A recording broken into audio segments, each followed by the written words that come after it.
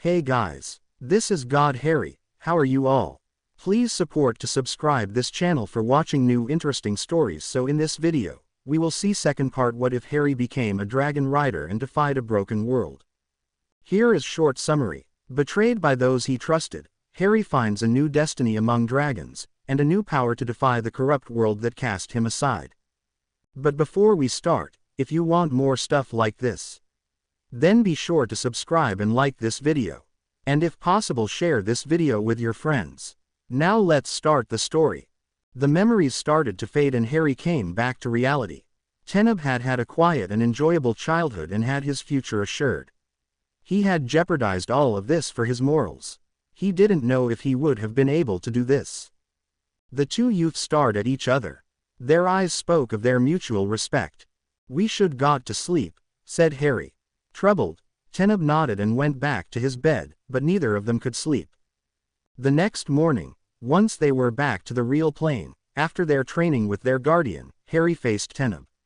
He had hesitated a lot and was still unsure about it, but he knew it was right. Cautiously, Harry unsheathed one of his daggers, not his personal one but another, and looked at it, pondering over something. He then looked up at Teneb. Slowly he stretched his arm, offering the dagger to him, the blade pointed toward his own chest, the handle towards the elf. Teneb's eyes widened and he looked totally stunned by this.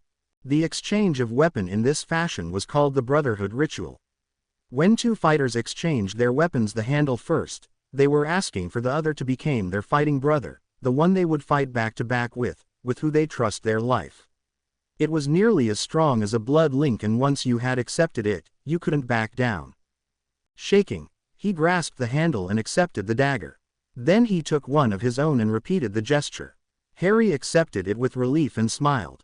Nothing was said, they didn't need it. So, now that this is done, what about our offer? Harry looked at Teneb, who apparently had received the same message from Kalia, and they laughed. Teneb was surprised by the change in Harry's behavior and face. He hadn't seen the human this open, this carefree before. His face wasn't guarded and unreadable anymore. "Yes, you dolt. When do you want to start? For that I could decide not to teach you. But you know you love me." Arxeron sent him the equivalent of a roll of eyes. "Sometimes I wonder why I'm doing it." The next weeks passed in a blur. Harry intensified their training as the ceremony came closer. Things went easier after the ritual. They were still sometimes a bit awkward around each other, but was starting to form a great team. Odd but efficient, one that could become legendary. Before they knew it, they woke up one morning, realizing that today was the first day of the bonding ceremony. They got up early and for once didn't train as hard as they usually did. It was just a little warm-up for the trials of the upcoming day. They dressed up. The robes for this were blood red, with a golden trim. They were sleeveless and large, allowing ample movements. Under they wore black trousers and a thin black shirt. Harry and Teneb both wore a thin black leather belt which could be easily pulled off and used as an arm. At their side, hang their swords, in their sheaths. Two throwing knives were fixed on each forearm. What looked like little decorative spikes on their belts were in fact darts, most of them a bit poisonous, but not lethal. They wore boots. Harry had fixed a dagger on each of them, being careful that they didn't prevent him from moving freely. Teneb had favored two knives. The daggers were useful for close combat, something Teneb, despite a good level, didn't like. Both of them had their bows and quivers strapped on their back. They had equipped their horses with great care after having checked them for any injuries. Both of them had simple trappings, not fancy ones. They knew that the others would use their best but preferred using some on which they could rely. They put protection on the legs of both of their stallions, brushed them, checked their hooves before putting anti-tripping, anti-sliding spells on them. They then led them near the den. Darrens weren't allowed to bring their horses, they had to come to their call. Both Teneb and Harry had carved small whistles they always had on them as well as their necklaces. Once Shadow and Mist were settled and ordered to stay there until they were called, Harry and Teneb looked at each other. "Well, let's give them the shock of their life." Seeing Harry's smirk, Teneb was happy to be his friends and returned the smirk. He couldn't wait to see the faces of the riders when they'll see Harry's power. They walked towards the den, unaware of the stares they got from the riders they passed. It had shocked a lot of people to see Teneb befriend the human, and everyone beside Inir, Cobalt and Ophiria had then avoided him. But as they saw him and the human walking with large strides to the den, they couldn't help but felt a bit of awe. Both of them were tall, dark-haired, heavily armed, had the same determination on their face, and a similar figure, the main difference residing in Teneb's elvish features. They radiated power. They arrived at the entrance of the den and stopped. They shared a last look before entering it. Deminor was in the stands ready for the opening of the ceremony. He surveyed the different Darrens. A fine group this year from what their teachers had said. He expected an interesting show this year. Most of them were standing in the middle of the den, looking around a bit anxious. As he counted them, he found 2 missing. Dorian's son wasn't here yet, as well as the human. It had shocked him to learn of their friendship. What could a human hold that could interest Teneb? He remembered vaguely the young human, a scrawny little boy with black hair and fearful green eyes. He had forced to take him as his Darren, but he had been too busy to assume his role, so he had asked the teachers to take care of that matter and deal with him. He had asked them to come to him only in last resort. He had never heard of the human after that. He was thankful for that, as he had had enough worries without adding this one to it. The last one was the odd behavior of the linked dragons. They had distanced quite a lot from their riders, only talking to them when asked, shielding their minds to their partners, colder. Deminor had tried to ask White Ulrus, his own dragon, and Azurian, but the mighty creature had dismissed his questions. He heard whispers and looked up. 2 people had just entered the den. He suppressed a small gasp of surprise at their appearance. They stopped near the other Darrens, keeping their distances with them. Deminor couldn't help but see a difference between them and the others.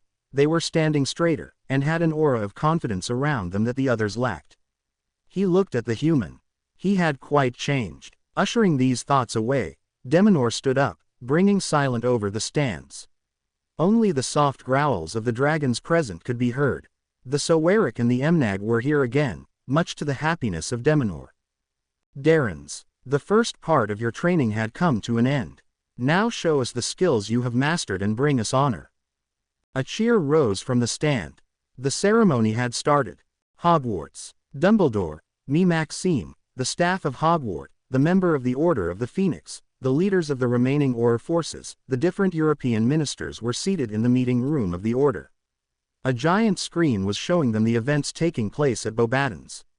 Me Maxime was on the verge of tears as she watched her school being attacked countless times. Hagrid was squeezing her hand, offering her a support which she gladly accepted. They had watched as Voldemort had raised the dead to launch his first attacks. But not being a full necromancer yet, the Dark Lord couldn't maintain them for a long time. Now they were witnessing what looked like the final attack. On cue, the last wards of the school fell, and the dark fighters rushed inside. Me Maxime made a small cry and everyone supported grim faces. A limp. Yes, Albus. We don't have much of a choice left. Do you want to do it? And no, you do it. I can't. Sighing, Dumbledore went to the wall on his right and pressed a few stones. The wall disappeared and Dumbledore stepped in the hidden room, the others behind him. On a large table stood a replica of the French School of Witchcraft and Wizardry. The Hogwarts headmaster took of his wand and pointed it to the center of the building. Dissemblia. The buildings disappeared and the others could only see flows of blue light forming a small knot in the center. This knot is the point where several magics flows meet. Beauxbatons, as every magical school, is built on one of them. It enables us to protect the school by drawing energy from this knot, explained Dumbledore. For now, this knot is stable, but if destabilized, the magic won't be able to circulate and will accumulate, leading to an implosion.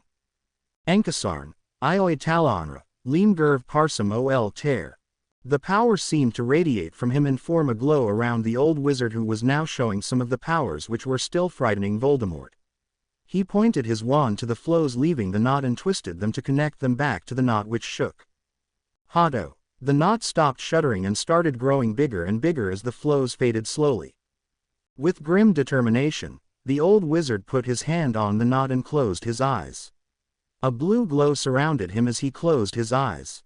For the past minutes he tensed and frowned. With fascination, The others watched as the knot became blinding white and suddenly exploded. They were blinded for a few seconds, but opened their eyes in time to see the end of the shockwave. Dumbledore opened his eyes, breaking the contact with the knot, panting and looking exhausted. Done. They went back to the meeting room and looked at the screen. Nothing remained of the school. Where had once stood the building was a huge crater. "I think he has lost 1/3 of his army at least," stated Moody. "The rest is unconscious. We could apparate and arrest them." "No," said Dumbledore. "What I did destabilized the magic in a kilometer range. Any type of magic would go haywire." There was a silence. "He's likely to focus on Hogwarts now," said Mundungus Fletcher. "Yes, I believe he will attack soon, so we have to prepare everything to protect all the people there." They all nodded and spent the next 2 hours planning. An owl interrupted them. Dumbledore opened it and read it aloud. Albus. Haphazard Street was destroyed and most of its inhabitants killed and tortured. I'll spare you the details. The attackers left at the arrival of a group of Phoenix. A few managed to escape injured and some were left, gravely wounded. We need help. Healers, food, first aid necessities. Arabella Fig. All exchanged horrified glances. Sirius, Moody, Mundungus, Selena, Poppy, go to Haphazard, I'll send you others as soon as I can. Minerva, Phileas, Anna, Dan, go warn the students of each house. Sophie, Bruno, Gerard, you'll be in charge of the Beauxbaton students. The 3 French teachers nodded and left behind their English counterpart. Carl, you and Zora are in charge of the Durmstrang ones. They agreed and exited the room. Those who remained continued the planning after Dumbledore had called for help for those at Haphazard. Ron and Hermione were in the Great Hall, with all the prefects from all the schools. They had called for this meeting to try to find means to take people's mind of the war and lighten the mood a bit. So far they had agreed on a prank war, a ball, the possibility of meeting in a room reserved to the student, some kind of talent show. Ron and Hermione were acting as the representative of the students in a strange kind of way and nobody contested this. One of their worry was the defiance between the different schools and houses. They had managed to refrain the Gryffindors from playing tricks on the other houses or provoke the Slytherins. All the other prefects had done so, even the Slytherin ones Blaise Zabini and Frederick Million. It had worked quite well. The tensions had lessened but not the defiance. The only ones to refuse to submit were Malfoy and his clique of wannabe Death Eaters. But seeing that the majority of Slytherin supported the decisions taken by the prefects, the opinion towards Slytherin had changed a bit. Most of those supporting the Dark Lord had been taken from the schools by their parents. After the takeover of Durmstrang, most of the surviving students had come to Hogwarts, which had been expanded for them. After hearing from the siege of Beauxbatons, the teachers had decided to try and evacuate the French school. The solution had been found with the paintings. Indeed, they had witnessed the building of Hogwarts and knew most of its secrets, in which the existence of a link between the different European schools. The castle was then searched for this link to no avail. Finally, Dumbledore decided to took off the wards of the school for a few hours to search the castle with magical means in its own magical structure. While he was looking for it, the teachers, helped by the students from 5th to 7th year, had to fight off a small group of Death Eaters. It took Dumbledore 4 hours to find it and set up the wards. When the other schools had been built, the wizards of these times still knew how to create magical portals. The portal leading to Beauxbatons was a wall in which a night sky with a flying Gryphoon, the ancestor of the Griffin, had been carved. To be opened, it need to be activated on both sides with the pendant each headmaster's was given when he took his function in the school. Maxime was warned by Hagrid, who refused to say how, saying that it was reserved to giants and giants only. Finally the portal was opened. Slowly the school was evacuated from all its inhabitants and valuable things. Before leaving, Maxime timed the portal on her side to close an hour after her departure. It worked well. Sadly, the French school had suffered quite a lot of losses. While the research and the evacuation, the Dark Army had kept on launching attack upon attack against the school. 40 students were killed as well as 3 members of the staff. The French students had settled quite easily in Hogwarts. The prefects had done everything in their power to facilitate their integration. Hogwarts also hosted the Phoenix Order. Most of the families of the students had been hidden with Fidelius or by other means to guarantee their safety. Classes were now completely orientated towards defense, dueling or dealt with fighting situations. Hermione hadn't given up on her researches about the burglaries at the beginning of the second rise of Voldemort. So far she hadn't found anything significant. The slip of Hagrid about the wizard who had stolen some of the same things hadn't helped a lot. But she didn't give up. She had set up a group of equally interested students and they had been researching since then. She had even gained access to the restricted section. Seeing the enthusiasm of the students, she, with the support of the prefects, had asked Dumbledore if groups could be organized to help in war, arguing that the students were feeling useless, something which wasn't good for the morale. The headmaster had agreed and quickly groups had been set up depending on the interest and skills of the students. There was now a potions group which brewed potions, draft for the healers, but also poisons, and potions for attacks or spying. Another worked with plants, setting up natural defenses, extracting ingredients for potions. Several were created for researches in different fields. Moreover, sessions had been created for those interested in gaining extra practice or knowledge. A new class had been opened, Physical Defense. As the head of houses, Dan Jenkins, the physical defense teacher, having taken the temporary lead of the Slytherin house, entered the hall. The prefects were leaving. The other students were in their common rooms as it was now forbidden to leave them after 10 a.m. and it was near midnight. They escorted their prefect to their rooms. Ron, Hermione and the other Gryffindor prefects looked at McGonagall strangely. Their teacher looked quite saddened. They entered the tower and gathered everybody, despite the late hours. Gryffindor, it's my duty to inform you of the destruction of Beauxbatons. We provoked the implosion of the school as a big part of you-know-whose forces were inside. He lost about 1/3 of his army. Cheer rang in the tower, quickly muffled at the grim face of their Transfigurations teacher. Voldemort retaliated. He, with his inner circle, went to Haphazard Street. Most of its inhabitants were tortured and killed. Muffled cries erupted as some of the students had some relatives in Haphazard. I'm always ready if you want to talk, added the professor before leaving, not knowing exactly what to do and being preoccupied by the situation. No students slept well this night. The next day, as soon as she could, Hermione ran to the library and immersed herself in book, determined to find whatever she was looking for. She walked through the shelves of the restricted section, looking at the title of the books, picking a few on her way. As she reached the end of the shelves she headed back to her usual table when a little brown book caught her eyes. She took it and placed it at the end of her pile. Hours later she opened it, quite infuriated at her lack of results. She dusted the cover which didn't have a title.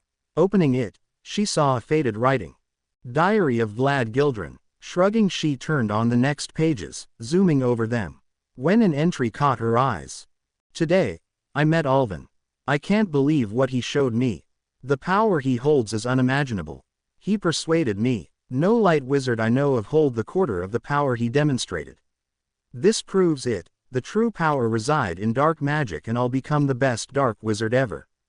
Everyone will know me, not as the good, gentle Vlad, but as Grindelwald. They will fear me. I swear it. This was the diary of Grindelwald. Hermione was tempted to go immediately to Dumbledore, but curiosity got the better of her and she continued her lecture. As reached the final entry of the diary, her face was ashen.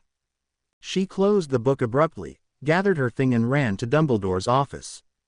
The last entry rang to her ears. I've gathered nearly all the items. I have Jera's diary. I'll open the gates soon.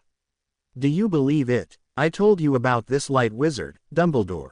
He is growing quite powerful, but once the ritual will be completed he'll be powerless. I will achieve the greatest goal of all dark wizards, opening the Hell Gates. The Darrens gathered for the first trial, the trailing test. They were all blinded. Harry heard several loud sounds near them and was roughly grabbed and pushed on something. From the movements, the flapping and the air whirling around him, he deduced he was on a dragon. Finally, he was pushed off and only sheer luck and Arxerin's training preventing him from losing his balance and falling on the ground. You must come back to the den and bring back a fox, Hare. He heard the rider take off before he could ask him a question. Rolling his eyes, Harry tried to guess his location. How nice of them. They couldn't have taken me further away. He was deep in the Weissarg, the forest that was situated a few kilometers away from the headquarters. He knew from personal experience that it was at the limits of the area of the trial. Well, off to find a fox.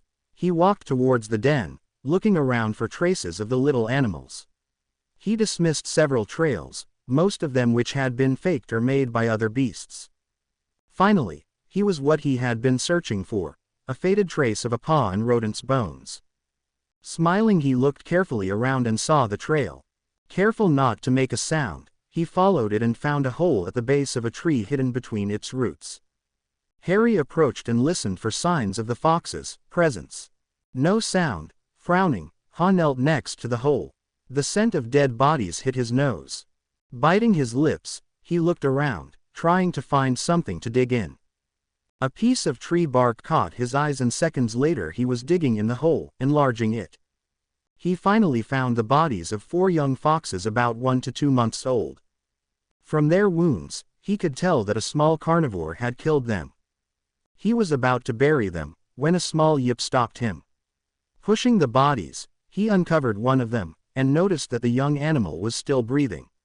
He put a hand over the gashes and dry blood. A light golden glow appeared and faded slowly, healing the fox. Fortunately they weren't too complex. Harry then resumed his walk, holding the little beast in materials he conjured.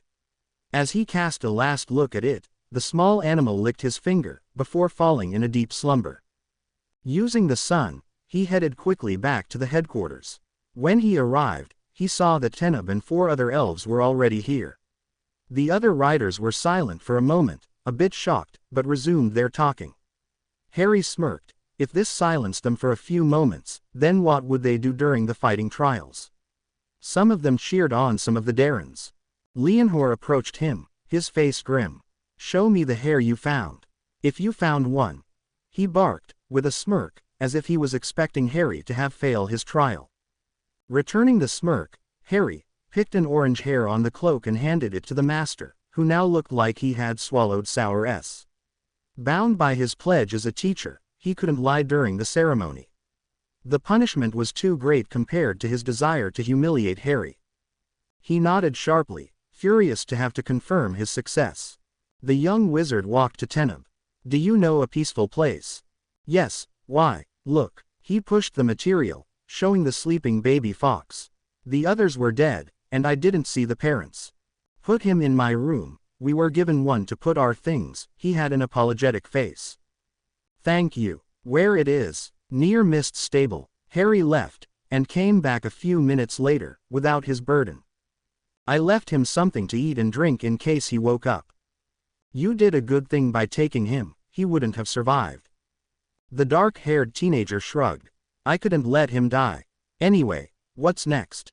"Archery, I think." "Great." The sarcasm was audible. "At least I'll get rid of this." "How did you do?"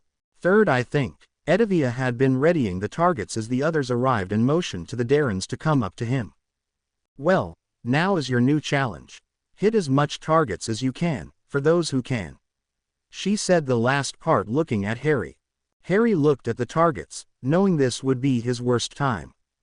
Half an hour later, he banished his bow to his little hideout, sighing. As it was to be expected, he had not done very good, but managed not to end last.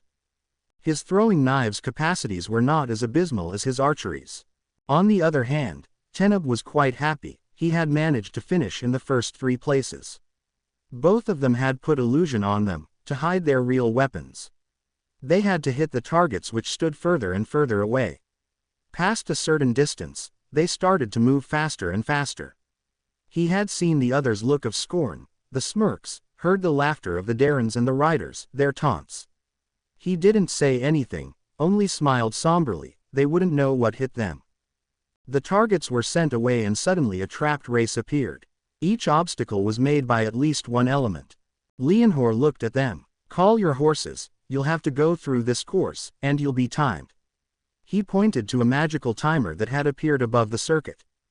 Immediately several whistles were heard and then galloping horses erupted in the arena, stopping before their rider. Mist was the last to come. With a grin, Harry watched as Leonhor approached him, leading an old, tired-looking horse, who looked like he would have trouble trotting. Well, since you don't have a horse, I thought this one will be adapted to your, should I say, particular, abilities. The sarcasm was evident and Harry ignored the howls of the laughing spectators. Why, thank you, Master Leonhor. The sarcasm put in the single word, Master, would have been enough to put Professor Snape to shame, but I have my own horse. Really? Well, in that case, show us what you'll be riding. A dog perhaps, or a snail. Harry's wide smirk was his only answer as the young boy whistled sharply. A minute later, a huge black stallion stopped near him. Harry petted him, before jumping on his back in a fluid and graceful movement. I think you won't mind. After all, as you were too busy, you forgot to let me choose one. Leonhor's jaw was on the floor as were everyone's except Teneb's, who seemed quite happy to see their shock. That's Shadow. 10 points to you. What about this race? Recovering his spirits briefly, he motioned to Arnell to begin.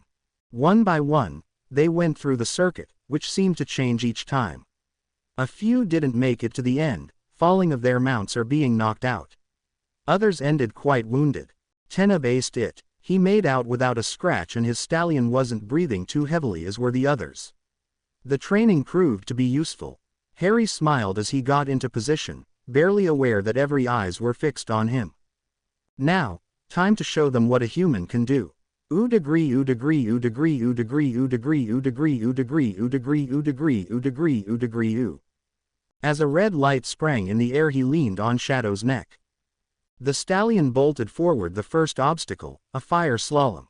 Following his horse's movements as if he was glued on his back, Harry just had to direct him, trusting his mount's instinct. The second part was several natural obstacles, such as tree trunks, fake rivers, holes, fences. None of them were a problem to the horse that literally flew over them. A sort of canyon then appeared. As Harry entered it, he had to dodge to his right quickly to avoid a rock. The remaining part of the crossing of the canyon was spent dodging rocks. Harry finally reached the final line, a moment later, after encounters with arrows, whirling dummies holding various weapons, from swords to hammers or chains ended by spiked balls. He petted Shadow again, thanking and praising him, trying to hide his grin to the shocked riders. He looked at the timer, and his smile widened as he saw he had beat Ophiria's time, even if she was said to be the best rider Leonhor had seen for years. It placed him in fifth place, Ophiria second, and Teneb third. How did you do it, human? Leonhor's bark brought everyone back to reality. That's training for you, and a good teacher.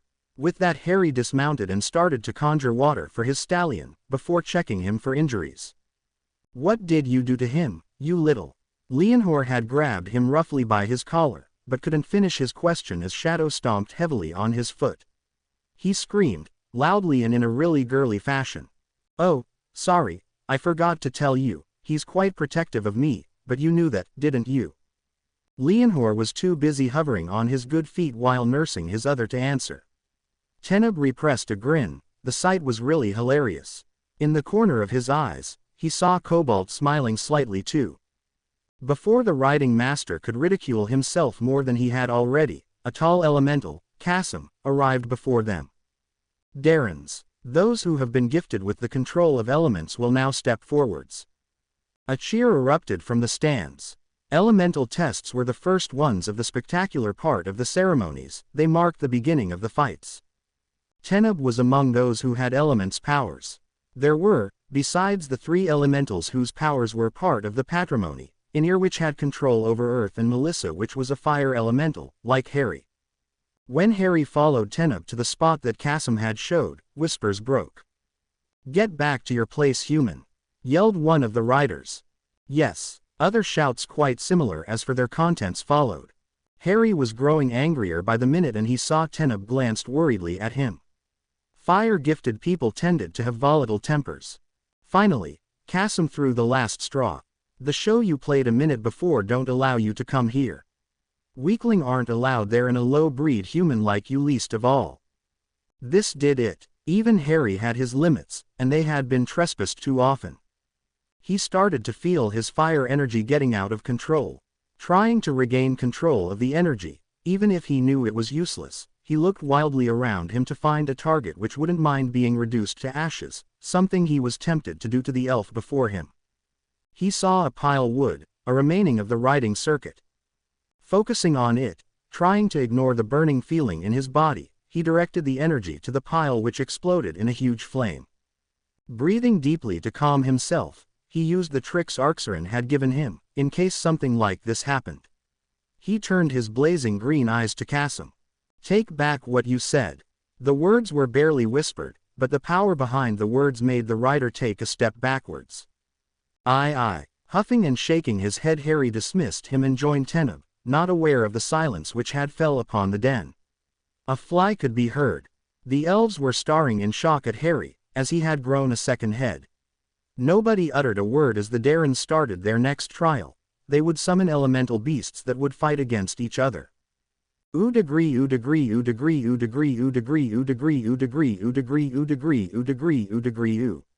Deminor stared stunned at the youth standing near Dorian's son. The boy was a fire gifted. Why hadn't he been told so?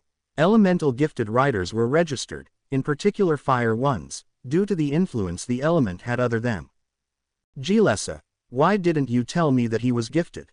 He had tried to sound calm, but a bit of worry had pierced through his voice. If the human hadn't been properly trained, he was a walking bomb, which could be triggered anytime. We didn't know about him. The same worry was perceptible in her voice. Worried, Deminor looked back to the raven-haired teenager. He had been surprised as everyone had been to see him come in the den in 6th position of the trailing trial. But he had quickly dismissed it as a fluke, seeing his feeble score at archery. Sure, he wasn't the worst, but he sure had proved humans had no place there. Then there had been Shadow. Deminor and most of the riders had given up on seeing the great stallion allow someone to ride him. It had been a shame since Shadow was the result of a long breeding process. Deminor looked around, seeing his own shock mirrored on everyone's faces. He frowned. How could nobody have known of the human's abilities? Sure, Ephelin and the others must have known and trained him. Yes, they must have wanted not to bother him, that was it. Deminor had faith in all of them. They had to be good teachers to have managed to shape the scrawny human boy into this strong teenager. But then, why were they so surprised by this? The astonished look on their face confused the leader of the Dragon Masters. The odd whispers filling the stands brought him back to the ceremony. The Darrens had started their summons. Despite the fact that the elementals had learned to control their powers since their birth, they would fight with the others, even if they had a huge advantage on them. Ryber stepped forwards and raised his hands. Something seemed to come from the ground and slowly a huge erumpent appeared, made of rock, vines, wood. He was bigger than a real one and looked quite stronger. I was then Christian turned and after much arm waving, a small tornado formed, shifting to the form of a giant eagle. Cobalt chose the form of a Runaspore. His technique wasn't as spectacular as the one of the others, showing off wasn't really his cup of tea. Then it was the turn of the gifted. Inir had chosen the form of an hydra. He put his palms toward the grounds and vines started to grow, forming a high pillar. They then seemed to melt. The only remainder of their presence was the leaves which were adorning the body of the creature. Melissa had opted for a huge golden griffin which formed in a great flame. It was then Teneb's and Harry's turn. They had decided to summon their creatures together. Harry clasped his hands, then parted them a bit, revealing a small reddish ball, the size of his fist. The ball grew bigger and changed of color slightly, gaining **Arlet, golden shades. The golden shades were accompanied with bronze ones that were flaring. With a gentle push, it rose in the air. Teneb raised his hand and a swirl of wind touched. It lighted immediately and swirls of fire started to crisscross the sky, spiraling, drawing complex patterns. A trail of sparks remained after its passages. The swirls converged towards the ball and merged with it, a white silvery aura surrounding the orb. The sparks had formed a cloudy shape in the sky. The orb rose into the air as the sparks seemed to die out. Then an explosion occurred. It was soundless. A red wave tinted with golden and silver. For those who saw the Fellowship of the Ring, it's kinda like the fireworks Gandalf threw at Bilbo's anniversary, the one which formed a white circle in the sky before falling back over the lake. I think it's just before Merry and Pippin stole the big dragon firework. As the wave spread, a figure appeared in the sky, little lines of fire connecting dots that had been sparks, outlining the figures of a mighty reptile. During that time the red wave condensed, and formed an arrow which was currently speeding through the sky. The arrow started to grow wings, legs, a tail and a reptilian head. Gasps erupted in the stands as two dragons soared above the den. Then the one which had been formed from the wave flew to the one made of dots and breathed fire at him. The fire he was made of. It hit the dot figure of the other dragon which seemed to be engulfed in a giant flame.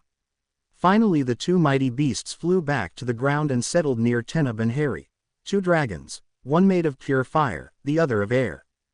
Deminor, as well as all the riders stared at the summons of the two youths. How on earth could they have summoned these? They watched in wonder as the first fights took place between the different summoned animals. True to be told, they didn't really pay attention to the others, they were staring at the two regal reptiles. Harry fought first against Ryber.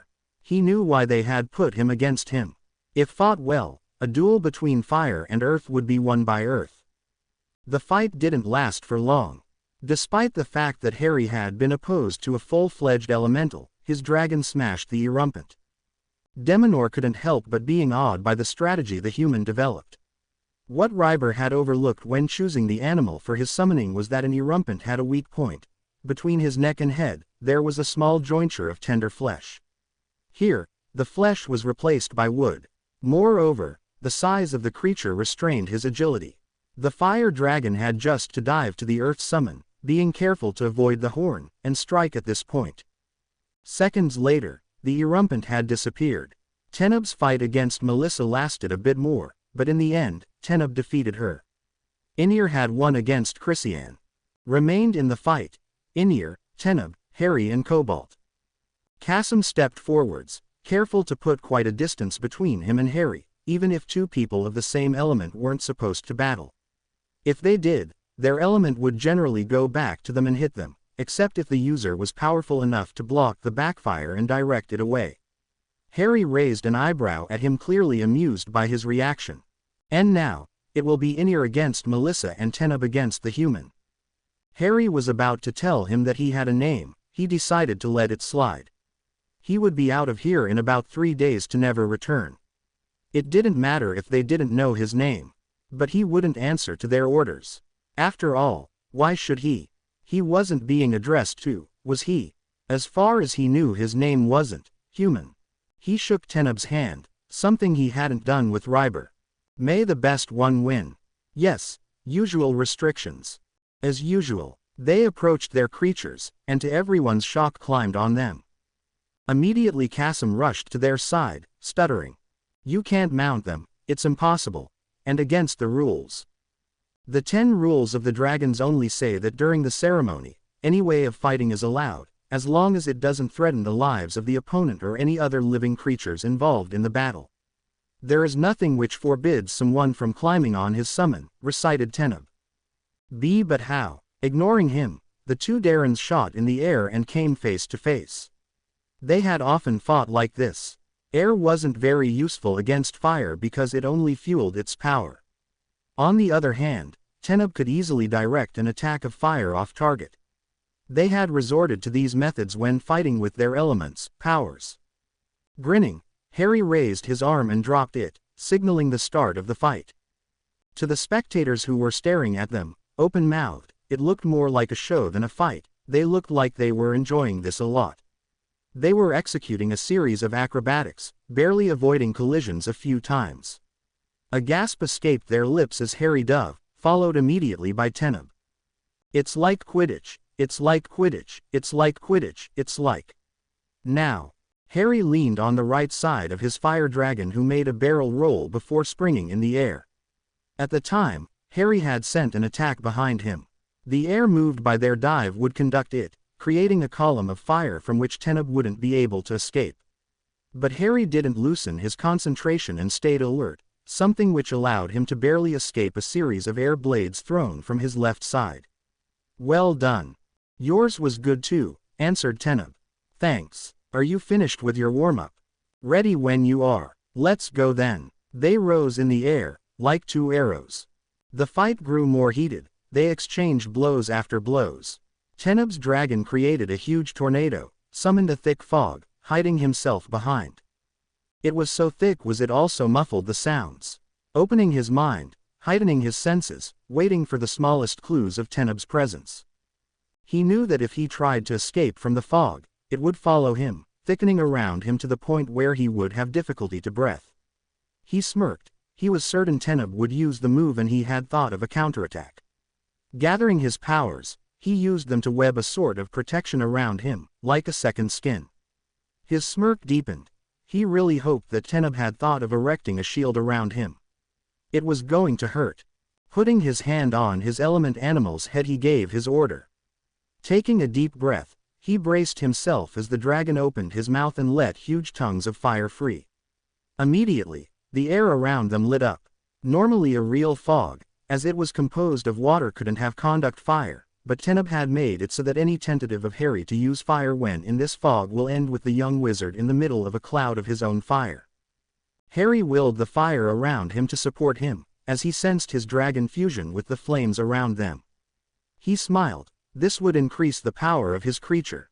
As he concentrated to force the wild element to resume his reptilian form, he forgot to watch his back. It proved to be a fatal mistake. He didn't have the time to react when a swirling wind took him and threw him in the air. He was about 200 meters high and was falling straight to the ground, without parachute. Forcing himself to calm down, something that was proving to be difficult since he was seeing the ground getting closer and closer, he called for his creature. He was 80 meters high, 60, 50, 40, 30. He closed his eyes, picturing what would remain of him, a smashed Harry. Not a very pretty picture, mind you. Suddenly his eyes flew open as he sensed his dragons just above him. 10 meters before he hit the ground, he found himself safe on the back of the fire dragon who swept above the grass, leaving a burn trail behind him. This is war, he muttered. He looked at Teneb's dragon. He knew from past experience that the creature wouldn't catch on fire. He could also see that Teneb had suffered a bit from his move, and he was healing his burns, but... Yes. He approached his opponent and waited for the right opening. Finally it came. Teneb dove at him, making his dragon breathe a stormy wind. This was what Harry was waiting for.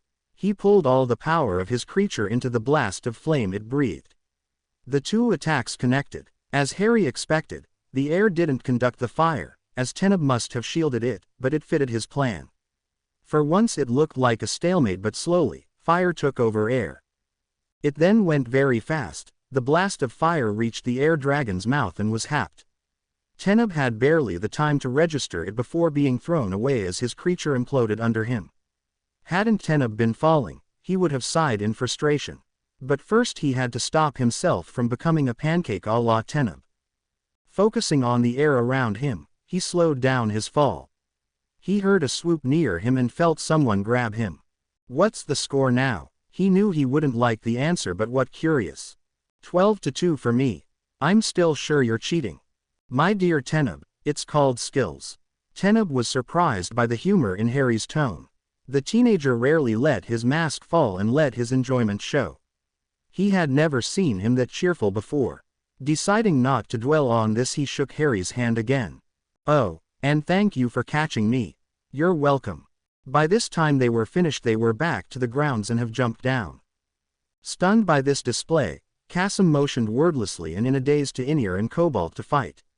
But if a rider had been asked what had happened during their fight, they would have been unable to answer them.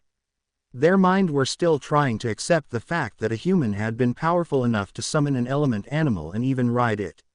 In the end, Cobalt won. The fight opposing Harry to Cobalt didn't last long. While the water hydra had the upper hand, Harry's dragon managed to breathe a fire so hot that the water vaporized. By then, the spectators had recovered and were talking in hushed whispers between them. Deminor was staring at the dark-haired teenager.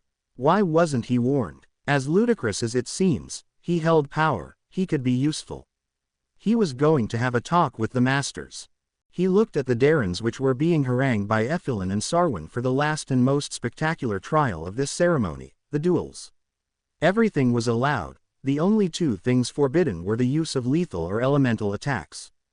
The Darrens were given 10 minutes to warm up. Everyone saw the air around Teneb and Harry shimmered in them disappear. Immediately conversations broke out loud. Most of the riders were trying to get to one of the teachers, asking him what had just happened. Deminor didn't took part to these conversations. He was an air element too. He could sense that the two youths were still there, just hidden. Leaning back in his seat, he crossed his arms and waited for the rest of the ceremony. Degree, degree, degree, degree, degree, degree, degree, degree, degree, degree, degree. The Darrens were warming up. Well, some were just twirling their weapons and chatting, others were stretching themselves before working on their weapons manipulations. Meanwhile, Harry and Teneb were practicing too. They were executing their swords dance, over and over, accelerating slowly to the point where you could nearly see an invisible opponent, before slowing down. Ready to shock them to death.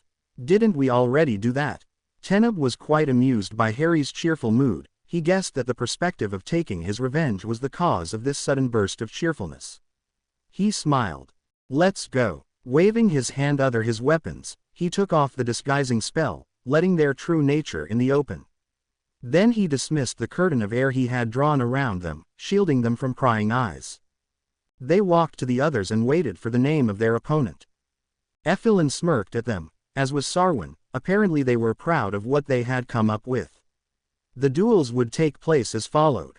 Exjal vs. Inir, Vlad vs. Melissa, Cobalt vs. Christiane, Teneb vs. Ryber, Ophiria vs. Arnell, Garth vs. Harry. The first round would be only physical combat, the second would only allow the use of magic. The last round would consist of both magic and physical combat. Harry had to repress a smirk. He knew fully well why he had been opposed to Garth first. The young Magi was a very good fighter and nothing else positive could be said about him. Effilin wanted him humiliated. Harry knew that. He knew also that someone would fall in the depths of humiliation once this was over, but it wouldn't be the one everyone thought he would be. The first fights went well. Teneb held back, not wanting to show off his abilities yet. He was saving it for later. Inir, Melissa, Cobalt, Teneb and Ophiria were the winners. As Harry and Garth stepped in position, everyone turned to look at them. Normally, nobody would have paid attention to a fight with the human, but after what they had seen a few minutes earlier, they were wondering what was going to happen now. Harry raised his sword that twinkled in the afternoon light. Effilin frowned as he looked at him. His stance was perfect, his balance too. And his sword would make any fighter go green with envy. There was something definitively wrong with that weakling. At his signal, Garth lunged at Harry, fending himself and throwing a small blade. Effortlessly, Harry stepped aside and lazily deflected the blade with his sword. Surely you can do better than that. Harry was looking down on the Magus. The other gritted his teeth and launched a series of attacks, backed by some kicks. Harry dodged some of them, parried some of the blows, returned others, the whole thing in a gracious way which made it seem easy. Come on, I'm sure you can do better. Harry had barely the time to block his opponent's sword which came right to his head. As he did so, he registered a movement of air on his right. Letting himself fall on the ground, he barely avoided the darts the other had sent. If he wanted to play that way, then Harry would show him what a master could do at this game. He took a few steps backwards, checking his hidden weapons and examining his opponent. The Darren had a dagger at his side, and from the bulge Harry could see, a knife on each forearm. The spiked rings and bracelets must hold darts. Having taken that into account, he prepared his actions. So human, afraid, running from me won't make you win this, you coward. Harry refused to bite the bait and timed his move. Then why can't you catch me? Am I too fast for you? He could see his taunts were angering the other. Or are you too slow to keep up? Harry wanted to smile as he saw Garth attack him. So easy to trigger. Holding his sword in his right hand, he blocked the slash of the other's weapon. Taking a dart of his belt he threw it, hitting the other on the neck. Time for a bit of fun. The dart held a hallucinogenic substance which would activate in 3, 2, 1 second. Garth stumbled and fell on his back. He scrambled back to his feet and looked wildly around before running to his right, straight into a tree. For the following 3 minutes, he ran around, twirling his sword madly, striking at invisible enemies, falling quite a few times, most of the time with a little help from Harry. Finally it wore off, leaving a sore Garth standing disorientated. Blinded by anger, Garth rushed at him. Harry sidestepped to his right, extending his leg and successfully tripping the other boy while slashing with his knife, cutting the other's belt that had been the only thing holding his pants. The Magus, standing only in his underwear, had now reached a strange shade of purple, mixed with a deep red color. He launched an attack. After extricating himself from his pants, he couldn't use magic to repair them and would have to finish the fight in his underwear. He was making furious moves, while drawing his dagger and readying to struck Harry in his back. But Harry had seen it, and if there was one thing he despised, it was this. Doing a somersault over Garth, he took out his dagger and struck the boy behind his head as he ended his jump. Falling on his face, Garth managed to roll and by some miracle came back to his feet. Whirling on his heels, he tried to face Harry, but the young teenager had been too fast and was already on his right side, delivering a mighty kick in his face. The youth, unbalanced and surprised by the strength behind the blow, staggered but managed to stay on his feet and struck at Harry. During the following minute, the spectators could only see a metallic blur as Harry forced Garth to step back. Finally, with a large slash and quick twirl of his dagger, he caught the other's sword and hit his adversary. Seconds later, a clang echoed through the arena. Garth was lying on the grounds, a cut on his left cheek, his sword meters away and Harry's sword pointed at his throat. "Do you give up?" Remaining mute, Garth withered under Harry's sword, trying to take out his other dagger. "If you're looking for this, I took the liberty to free you from its weight," said Harry, with a smirk which would have made Snape's proud. White, Garth looked up at the young human who was currently holding his 2 knives and his dagger in his right hand. "And forget about using your darts, you would regret it." Garth kept on struggling. Growing fed up with him, Harry increased the pressure on his throat. "Do you give up?" Shaking his head slowly, Garth kept his eyes fixed on Harry. The young teenager was a bit taken aback by the amount of hate he saw in these eyes. After all, what he had done to the Magus wasn't the 10th of what he had to endure. He sheathed his sword and without a word threw the other's weapons at him before walking back to Teneb, without a last glance at his opponent. Effilin was now a lovely shade of S***Arlet. Really, he should take some anger management lessons. But Sarwin hadn't lost his smug appearance. "Good fight, Harry. You too. Revenge is really a dish best served cold. Did you take pictures?" "Of course, but can I ask you something?" "Yes. Could you give me some duplicates?" This sent the 2 youths in a fit of laughter. "Sure." At this moment, Sarwin approached. "The victors will now battle. Only magic is allowed in these duels." He then announced the duels. Inir vs. Vlad, Koblad vs. Teneb, Ophiria vs. Harry. The fights of Inir and Teneb were quick. Inir, though not an expert fighter, was a master when it came to magic and usually preferred this way of fighting. Vlad had no chance. Neither had Cobalt. In a matter of 5 minutes, the young elemental was bound and gagged, thus forced to withdraw from the fight. It was then time for Harry and Ophiria to battle. Seeing the apprehensive look on the Magus' face, Harry decided to end this quickly. After all, Ophiria was one of the few that hadn't let Teneb completely down. At Sarwin's signal, he fired a strong disarming charm but was nearly caught off guard when it rebounded on Ophiria's shield and flew straight back to him. She had erected the scale shield. It prevented any charm, besides the unforgivables, to enter, but also to exit. While in the shield, Ophiria couldn't do anything to him and he couldn't do anything to her either. This would be a little challenge. He had to make her to drop her shield. There was no other way, well, no other legal way. Circling around her, he tested her defenses, only to have his spells thrown back at him. He knew she was waiting for him to tire before taking him down. She had to have a monitoring device on her. Scanning her, he found what he was looking for, a small reflect on her right eye. She had magical contacts. Harry was grateful to have hidden his true magical level. Arxeron had told him how to modify his aura. His was too noticeable both from its strength and appearance. It was white, with rainbow-colored streaks as well as metallic ones: golden, silver, copper, bronze, platinum. His guardian wouldn't tell him why though. He had chosen to expose a forest green aura that meant he was of average level. Slowly, little by little, he made his aura fade to a light gray as he threw curses after curses at her shield. They were quite spectacular, but not powerful or draining, and were normally used for shows. He could see her grin as she saw his aura dulling. She was falling for this, as were most of the riders. Many had started to cheer her on, obviously equipped with the same device as she was. Deciding to carry his act to the end, he started to pant. In the corner of his eye, he could see that Sarwin's grin had faltered. So the teacher had sensed what he was doing and seen through his charade. He allowed himself to smirk at the older elf, and was rewarded with a glare. He bowed his head a little in a mock salute before manipulating his aura one last time, bringing it to a dark gray color that normally showed exhaustion.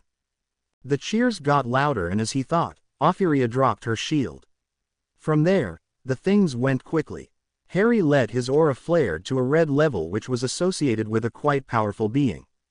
Ophiria gaped at him and tried to put her shield up, but it was too late. Soon she was knocked out, lying flat on the floor, surprise still etched on her features. Silence followed. Harry didn't mind. He revived the young Magus with a wave of his right hand and walked back to Teneb. Arxeron taught you aura's manipulation. Yes. Kalia showed me too. How long have you been studying it? 4 months. That explains why you were able to pull this off. What about the next fight? It'll be us an in-ear. Exactly. Do you think we could make this a bit quicker? I want to get out of here as soon as I can. I have a few plans in mind for a few friends of mine. Teneb looked at him curiously, but dismissed this. He knew that most of the inhabitants of the headquarters would regret their attitude towards Harry once they'd faced his wrath. No problem. One last thing. Once this fight begins, no mercy. No mercy. They clasped their arm, their marks of blood brother face to face, a small smile on their lips, acceptance filling both of their minds. Elon Ori Scienter, Elon Ori Sarol, Dessen Hela Athea, Lith Tarks Jomi, 1. They then headed towards Sarwin and Inir. The three of them were going to have to fight 3 clone made from Sarwin and Ephilin, together. The 2 masters had poured all their knowledge in those clones, and the one who stood up the longest against them would win. The 3 clones were supposed to be of equal level, but Harry wouldn't put it past the 2 masters to tamper one a little bit, making his slightly stronger than the others. They could always pretend that it was an accident. Oh well, maybe his training against his dummies would pay off. Degree.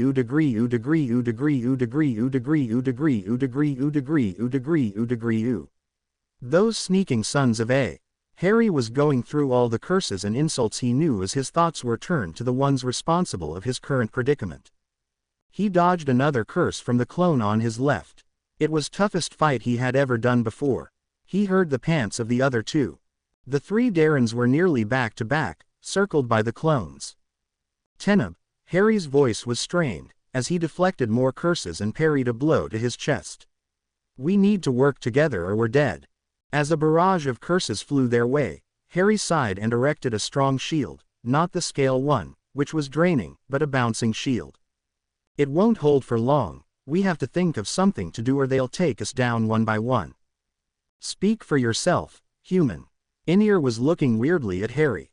The young wizard could tell he was torn between several feelings, but finally his upbringing won. I don't need your help. With that he stepped out of the shield. Before Teneb could react, and as Harry wasn't about to came to his aid now. He might not have been as bad as Garth and his little gang, but he wasn't Harry's favorite person either. He was knocked out by a well-aimed clone's sword's blow. Harry sighed, muttering about bloody elf who were to stuck up to accept help when it was offered to them. Well, Teneb, it's us against the 3 big meanies there. Any ideas? The usual. We'll need something more definitive to get rid of them. In this case, I think that the swords dance will be appropriate. Indeed. Will you do the honors? After you, my dear, said Harry with a mock bow. You go first. I'll put the shield down in 3 seconds. 2, 1. Go. The shield dropped, and hell broke loose. The sword dance was an old form of fighting, created by a tribe ages ago. This tribe, known as the Saiyans, who were seen as the masters of swords. They had their own style of fight that they kept exclusively to themselves, and when their tribe disappeared in an eruption, the style was lost. What wasn't known was that a few of them were recruited as dragon masters. Prejudices were not strong at that time. One of them was even leader of the riders. Their guardians were able to gain the knowledge of their way of fighting and kept it. Arxeron had watched over one of them, a young man who was killed in battle, and he had given Harry the knowledge, agreeing to let Teneb learn it too. What the riders saw then was a sight which hadn't been seen for decades. They weren't able to use it completely, but in 2 months they had managed to grasp the basics, and in Harry's case reach an average level. A thing which was quite an accomplishment already. As the shield was banished, they stood back to back, their sword raised before them. The stone, embedded in the handle, was shining with magic as they started to pour power in it. They had a faint glow as both of them reached their full capacity, something which took only a few seconds. When using the sword dance, the blades were their only weapons. Saiyans thought the sword to be the noblest form of fighting and had brought it to the form of an art. Magical duel was looked down, so that had created weapons that could channel magic, something only dwarves were still able to do. For the few seconds it took them to pour their energy in the swords, everything stood still. Einir had been carried away. The riders were all looking at the two young Darrens. When you want Teneb, let's go. With a quick circular motion of his sword, the young elf sent an energy blast to the closest clone, which was blown backward. Then the dance started. The riders' mouths opened slightly more each time they struck or moved. Their movements were perfectly coordinated, each of their blows was backed up by powerful spells. The clones stepped backwards. Harry had fell into automatism. Slash, spun, fend and strike, withdraw, parry, slash again, jump, roll. Glancing at Teneb, he nodded and the elf ran to him, followed by the clone he had been fighting. As he was near Harry, he lifted his feet and put it on the cupped hand of Harry, who thrown him in the air, over the clone who had been about to hit Teneb in the back. As he flew over the clone, Teneb delivered a strong kick with his leg, sending him on the grounds, unconscious. Meanwhile, the clone Teneb had knocked out was up again. Harry sent a petrifying spell towards the one they had just stunned before turning to the one who had managed to escape them for now. He was mainly using his magic. Harry had barely saw him using his sword or his daggers beside when he had to defend himself. Caldio, Harry muttered, only to have it came straight back to him, freezing the spot of grass where he had stood minutes before. He approached the clone, sensing Teneb fighting with the other one behind him.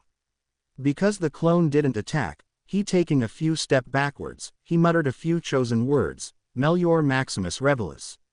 A red shield appeared around the clone.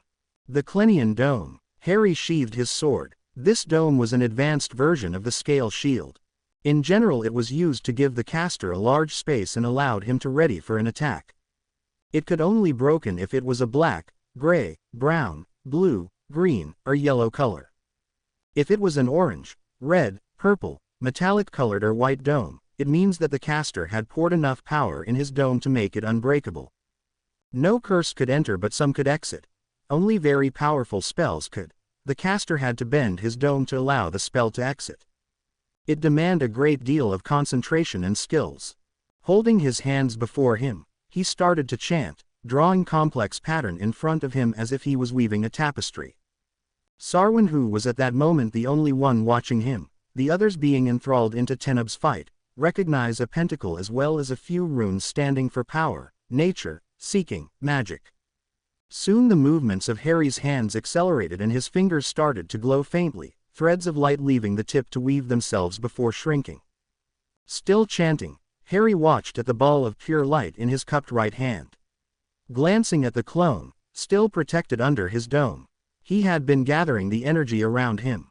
Harry had felt his close surroundings being drained from their energy, and he could sense him setting up several traps, not bothering to hide the manipulated flows like Harry.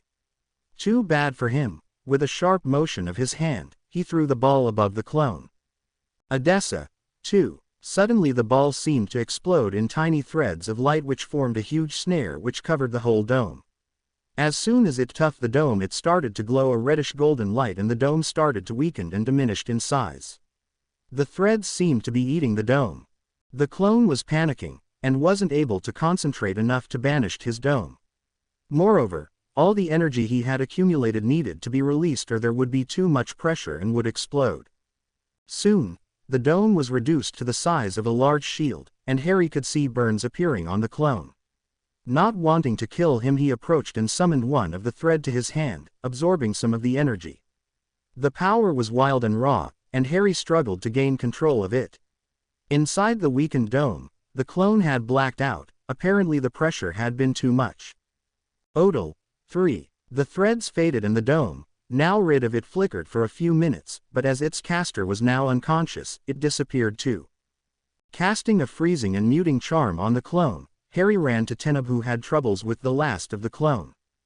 Falling once again in a series of movements, created by the Saiyans, the two youths stood side by side, attacking relentlessly the clone. But Harry soon noticed that Teneb was showing signs of exhaustion. Motioning for him to step aside, Harry poured more magic in his weapon and launched himself in the attack, aiming a blow to the chest of the clone. He accompanied his blow with a swift kick while turning quickly. A red gash marred now the uncovered torso of the clone. He raised his sword and struck down, clenching his sword with the others. The situation seemed to have come to a dead end. Both swords were locked together, and none of the opponents seemed to be about to give up. Suddenly Harry released his grip a little, surprising the other who had been leaning on his sword. The sudden loss of resistance caused him to stumble and he wasn't able to react as Harry twirled his sword, taking his out of his hands. The sword landed 2 meters away, but before he could bend down to pick it up, a blade came to his throat, daring him to move. The clone looked up to Harry, who was at the other end of the handle, his steady and cold green eyes piercing through him. "Do you surrender?" Harry's voice was cold and expressionless.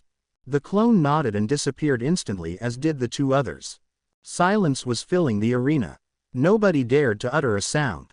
Harry walked calmly to Teneb and extended his arm to the young elf who had sat on the grounds while waiting for the end of his fight. Clasping their forearms, they locked their eyes. They renewed their pact of blood brothers again. Harry gave his friend a little energy boost before releasing his arm. They sheathed their weapons after casting a few cleaning charms as well as a dwarf spell Terrio had taught them, to sharpen the blade and protect it. Together they then turned to the stands, waiting, side by side. Dead silence. No one was daring to speak. The display of power they had just witnessed was extraordinary. This win had assured both of them the title of Aether. Added to their rider's name, it means that they had been the best of their group. They would have to choose their name during the second part of the ceremony that would take place the next day. They both bowed to the statues on the fields in the ancient manner. Then Harry looked at Teneb and concentrated. "Can we get out there?" Harry's mental tone was eager. "Gladly." "The cliff." Yes, Teneb didn't miss the rush of the voice. "Let's go." Taking their weapons, they headed towards their horses, who had stayed around, jumped on their backs and left, without a word, followed by every eye. Nobody stopped them or tried to. Deminor stared at the place where they had been. How was this possible? He recalled everything he knew about the human. What was his name? Harvey or something like Fish. Remembered black hair, tanned skin, a boy quite short and scrawny, with green eyes. Yes, the eyes, he could picture them distinctively. Their color was unusual. The boy was confused when he had seen him for the first and last time. Lost too, and hurt or humiliated, he didn't really remember. He looked around, only to see shocked faces, like his own, probably. The thing that was still puzzling him was the obvious surprise of the masters. Effilin and Sarwin's faces were almost comical. Their faces were gray, and now becoming slowly a lovely red shade. Their eyes were bulging out of their eye sockets, their mouth wide opened. Deminor would have laughed if the situation hadn't been so serious. From everything he could see, he had a loose fire elemental, a powerful fighting genius there, with no attach or loyalties towards the institution. Teneb was another story. When he had heard the son of Dorian had befriended the human, he had been about to have a serious talk with him, but an event at Horvald had prevented him from doing so, and later it had been too late. So to sum up everything, he had the two most powerful and promising students he had never seen, but had lost their loyalty. It was obvious that the human only held spite and wariness for them, and that Teneb was disillusioned when it came to his race and the riders. It was a real shame to know that they might have lost or damaged two amazing potentials. But why wasn't he warned? He would have taken some measures, some private tutors, apprenticeship with the Royal Elite Guards, even for the human. He could be a useful weapon, and with the proper training and action he would have been attached to the headquarters, loyal to his death to the riders. What had the teachers told him about both of them? Deminor tried to recall the reports he had received. His memory was really bad, he knew this.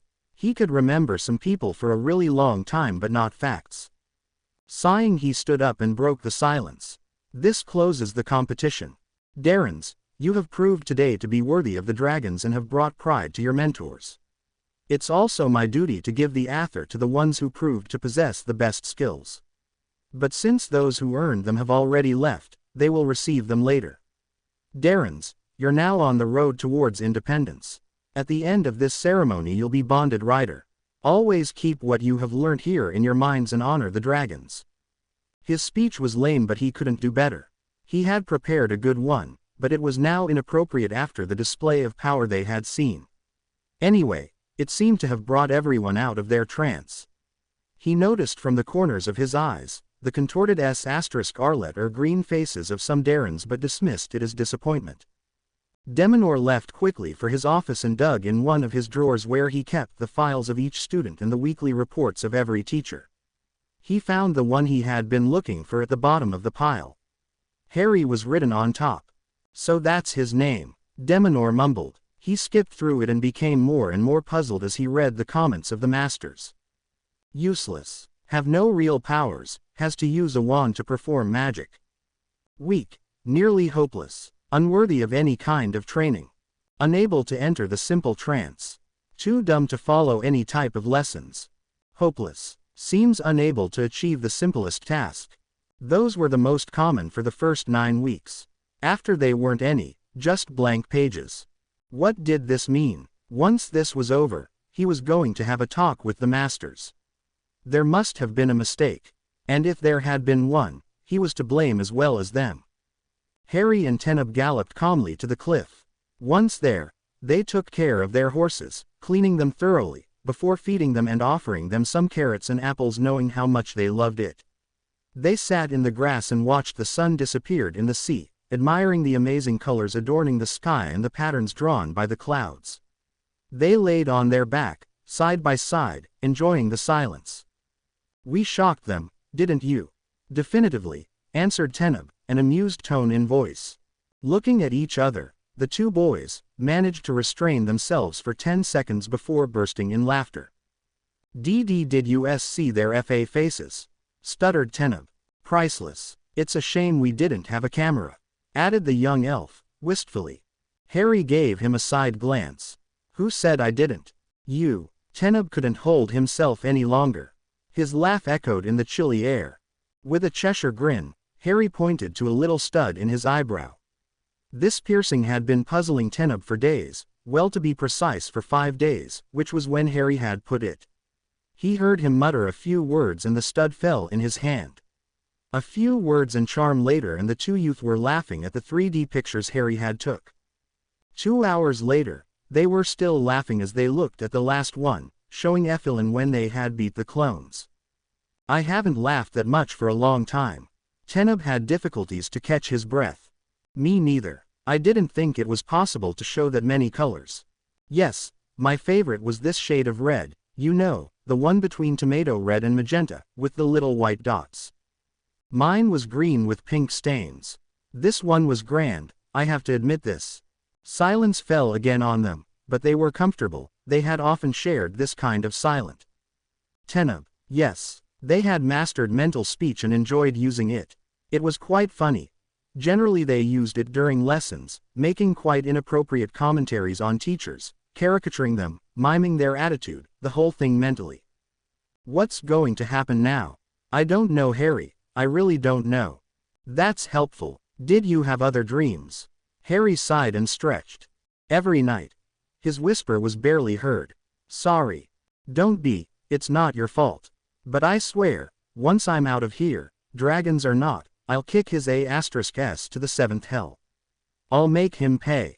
Through their link, Teneb could sense the cold rage behind these thoughts. It scared him a bit, such repressed negative emotions, this thirst for revenge. Elves weren't used to this sort of feeling. But Teneb knew one thing, he would help Harry. He had seen what this monster had done and his mind was set. This Voldemort didn't deserve to live. Harry, did you try to shield your mind? Yes, it doesn't work. The scar is a link. When Voldemort's curse rebounded, it mixed with my magic, intertwining itself with it. It's part of me, and it explains some of my abilities like the Parseltongue. To cut myself from the dream, I'd have to disable the link, thus rendering the dark magic I received years ago inactive. But to do that, I'd have to give up every part in contact with it which represents half of my magic. My powers will be divided in two and it would bring my chance to defeat him to nil. Sleeping drafts. Charms. The potions are addictive if taken too regularly, and for the charms, I developed a resistance to them after some time. Teneb frowned a bit. He knew the nightmares were slowly mining his friend. Did you try this? Create a sort of channel for the visions. If I understand it correctly, the visions are coming from Voldemort, he unconsciously sends them to you. So they must be conveyed through some sort of energy. Energy can be channeled. So, continued Harry, all I'd have to do is locate the link's contact's point. He looked up at his friend. It could work. We could do this now. Well, if you feel up to it, see you in the plane. Seconds later they meet in the plane. Arxeron and Kalia aren't there for once. Yes, and do you know what I think of this? Arxeron and Kalia, keying in a tree. If you could refrain from this type of remarks it would be greatly appreciated. Both boys could see Harry's guardian was exactly happy with them, neither was Kalia. What in Desda's name are you doing here? You should be resting. But no, you're wandering in the plane. Have we taught you nothing? You didn't even do some stretching after your fights. By the way, congratulations on being named Ather, both of you. Looking strangely at Kalia, Harry and Teneb glanced at each other before shrugging. They were used to the mood swings of the female guardian by now. Well, we were thinking, started Harry. It's possible. Harry shot a withering glare at his guardian that clearly said, shut up or die. As I was saying, we were thinking about my link with Voldemort and the possibilities to alter it. At this point, the raven-haired wizard knew he had caught their attention. Yes, and Kalia was now looking at them eagerly, well, as eagerly as an Emnag could look. Well, is it possible to manipulate our own magic? The two guardians looked at each other, apparently puzzled by this question. In theory, yes, said Arxeron, but it has never been done before. Why?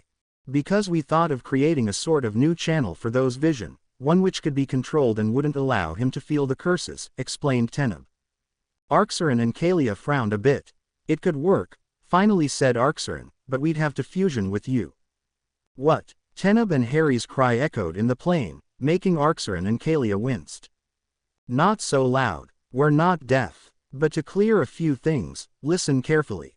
To manipulate magic's flow, unless you're a magus, you need to access the third plane, the magic one. The problem is that nobody, except guardians and a few other beings, can enter it. To that point, the explanation made sense to Harry.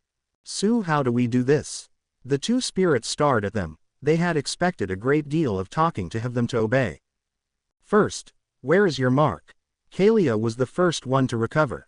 Wordlessly, Teneb pointed to his right shoulder and Harry to the back of his neck. The young wizard had always wondered about his mark. He hadn't seen Teneb's before, which was strange when he came to think of it. If it was placed on his shoulder, it should have been visible during training. Pushing this question to the back of his mind, he concentrated on his guardian who was currently explaining something. So all you have to do is relax and don't fight it. It'll feel a bit weird, but that's all. The two Darrens had barely the time to nod their assent and relax before seeing their two guardians glow brightly, blinding them. As soon as they got their sight back, they saw two shining balls of light hovering over them instead of the spirit dragons. The two balls suddenly dove towards and they sensed their marks tingle a bit. To their surprise, the two balls hit and entered the marks, plunging in what stood as their bodies in this plane. They looked at each other. That was definitively odd. Then they started to feel it. It was faint to begin with, then it became stronger. It wasn't painful, just plainly weird. Harry knew this should have hurt a lot, but after all they weren't in the real plane. He watched as what looked like his skin expand and turned a golden color with scales appearing. It was strange, like he was a kind of spectator.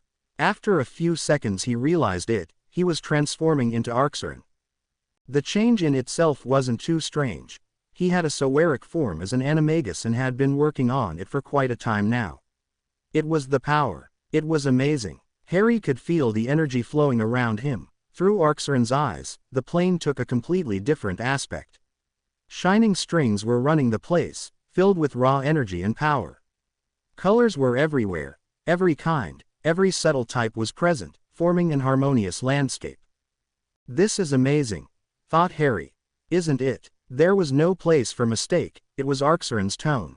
Please, tell me he isn't in my head. Harry was praying every gods he knew to spare him this fate. Well, technically, I'm always in your head. Shit. Language. Scolded Arcturan. That's beside the point, what do we have to do now? Just relax and watch. Arcturan took control and suddenly, Harry felt the wing of the Soeric opening to their full length. Then he felt the power rush through the body accumulating to extraordinary proportions. It seemed to enter every fiber of his being. Through the corner of his eye, he saw that his body, or more accurately, Arcturan's body was shimmering. Suddenly he felt himself dissolve into this power, become part of it. They were now moving at lightning speed, following magic's flows. Harry felt as if he was in a roller coaster, even if he had never been in one. The closest thing he could rely to was his trip in Gringotts. Harry, be ready, we're nearly here. Arcturan's warning echoed in his head. All right, just one question, well two. Can I communicate with Teneb? And how can I manipulate the flows? Well, for the communication part, just send him a thought like you do with mental speech. For the manipulation, well, it's like weaving. You direct the threads of magic with your mind and power. The more power you have, the easier it is, explained Arcturan. Okay. The doubtful edge of Harry's voice couldn't be missed. It's not that difficult. That's what you said when you decided I needed to learn the steel dance. Well, you managed to do it, didn't you? Yes, after 2 months of practice. Oh, don't be such a wet chicken. I'll be helping you, don't worry. It was supposed to reassure me. Seeing that his guardian wasn't about to bite his bait, Harry turned his attention to his surroundings. If the first plane had been amazing, this one couldn't be described by words. His guardian had taught him about the plans, including the mysterious third one. But should he be questioned about the aspect of this plane, Harry knew for sure that he wouldn't have an answer. First, he was seeing it through the eyes of his spirit guardian, and second, no description couldn't even come close to reality. There was too much everything. The power gathered there was so grand that Harry now knew why nobody was allowed to this plan. The magic would have fried them immediately should they have tried. We don't have time to spare. If we're caught, we'll be in deep shit. Language. Shut up and get on with this. The slight worry in Arcturan's tone convinced Harry and turned to Kalia and Teneb. Teneb, yes, we have to look for my body. We won't be able to manipulate the flow if we don't. All right, but it's going to take quite a lot of time. Teneb sounded a bit pessimistic. Not if we join our powers. You're right, you're the base. Yes, it's my body, so it'll be easier if I'm the base this time. Okay, I'm coming in 10 seconds, be ready. Teneb's warning echoed in Harry's mind, as the young dark-haired teenager slowly counted up to 10. When he reached 10, he opened widely his mind and sent power into his link with Teneb, all the while tugging on it. They had joined a few times and usually, Teneb was the base, having more stability than Harry, who often poured too much power or tugged too strongly on the link. This time, however, Harry was extra careful, not wanting to disrupt the plan by an overload of power. Good, you've gotten better this time. Teneb's voice came from within his own. Thanks, but let's get on with this. Together, They both started to look out for Harry's aura. From what they had both been told by their guardians, every living being possessed a magical core to which they could more or less access, the access determining the magical power of the being. Each core and aura had a particular signature. Harry and Teneb had had to find their own under their guardians' tutelage. Harry's was the same color as his aura, white with rainbow and metallic streaks. Teneb's looked a bit like his. It was white too, but only with metallic streaks. Before she had been purple with a metallic hint. But since the day he had chose Harry's side and trained with him, his aura had improved, finally reaching its actual level. However, he had been careful to hide this changer from others. They didn't have a lot of problem finding their auras. With both of their powers combined, they concentrated on Harry's core, in particular on its organization. They could make out the different points where some of the flows of power in Harry's body were knotted. They slowly went higher and finally reached the center of the young wizard's power. There it became obvious as to what the problem was. The center of Harry's power was tainted. A link of dark reddish color was tied to it and had spread to a small part. There it is. Yes, now, all we have to do is take care of this thing. Quickly they agreed on the best way to alter this link and went to work. First, the Harry Teneb entity endeavored to sever the dark thread. Delicately, like surgeons, they managed to detach it and temporarily fixed it on a small ball of power they had gathered. Then came the difficult part. They had to clean the tainted parts and manage to channel the vision so that Harry would be able to command when and where he would access to them and to store those linked to Voldemort's outbursts and emotions. The cleaning part was the easier. With Arxeron and Kalia directing the entity the two youth formed, they managed it rather quickly. The altering took more time.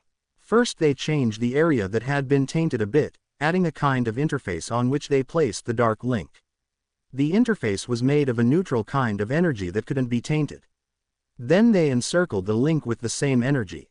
"You're ready, Harry." "Whenever you are." "Then, let's do this." On count of 3. 1, 2, 3. At 3, both of them gathered as much power as they could into a small ball which grew bigger and bigger.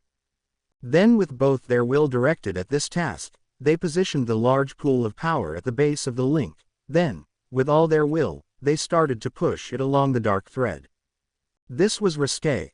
Until this moment, they had only made slight alteration, but nothing too drastic. This, however, was quite huge. They were creating a new link between Voldemort and Harry, except that Harry would be the only one able to control it. For a few minutes, they continued to spread the energy along the link, heading towards Voldemort's center. They finally saw it. A pool of dark obsidian color streaked with blood red and steel colors. "Ah!" Teneb was clearly disgusted. "I couldn't have said it better myself," replied Harry. "I don't want to touch that thing." "Me neither, but we need to finish this." They continued to provide energy and power until they reached the center of Voldemort's power. "Can you hold it for a bit?" asked Harry. One of them had to alter a bit the center or else the energy would be tainted. All will have to be redone from scraps. "No problem." Breaking out of the entity they formed, Harry focused on the pulsing black threads before him. He concentrated on the part where the thread was tied to Voldemort and started to gather a bit of the neutral energy of the plan around it. First he connected it to the link Teneb and him had created. He could practically hear the relieved sigh of Teneb when he took the shining link. Then he tied it to the base of Voldemort's link. This way tainting would be impossible, but visions would still be able to come. Harry was feeling quite exhausted. Teneb had been right, it would have been easier just to sever the whole thing, but he didn't want to lose the information he could gain through his dreams. As he drew himself out of Voldemort's center, he felt a kind of tug and quickly left before he could be spotted. "Done. Great, now, we get out of here before they got my hide." Arxeron sounded quite worried. Nothing that concern you, but for now, we're leaving." Before Harry could argue, Arxeron had taken control over his body and had started to reverse to his light state. Minutes later they were back to the first plane. And both guardians separated from their protege. "Good. They didn't notice us. By the way, congratulations to you too, you did great." The relief was perceptible in Arxeron's voice. "Yes, I'm proud of you," added Kalia. "Thanks. Now go rest. Tomorrow is going to be a though day." The two boys nodded, Well, their spirit form nodded. They slowly exited the plane but could hear Arxeron's shout. And don't forget to stretch. When they were back they looked at each other and burst into peals of laughter. Wiping a tear, Harry stood up and started to stretch. Well, better not anger him. Smiling, both of them went through their usual exercises. Once they were done, Harry slumped onto the ground. I'm beat. Me too, said Teneb, sitting near his friend, a bit more graciously though. You know what? I don't really want to go back to the dorm tonight, said Harry suddenly. Yeah, I don't think we'll be welcome in here anymore. As if I was welcome there before, snorted the young wizard. Well, we can sleep here. I mean, the weather is great, the temperature not too chill. Harry looked at his friend, pondering on his idea. Why not? With a wave of his hand he conjured 2 sleeping bags, being too lazy to take his wand. Minutes later both of them were sleeping soundly, and for the first night in weeks, Harry's rest wasn't disturbed by nightmares. They were woken up by the sun at dawn. Yawning, Harry got up and cast a few de-wrinkling and cleaning charms on his clothes. He saw Teneb had followed his lead and motioned to him to follow him. Come, there's a small brook nearby, we'll be able to wash up.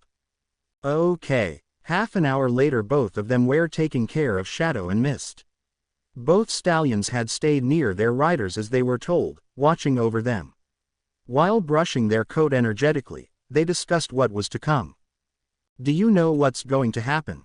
Harry was curious and also a bit nervous about the whole thing. The tournament had been easier, he knew what to expect, but now he was as clueless as the other.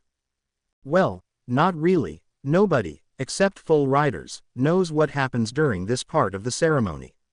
All I know is that a part is held in Dargana and that the Darrens are paired. Do we get to choose? Yes, it's an important part.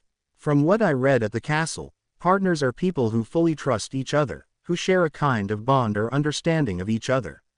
It matters because of something during the day, I don't know what. All I know is that in order to success, the 2 partners have to trust each other completely. Okay. Silence settled between them. Harry, Teneb.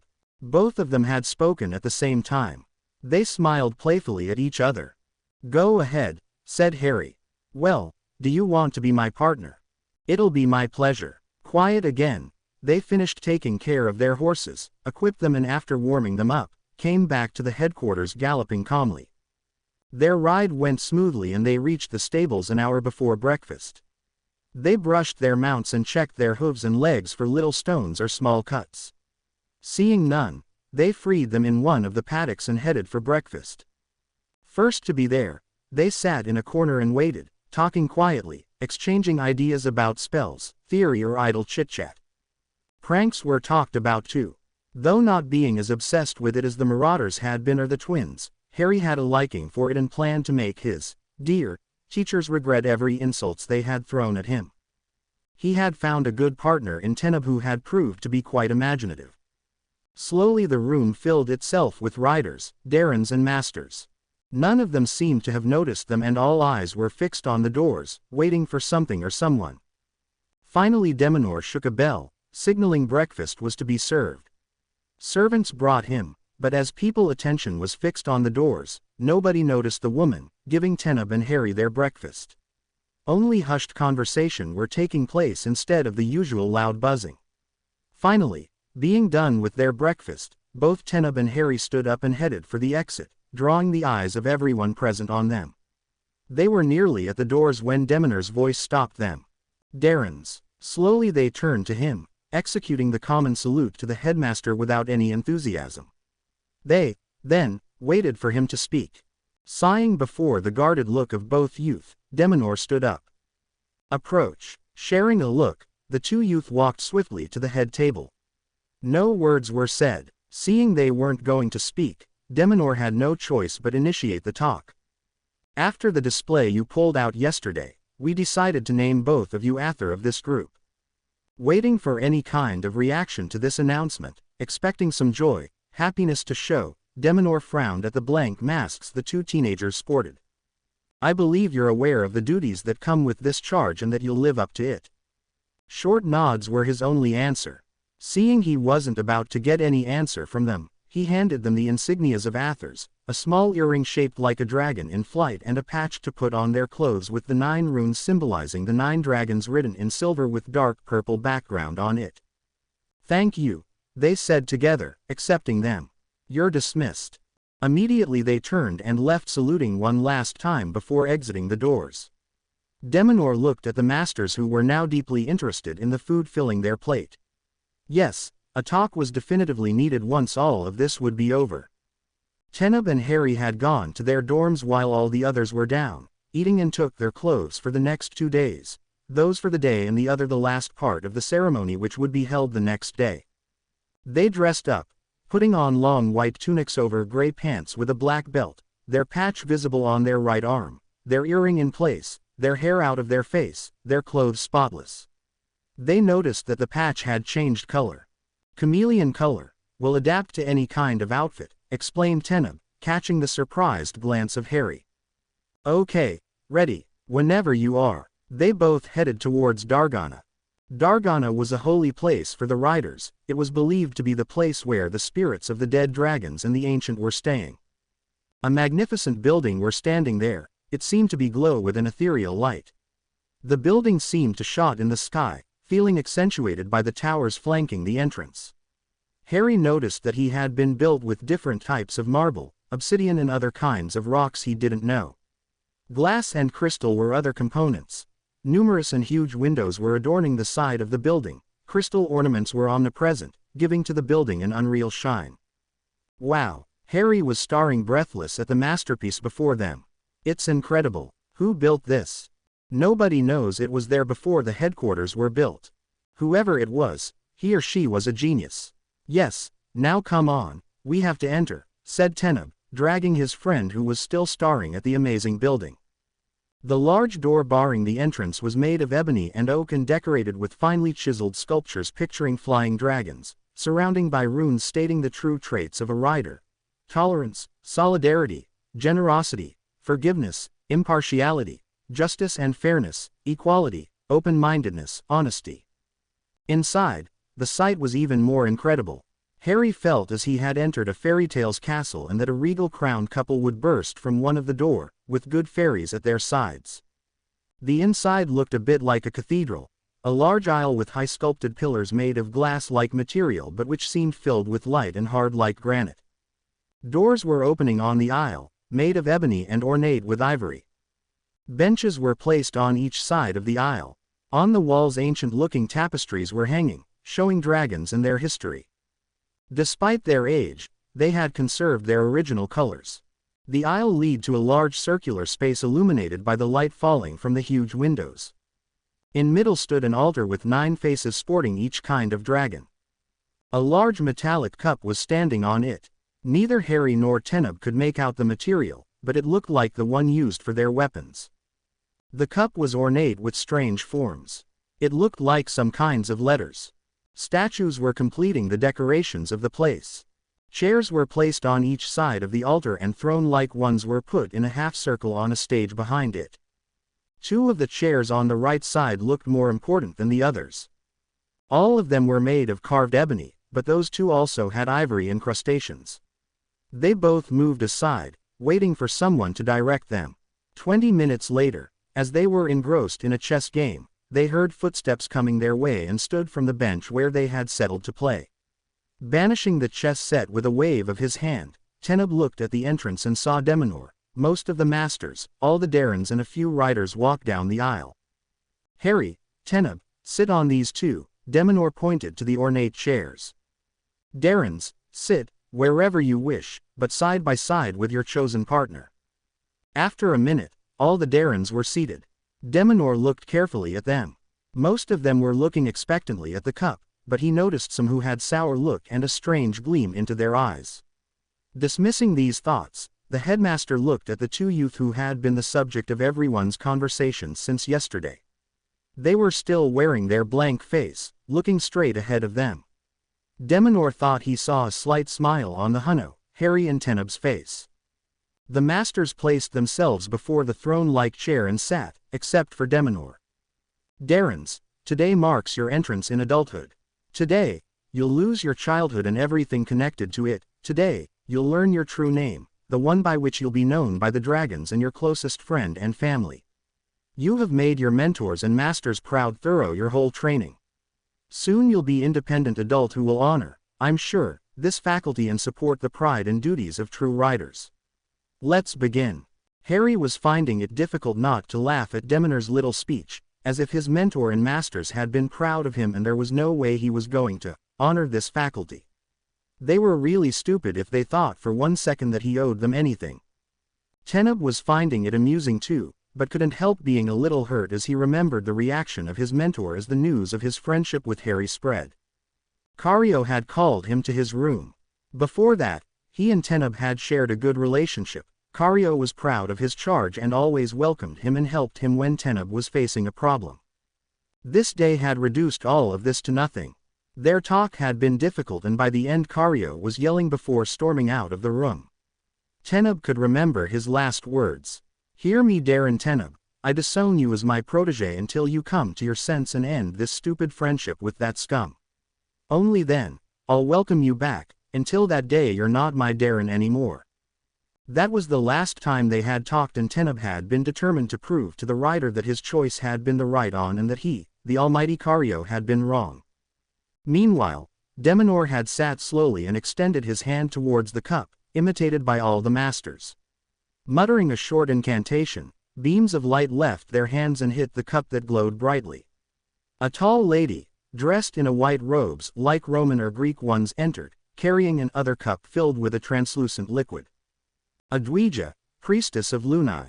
Harry nodded, he had seen the midnight blue moon-shaped mark on her forehead. She stepped forwards and emptied her cup into the large one. The liquid glowed too and took a nacre-like color. Banishing her cup, she took the other one who had by now stopped glowing since the masters and Demonor had stopped chanting. Slowly she approached the first Darren, Christian, and presented him the cup. Wordlessly, he took it and drank a gulp of the liquid and handed the cup back to the priestess. Then a man dressed in the kind of clothes the woman wore, but golden, which identify him as a Dizer, a priest of Salian, entered, holding a box magnificently carved, painted and ornate. Opening it, he revealed 6 sets of rings, made of the same metal than the cup and supporting a single crystal. Taking one, he put it on the little finger of Christian's right hand. They repeated the process with his neighbor. Harry and Teneb were the last ones and were looking intensively at the two people. Because of that they missed Garth's gesture as he poured something in the cup while drinking, before handing it back. As he was placed on Teneb's right, it was now the turn of the young elf, then Harry's. Both of them drank it without a thought and accepted the ring. Slowly they started to feel drowsy and knowing better than fight it, they let themselves fall into a heavy trance.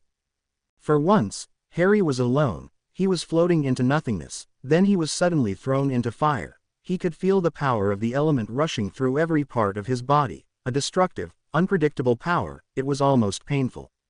Harry didn't know what to do, he couldn't escape, couldn't fight it. So he submit, accepting it, and before he could realize it he was tossed around by the air, feeling the strength of it through him. His first reflex was to fight it, to try to regain a little control, but he couldn't, so remembering what had happened with fire, he opened his mind to the power of air and welcomed it. In the same fashion water and earth power washed through him, leaving him panting, but in a strange way refreshed and more powerful than ever. A peaceful scenery developed before him and he started to walk around, looking for someone or something. He spotted magnificent weapons, gold and other riches straight ahead of him, under a tree. Suddenly he heard a cry on his right. Breaking in a run, he was careful not to make too much noise and stay hidden. What he saw made his blood boil. 5 men were cornering a woman, her son and her daughter. The man who must have been the father was lying on the ground, dead or unconscious. Harry gritted his teeth and looked at the attackers. They were only 5, he knew he could beat them, but he would have appreciated to have Teneb with him, it would have been done quicker. He didn't have any weapon but knew enough about hand-to-hand combat to knock them out for a while. As he was done with 2 of them, he heard a pained cry behind him only to see Teneb knocking the daylight out of a burly one. "You're okay, Harry?" "Yes, thanks. No problem." They turned towards the family gathered in the clearing. Harry and Teneb approached them. The woman was kneeling before the man who looked like her husband, talking to him. "Are you all right?" She looked at him. Could you help him? He's not moving. She was nearly in hysterics. Teneb knelt at his side and put his hands on him, scanning him. He's still alive, but really weak. Harry, I need your help. Harry joined him and together, they started the healing process. Minutes later the family was reunited, the father still a little groggy. They started to thank them profusely. They had been attacked as they were going back to their home. As Harry and his friend were about to leave, the mother grabbed his arm. Wait, we want to thank you for what you did. She unfastened her necklace. A masterpiece. Priceless gems intertwined with pure silver, and put it in Harry's hand. Take it, it's a family jewel, passed down from generation to generation. I want you to take it. Harry glanced at Teneb. I can't accept that. Me neither. The determination behind Teneb's voice reassured Harry. Gently he took her hand and placed the necklace in it, then closing her hand around it. Keep it, we can't accept that. But I must insist that. No, thank you, but we can't. She insisted again, offering them money, but they kept on refusing. Then the little girl came to them with a little flower necklace. I did them for you. Smiling, Harry knelt near her. Really? Meanwhile the boy was tugging at Teneb's arm. Hey, do you think I'll be able to fight like you? Teneb took in his arm. Perhaps, with a little training, but remember this, little one, sometimes fighting isn't the best solution. The boy, who must have been about 9-year-old, nodded gravely. After a few words, they parted from the family, who assured them that they would be able to go back to their house without help. Both of the youth resumed their walk. They were stopped by a mighty dragon. He was different from every kind of dragon they had met before. Young one, you passed our trials and proved to be worthy of your title. I will now give you your name of power. He turned to Teneb, who bowed before the majestic beast.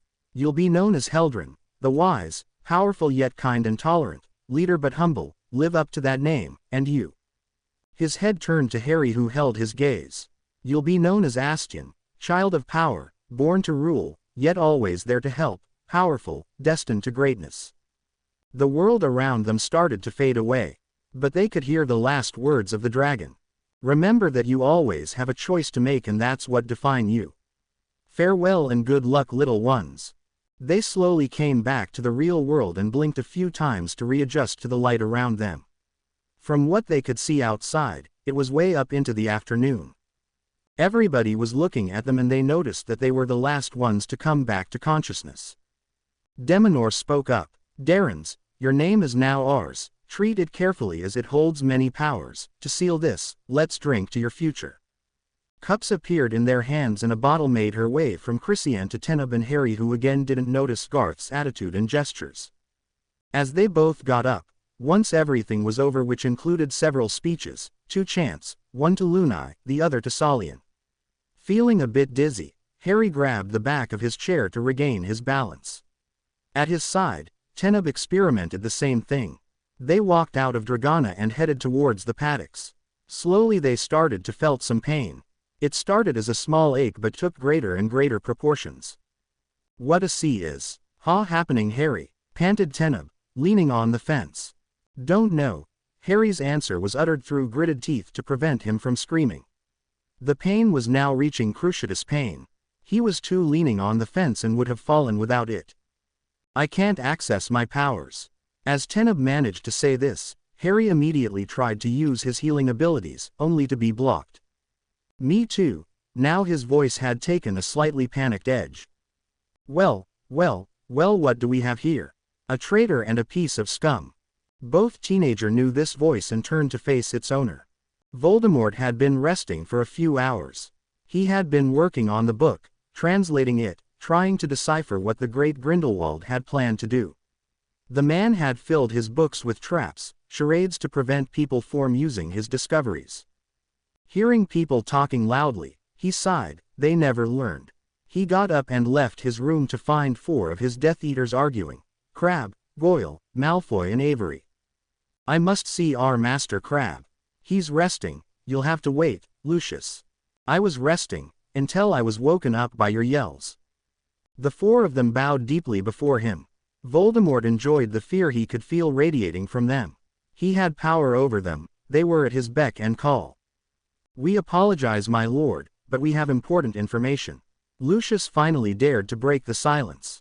"Speak." "My son reported to me that the Mudblood Granger managed to find one of Grindelwald's diary which mentioned the opening of the Hell's Gates in Jera. And Avery. Dumbledore had managed to obtain the support of the old vampire. Our men arrived too late and were killed. Some fledgling were about to follow us, but the Ancient have started a purge of their ranks." "What about the werewolves?" "They're still undecided. Dumbledore, man, Lupin have managed to catch their interest.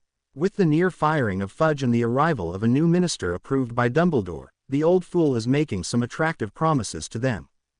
Voldemort frowned. Well, he had known that the fool will make it hard for him. And for the Mudblood, she had proved to be brilliant. A pity she was Muggle-born, she would have been a valuable asset to him. Anyway, he'll just ask some of the juniors to take care of her. "Well, my fellow Death Eaters, this information is valuable." They smiled a bit. "But I do not like to be woken up. Crucio." With a casual wave of his wand he cursed Avery, then Lucius. "Not long, a few seconds." "Yes, my lord." They bowed and left quickly. "And you," he turned to the two burly men guarding his door, "be silent." "Silencio." Voldemort stormed into his chamber and sat at his desk. Grabbing his quill he started to write when suddenly his quill broke under his grasp. Taking a short breath, he tried to call himself. Someone was playing with his magic, he could sense it. He knew that energy, that power. His feature took a vicious smirk. "What a sea is." "Ha happening, Harry?" panted Teneb, leaning on the fence. "Don't know." Harry's answer was uttered through gritted teeth to prevent him from screaming. The pain was now reaching cruciatus pain. He was too leaning on the fence and would have fallen without it. "I can't access my powers." As Teneb managed to say this, Harry immediately tried to use his healing abilities, only to be blocked. "Me too." Now his voice had taken a slightly panicked edge. Well, what do we have here? A traitor and a piece of scum." Both teenager knew this voice and turned to face its owner. Panting and leaning heavily on the fence, trying not to succumb to the excruciating pain that was tearing them, Teneb and Harry attempted to straighten up. However, their glare could have melted stone. "Garth," Harry managed to spit out, putting all his scorn for the Magus in this single name. "Very good, human, you're able to remember a name. What did you do to us?" Teneb managed to ask this before stumbling from the pain. Garth's look hardened. "If that was possible. Nothing you didn't deserve, traitor." His little clique, which was standing behind him, snickered at this. Garth approached them, twirling his dagger in his hand. But I'll let the brain behind this explain. With a flourish of his free hand he motioned to Vlad to come. "It's simple enough, you'd be amazed as to the effect a few drops of a potion can have on someone. Have you heard of the finite draft and of the Dollar venom?" The question was asked casually, but you could see the smug gleam in the eyes of the elf. Harry blanched at this. Of course he knew them. Arxeron had given lessons in potions. Harry knew he would never be a master at this, but he wasn't as hopeless as Snape said he was. He was capable of brewing most of the useful potions, but complex ones, like Wolfsbane, were way out of his league. Despite this, he had learned the basis of most potions used, either light or dark. You didn't. Both potions were dark ones. The finite draft had been designed by a rogue mage in Merlin's time. It suppressed all the powers of a person for 10 hours, and left her weak for a day after. The Dollar venom, on the other hand, had been labeled as the equivalent of the Cruciatus. It slowly triggered every nerves in the victim's body, bringing her more and more pain and usually pushed her over the brink of insanity. Of course we did. What did you think? That after humiliating us like you did at the tournament, you'll get away with it, that we would congratulate you? Hissed Christiane angrily. We won fairly. Harry managed to choke out between waves of pain. We don't care. Ryber replied, seething. How could you have won? You're scum, you're powerless. Garth stepped forwards, caressing Harry's cheek with his dagger. The young wizard's will was so focused on standing that he couldn't push him back without risking to fall on the grounds. And even if you weren't, now you are, he whispered to him. The Magus straightened. Because of the oath we took, I can't kill you. I realized it after our last encounter. Strangely, it didn't reassure Harry. On the opposite, it made him even more worried. But you have to pay for what you did to us. An insane glint was slowly making his way in his look. Originally this was to punish you for humiliating us, but now for preventing you from getting our name. At this, Harry looked strangely at him. Trying to concentrate on Teneb, he tried to contact his friend. Teneb, what does he mean? A weak thought answered him. I haven't the slightest idea about what he's talking about, but apparently none of them found their power name. If it's true, it means that none of them will bond to a dragon. At this, Harry recalled his last encounter with the Soeric, in particular his words, however, be sure that no dragons will bond with those responsible for this. He sent it to Teneb, hoping that the young elf would receive it. They deserve it, came the weak reply. Perhaps, but in the meantime, I'm more concerned about our current predicament. During that quick exchange, Garth and his friends had completely surrounded the two friends. You know what, human, you're going to pay. We're going to make sure that no dragon will choose you. After all, what kind of dragon would want to bond with a human who can't fight? Malice was audible in the Magus' voice. What do you mean? Stuttered Teneb, about to collapse under the pain. Simple, how will you manage to fight if you can't stand? At the same time, he and Ryber leaned on them, and before they could react, they felt an atrocious pain in their legs. Teneb and Harry fell this time. It was too much to bear, but they didn't scream. Gritting his teeth, Harry was resolved not to give them this pleasure. A copper taste filled his mouth as he bit his tongue. Finally he blacked out and felt Teneb doing so too. I'm going to have their hides. Harry looked around him groggily. It was strange, he didn't recall to have come to the plan. What was going on? These little backstabbers, they'll have to pay for that. Trying to clear his head, Harry finally noticed Arxeron ranting in front of him. Harry, you're back, how are you feeling? His rage had vanished, replaced by concern for his charge. Shaking his head in an attempt to clear his head, Harry focused on his guardian. Like I was run over by a truck. No wonder after what happened, said the spirit, anger coming back full force in his reptilian eyes. At these words, memories came back to Harry. Rage filled him immediately, but he forced himself to control it. He couldn't spare energy for useless anger fits. What did they do to us? How is Teneb, apart from poisoning you? Yes, you're not going to like it. They cut some of your tendons. Harry was stunned. They what? Then recovering slightly from the initial shock, he held his hand. No, forget that question, how much damage did they make? They severed both of your Achilles tendons, knees tendons, and wrists, ones. Taking deep breath, Harry tried to calm himself. This time he wouldn't be that forgiving, they would learn once for all not to mess with him. Why, I mean, I'll be able to heal myself once the finite draft wore off. Arxeron fidgeted a bit. Well, what do you remember on the Dollare venom, beside its painful properties? It will leave the body strained as if the pain had been real and really weak for a week. There's another one which isn't well known. The Dollare will make any injuries inflicted while the effects are visible impossible to heal magically. But this will leave me handicapped. Severed tendons don't heal on their own. And what about Teneb? Harry tried to break his train of thoughts.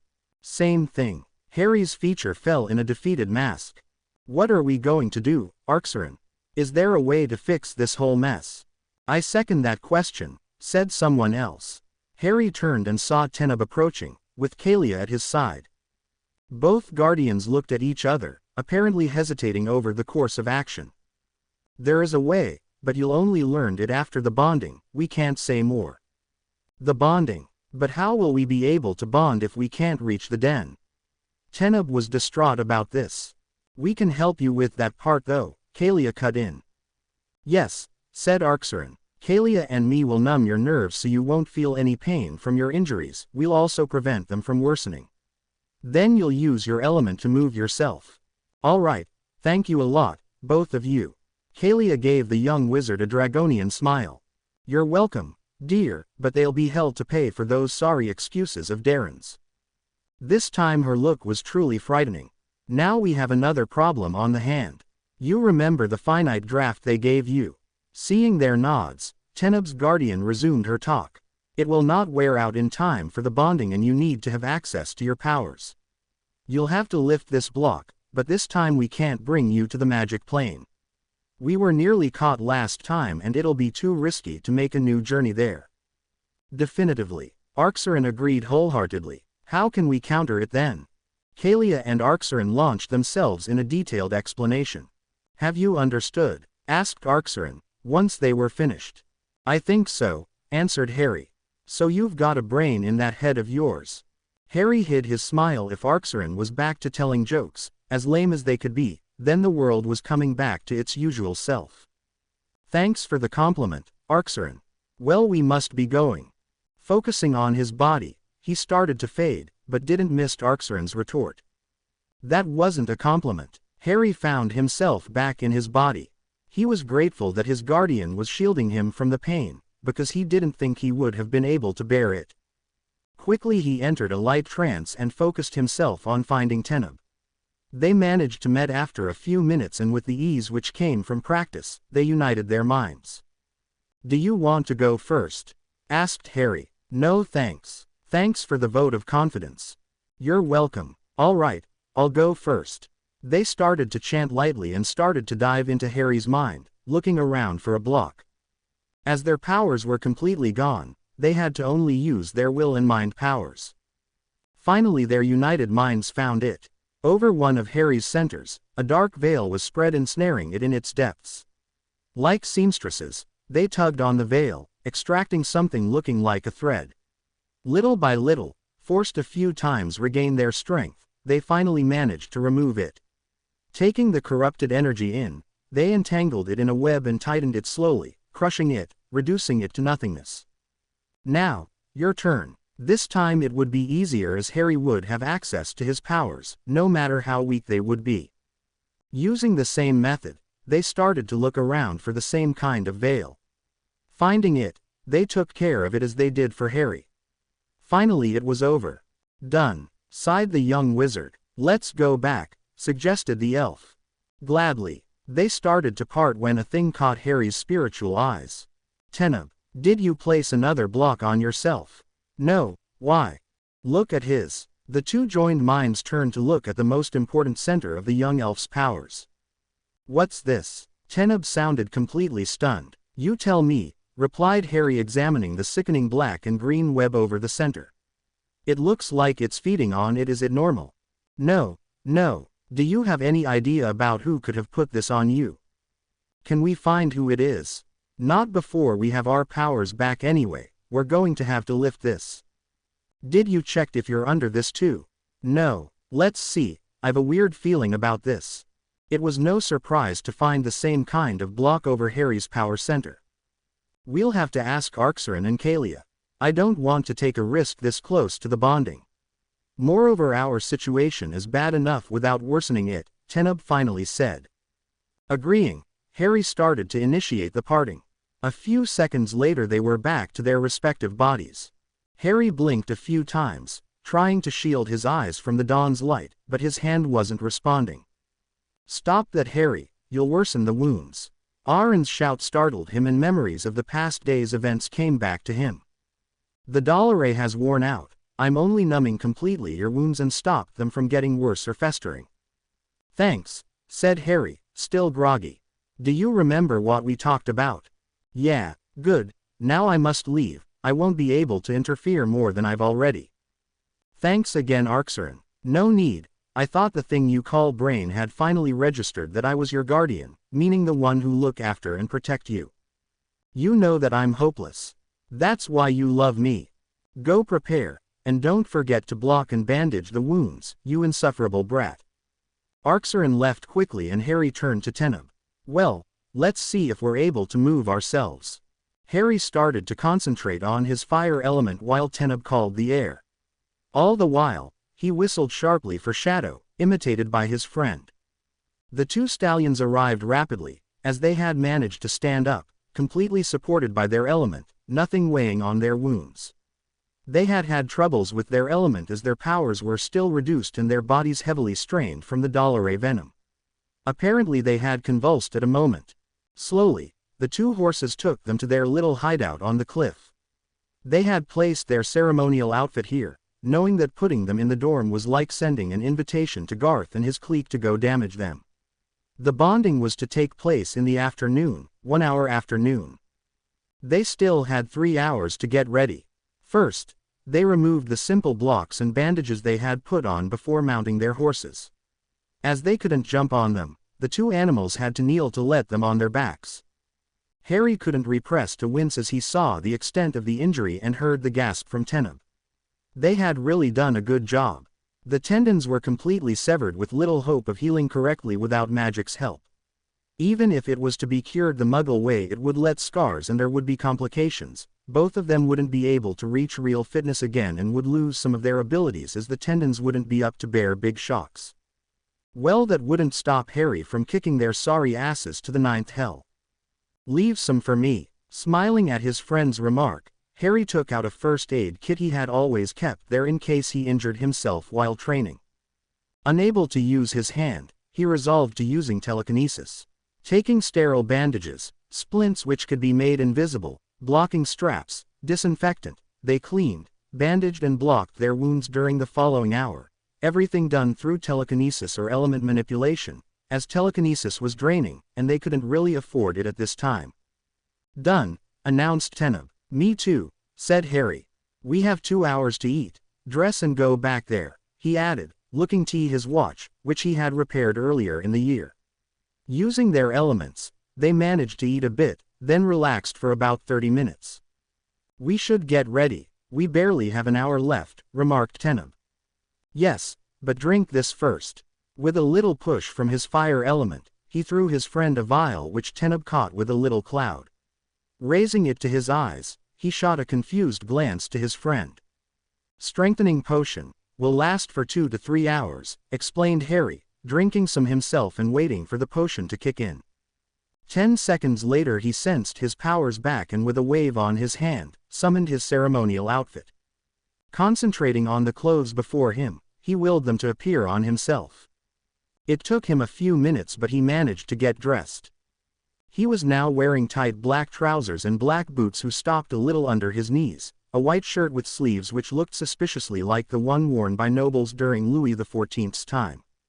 A sleeveless crimson robe was placed over it, with a blood-red high collar, closed by a line of golden buttons which went from his throat to his left shoulder. The whole robe was made of a material which looked like silk with golden threads running through it, forming an intricate pattern. Runes were embroidered on the collar. They fell to his knees, with 2 slits on both sides starting from the hips. The hem held the same runes as the collar along with the name of the 9 older dragons in Elvish. Their swords hanging at a black belt completed the outfit. Through the corner of his eye, he saw Teneb doing the same and waited for him to finish. With a few swishes of their hands they took and put on their weapons, then equipped their horses. They had created ceremonial trappings. The saddle was shining and had been decorated with gems. The sheets they used were embroidered. The bridle was made of the finest leather they had found which was encrusted with ivory and gems, powder. Harry and Teneb had taken extra care of their hooves, their coats were shining with care, their manes and tails were silky and floating in the light breeze.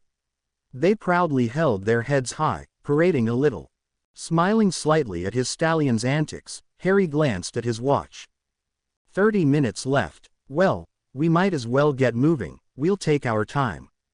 All right, and, for the record, if one of them try anything, I'll fry them, I don't care about what'll happen then.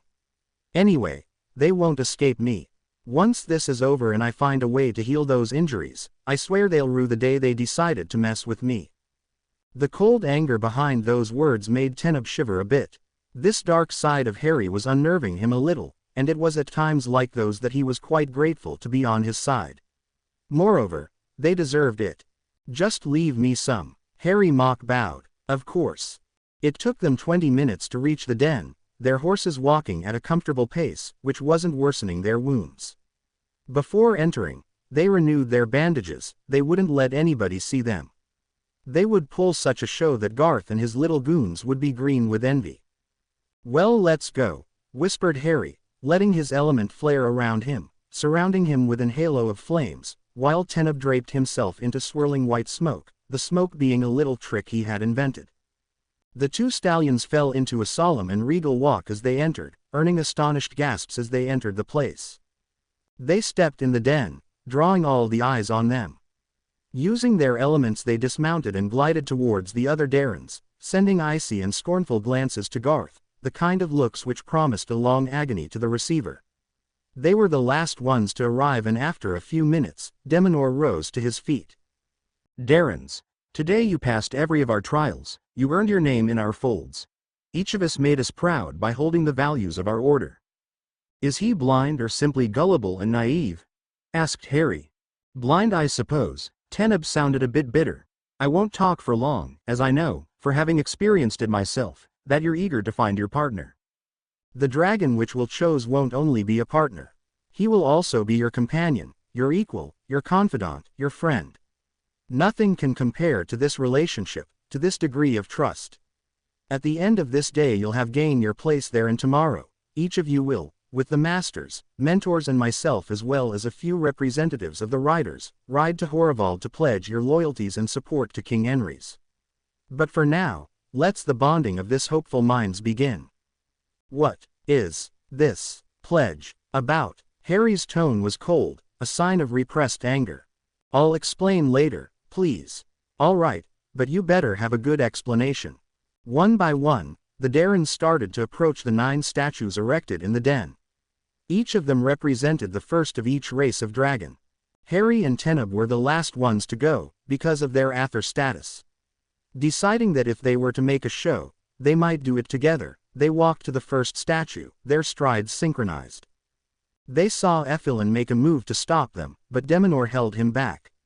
Together, both teenagers halted before the first statue, picturing Altair, the Azurean. Ignoring the stares and above all the slight pain that even their guardians couldn't suppress, they fell on one knee, unsheathed their swords and raised it at head level. They, then, placed it at the feet of the statue, while chanting the ritual and immemorial pledge to the dragons. They were bathed in a comfortable, but blinding, light which slowly faded.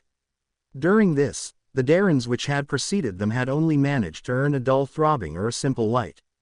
If the spectators had need another proof of their power, it couldn't have been better. As they approached the last statues, of an Emnag and a Soeric, they felt a little sting in their back. Without bothering to turn, they drew up a shield and sent a little of their own medicine back to the caster. This time they knelt and bowed, hands crossed on their heart, before raising their swords and repeating the same actions they had done in front of the other statues. It was like 2 suns had erupted in the den. Teneb and Harry got up, with difficulties as their constant use of their element, plus some telekinesis, had started to take their toll on them, despite the strengthening potion. They went back to their place and waited for the ceremony to continue. Shaking slightly, the headquarters leader rose to his feet and raised his arms. I call upon the powers of the dragons in this time of need. These young proved themselves worthy and seek their equal. Hear my call and answer my prayer. Immediately, lights appeared and started to gather. There was different kind of colors and textures and none of them mixed. Show off. Didn't you say you had to stay out of this? Arxeron didn't answer. As Harry had been distracted by his guardian, the lights had formed reptilian bodies and with an explosion of color, kind of like fireworks, the dragons appeared. Teneb smiled discreetly at this display, having seen 2 of them move without all of this. But he had to admit the sight was breathtaking. Before them stood a Firelands, 2 Dewat, 2 Queer, a Windskin, 2 Duskers, 2 Azureans, 2 Donruss, and of course a Soeric and an Emnag. Gasps erupted through the stands at the appearance of the last 2, followed by whispers, everyone trying to guess who were the Darrens who had earned such partners. The Soeric stepped forwards. We heard your call, riders, and answered it. We thank the powers for your presence, answered the leader. The dragon turned his golden head towards the Darrens, looking at each of them and lingering a bit longer on Harry and Teneb. Did they prove their worth? They did. Then, let's this bonding strengthen our links. Demonor nodded. Darrens, approach. Obeying, they stepped closer as Demonor walked to them and watched as they placed themselves in line. Today, you'll leave the state of Darrens once for all, and to mark this, your mark will be removed to be only replaced by your partner, thus giving you the rider's status. He walked along the line, stopping before each youth and placing his hand under their foreheads. Harry was the last in line and tensed as his so-called mentor halted in front of him. He felt the elf's hand on his head and a small tingle. While withdrawing his hand, Deminor looked straight in his eyes. "We have to talk," he said simply. "Maybe you do, but I don't," Harry replied coldly. "There's nothing left to talk about." Deminor looked away, avoiding the emerald eyes, full of reproach and scorn. He sighed. Whatever had went wrong, it had sure screwed much of his chances to have the no Harry, on his side. He brought his attention back to the subject at hand. "Turn around and kneel before those who'll decide of your fate," he announced, always slightly amused by the pompous ritual. Soon, all the Darrens were waiting for the dragon's judgment. Inir was the first one. The Soweric approached him and bore into his eyes. "Impulsive and even thoughtless, but true to your beliefs, be careful not to mix loyalty and narrow-mindedness, but you're worthy." He turned to his peers. Who will take him as his chosen? After a few seconds of debate, a queer stepped forwards. "I will." The Earth Dragon stopped before the Darren and lowered his head to his level, staring in his eyes. A brown light surrendered them and faded after a few seconds, leaving an ecstatic-looking Inir. His mark was now on his right temple, and Harry noticed his robes had now sleeves which flared at his wrists with a large velvet hem. Deminor walked to him, bowed to the queer and helped him up. "Welcome, Inir," he said, smiling. It was now the Emnag's turn to judge, and she stopped near Cobalt. "Torn, but loyal to those who gain your trust, you'll have to choose soon, little one." She seemed to be boring a hole in his head. "Who will take him?" This time it was a Dewat who answered and bonded with the young elemental. They continued like this. Ophiria partnered with a Dusker. In Arnell's and Melissa's case, the comments were even less positive, and the dragons took a longer time before finally choosing them. Arnell was picked by a Donruss and Melissa by a small Azurian. It was now Garth's turn, as a Dusker approached him. The Magus straightened and looked smugly at the Soweric, an assured smile on his lips. 2 minutes had passed in a deadly silence, when the dragon shook his head. "You're not worthy of our kind, I'll spare you my judgment." The effects of these simple words could compare to those of a bomb's explosion. Astonishment was plastered on everyone's faces. Garth was gawking at the mighty creature, all smugness gone. His face was becoming a strange shade of gray, a sign of deep shock for his people. What? You're not worthy," repeated the Dusker. A stunned silence had fallen on the stands as the situation dawned on everybody. As Garth seemed to be rooted to the grounds, gaping incredulously at the dragon, a Donruss took his place and walked to Vlad. This time it only took a few seconds for her to give her judgment. "You're not worthy." What? The elf was getting hysterical, but the Donruss ignored him and turned to Exjal, who was now trembling before the iridescent eyes. "Neither are you, she continued, walking to Chrysian. "Are you," she added to Ryber. The 5x Darrens were gaping at her. This overgrown lizard had squashed all their dreams. She didn't have the rights. Without thinking, Garth unsheathed his sword and lunged at the dragon, aiming for its head, his eyes completely black, meaning rage and or craziness. He was however thrown back by a jet of flames. Looking up, he saw the human, towering over him, his hand raised. "Teneb and I have a score to settle with you lot, once this is over. I don't want you injured before because of your foolishness. This is reserved for us," he said icily. "You just proved me right," added the Dusker. "You're not fit for this institution, despite your capacities." Not waiting for them to recover, an Azurian approached Teneb, ignoring the shell-shocked youth which were looking around, trying to find a way to alter the dragon's decision. The huge dragon plunged his cerulean eyes into Teneb's. "Loyal to your friend and your beliefs, but open-minded and thoughtful, ready to revise your judgment, tolerant, but disillusioned and disappointed." The Azurian gave the elf a reptilian smile. "Powerful too, you are worthy, Lightkeeper." He glanced at the other dragons. Who will choose him? Before anyone could have say something, the mighty creatures parted, letting one of them step forwards. "I will." Hushed whispers ran through the stands as the riders ogled at the silver dragon who had claimed Teneb as hers. An Emnag, there hadn't been a match like this for decades. Teneb crossed his hands on his chest, bowed and saluted in the ancient way. "Kren yn Tasilm," Athalan yn Invenia, answered the dragon. A silver glow surrounded both of them for a minute before fading, leaving a beaming Teneb. Harry, she healed me, really, yes, her name is Guy. Teneb sounded overjoyed, a fact which pleased Harry as the coming days promised to be hard on both of them. He was relieved to know that Teneb would have someone to help and support him. Even your tendons. Yeah, and to quote her, she'll have the hides of those responsible. He then added as in an afterthought, she is pretty angry right now. As long as she leaves me some. Harry was smiling widely. Their little conversation was interrupted by a windscan which stopped before Harry. Loyal to those you trust but defiant. Fiery and protective but cold. Determined to achieve your goals, but not to the point of betraying your ideals and beliefs. Cunning but brave. You are worthy, child of power.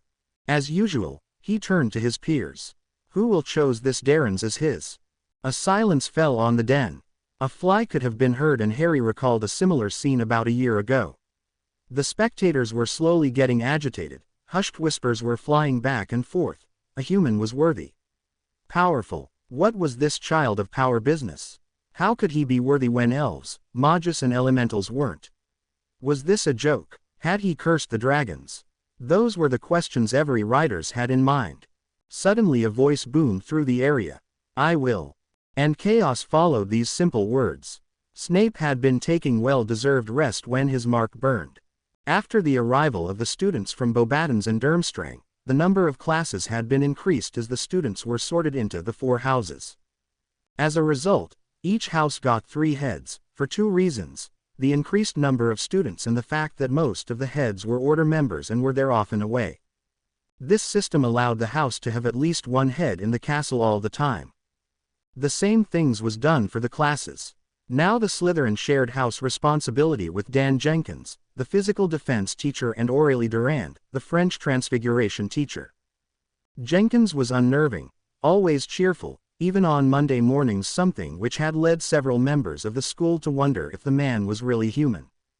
This enthusiasm was usually getting on the potion master's nerves, but he knew that under this facade, the man was implacable, which was the only reason why he tolerated him.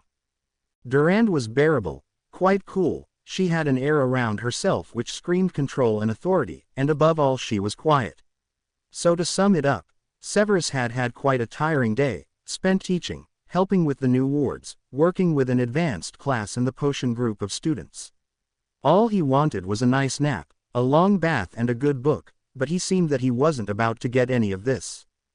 Damn the man and his timing, the man muttered before apparating away.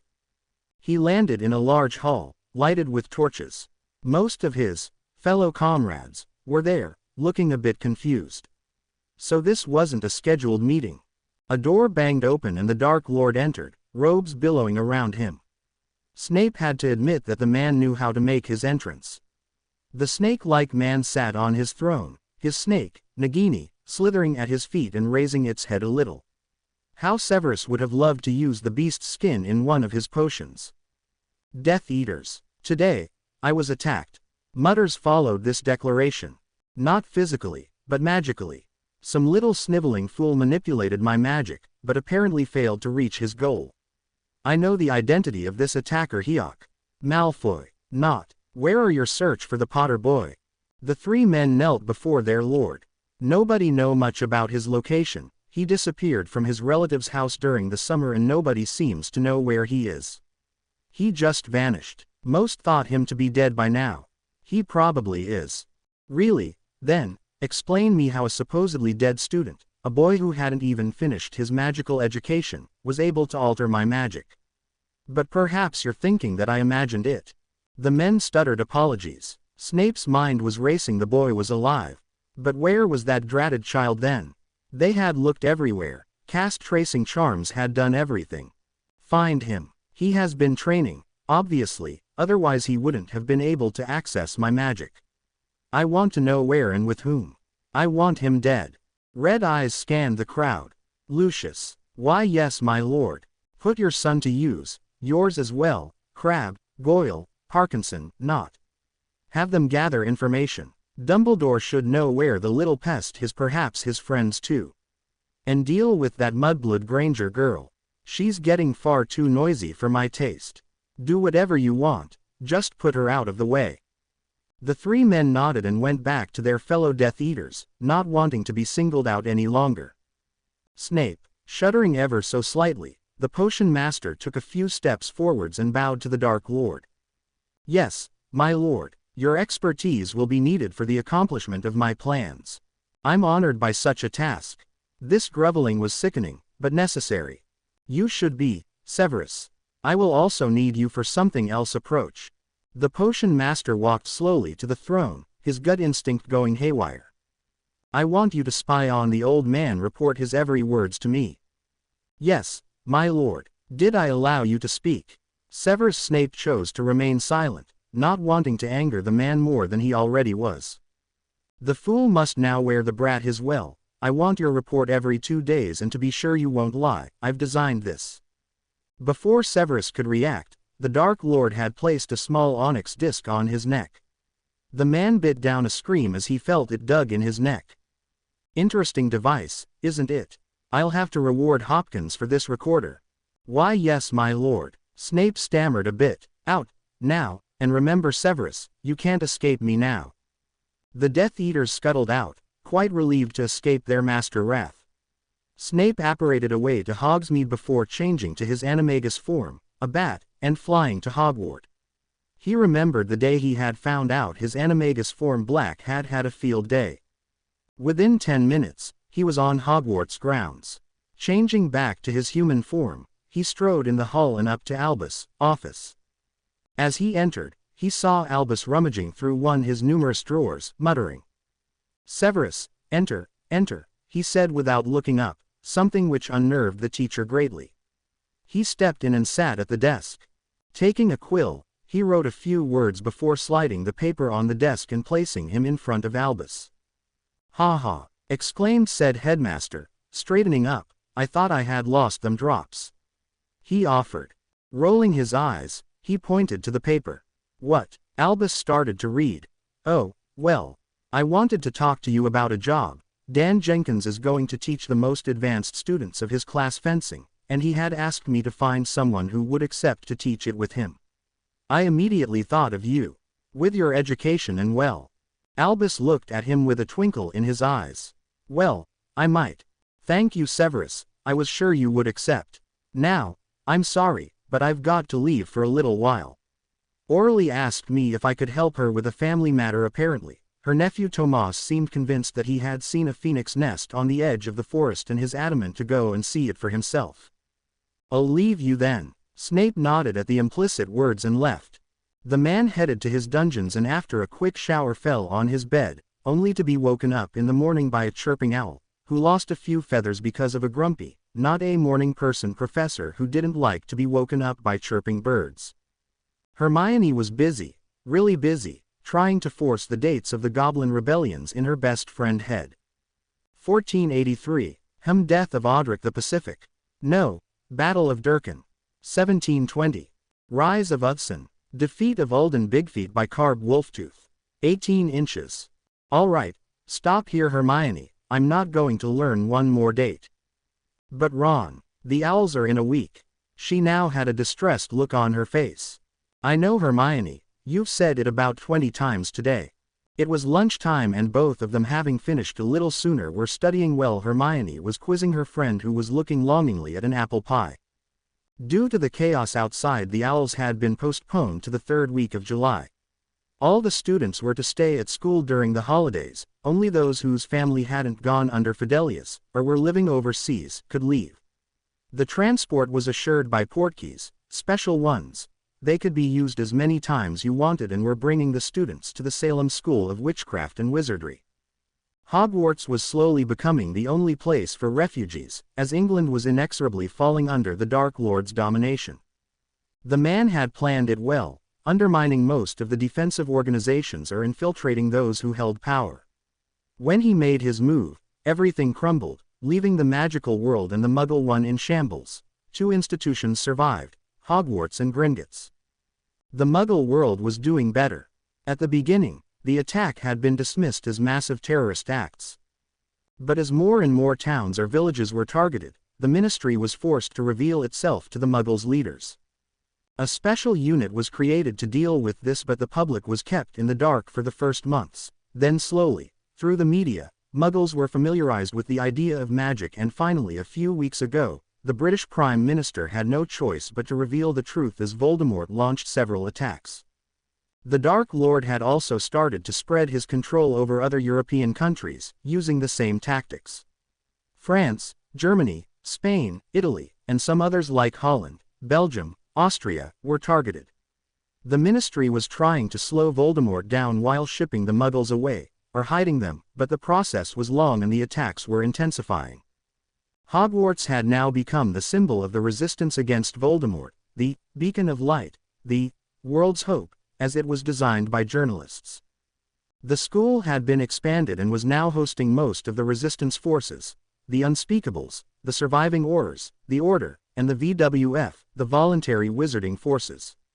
The students of Beauxbatons and Durmstrang had been integrated to the Hogwarts houses and classes. Slowly the students above 4th year had been shaped as fighters and were for the majority integrated in a junior order. Dumbledore was sitting at the high table and scanning the hall, looking at those particular teenagers, no, young people, those who had been bestowed as the lost generation. This saddened the old headmaster. Youth shouldn't be learning how to fight, how to kill. They shouldn't now. The fear for your life, the despair, the disillusions, their only preoccupations should be their studies, their friends, parties, not defense, strategy, fighting, death. His eyes lingered on those who had become unofficial leaders, Miss Chong. The girl had immersed herself in this, in Cedric's memory, most thought, she brought the Ravenclaw intellect with her and steel-hard determination. Then young Zabini, a surprise for everyone, but more than a few Slytherins were proving to great assets to the fight. He had the ruthlessness and the cunning mind of the Slytherin, as well as the grim determination to reach the goals he had fixed, showing the right image of what this house should have been. The Weasley twins, those who managed to bring some joy in the school, even in their creations, were now dedicated to the fight. Many fought them to be honorary Slytherin, seeing the pure ingenuity of their inventions. Miss Bones and Mr. Finch-Fletchy. Those two started to date a few months ago and offered support to the younger ones, an attentive ear, comfort, but will, once they had chosen to do something they would do it. And finally the remaining members of the Gryffindor trio, Ron Weasley, the epitome of Gryffindor with its qualities and flaws, and young Miss Granger, the logic, the cool head.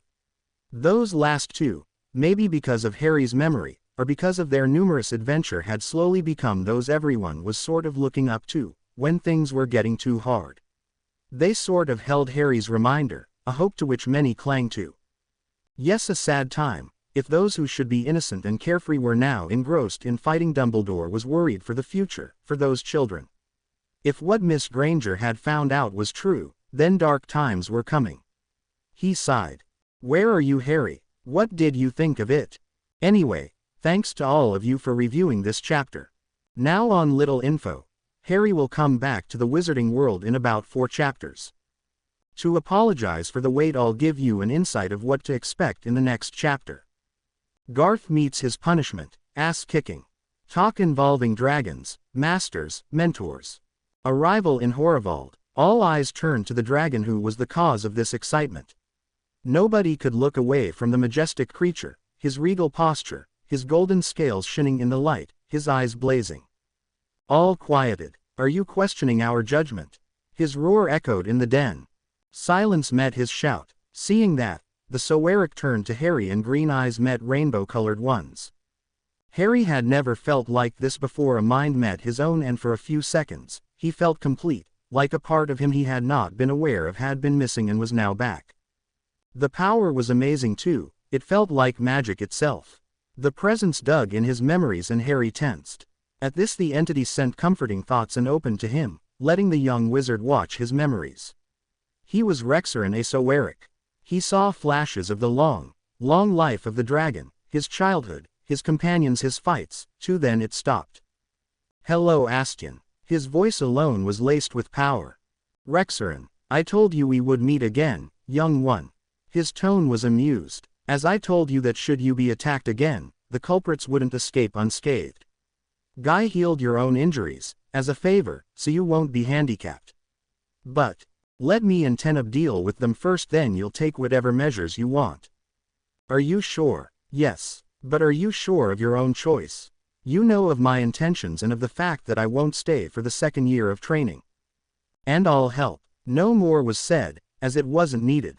They separated and Harry felt a tingling sensation on his right temple, warning him of the apparition of his mark. A smile spread on his face. He had done it. He was a rider. You did it, Harry. Teneb sounded extremely pleased. Yes, thank Guy for healing me. She said you're welcome. So, what is going to happen now? Well, Deminor is going to thank the dragons. Teneb paused. And, well, normally there is a party. Where is the problem? It's taking place at Horvald, with the allegiances at the end. The young elf braced himself for Harry's explosion. No way. Harry's eyes were narrowed and a frown was etched on his face. But, out of curiosity, what does it entail? Basically you swear to protect and serve the people and the king, to answer his call. Teneb was looking warily at his friend, fearing him a bit. No bloody way. Teneb knew from Harry's tone that he was deadly serious. So he decided to try a new approach. Harry, I know you don't like my people very much. That's the year's understatement, spat Harry. And I'm not proud of them myself, but I'd like you to meet my family and Selin. Why? Harry was curious, and Teneb decided to try to take advantage of that. First for emotional support and for me to see if my people is only made of narrow-minded bigots. There was a pause, as Harry seemed to consider the option. What will you do if this is the case? I don't know, I hope it won't come to this point. Teneb wouldn't say it out loud as he knew that Harry was aware of his fear. He could sense his friend thinking about his request. Fine, I'll come. But mark my word, I won't take this whole human bashing anymore. If they can't respect me for who I am, they will respect me for what I am. You can't ask for less, nodded Teneb. They ended their talk, and became aware of their surroundings again. People were shouting, others were looking quiet, dazed. Garth and Co were being restrained by the other Darrens. Exjal and Christian were getting hysterical. Garth was struggling against Cobalt, trying to lunge at the dragons. The Magus seemed to be completely out of his mind. He was shouting, yelling, crying. Vlad and Ryber after some struggle and simply fell into shock and were no laying on the ground, dully looking in front of them. Ophiria came to Cobalt's rescue and both of them managed to subdue the Magus. Deminor was trying to establish back the calm required for this kind of ceremony, to no avail. Garth caught Harry's eyes and the young man could see the hatred burning in the orange orbs. It's your fault. Escaping Cobalt and Ophiria, he unsheathed his sword and motioned to strike at Harry. But before he could come close to the dark-haired teenager, a golden body was now standing between him and his prey. He looked up and was paralyzed by the furious and scornful glare of the Soeric. I promised I would deal with you, once my bonded was done with you, but try something that foolish and I won't leave you this honor. He then turned and walked to Harry, leaving a trembling Garth behind. The stands were still in chaos. Sighing, Harry turned to Teneb. Let's calm them, I want to get out of here. All right. By the way, why are you keeping your elemental aura up? It's eye-catching, plus I like to remind them of their failure. Teneb shook his head, smiling slightly. Let's go. Together, they cast a silencing charm on themselves. Then, Harry, followed by Teneb, let his element flare, before yelling at the top of their voices. Shut up. This silenced everybody efficiently. Knowing his friend, Teneb was aware that he had to talk. Deminor, still seeming unsure about what to do, the rider's leader managed to collect himself. With a trembling voice he addressed the dragons. We thank the dragons and accept their judgment, as their wisdom is well known. May these youths bring honor to this institution. Harry snorted at these words. The dragons nodded and after glancing at Rexerin and Guy, left. The Soeric looked at Harry. Astian, he asked, mentally. Yes, there is a few things you need to learn about me. Guy and myself are members of the Elders, which means that we're part of the Draconian Council and some of the leaders of our race. With this come responsibilities that I can't avoid. I understand your situation, don't worry. Thank you Astian, now Guy and I have to talk to a few people. So have I? They shared a few minutes of silence. Astian? Yes. Don't kill them. I can return the advice. They smiled. Teneb, who had been watching the exchange, suppressed a shudder. He didn't have to ask to know what they were talking about. Harry. His voice was really low and Harry barely caught his words. What? Count me in. The grateful look Harry shot him was enough to assure him he had made the right choice. Both youths walked briskly to the 5 distraught Darrens and stopped near them. Garth looked up. What are you doing here? Come to gloat. How can you walk? Teneb cut him. None of your concern, but it's not thanks to you. As to what we are doing here, you should know. Teneb unsheathed his sword and after drawing an half circle in front of him, pointed it at Garth's chest, drawing gasps from the crowd. Deminor, Cario, Teneb's mentor, and Zeld, Garth's mentor. I, Teneb, son of Dorian and Elessa, challenge Garth to a duel of honor. Harry stepped forwards and repeated Teneb's actions, then spoke up. I, Harry Potter, son of James and Lily Potter, challenge Garth to a duel of honor and blood. Together, they planted their swords in the grounds. By this time, the 3 mentors had reached them. What's the meaning of this? Deminor was trying desperately to regain some control. Don't interfere, snapped Harry, not even bothering to look at them. Why? Dared to ask Cario to his former charge. This doesn't concern you, Teneb said softly. You made it clear that we weren't under your care anymore. Cario looked down, avoiding the young elf's fierce gaze. Teneb, he stopped, seeing the look on his ex-Darren. If you're so eager to know, ask the dragons. Interrupted Harry, before focusing back on Garth. We await the challenged one's answer. Shakily, Garth placed his hands on both handles. I, Garth, son of Jairus and Elia, accept the challenges. He extracted the swords and handed them back. Teneb smirked at him. You have 1 week to choose your time, place, weapon and seconds. At this Christiane, who seemed to have gathered her wits back, stepped forwards. I will be his second, if he accepts. Garth nodded, apparently relieved. Harry turned to Teneb.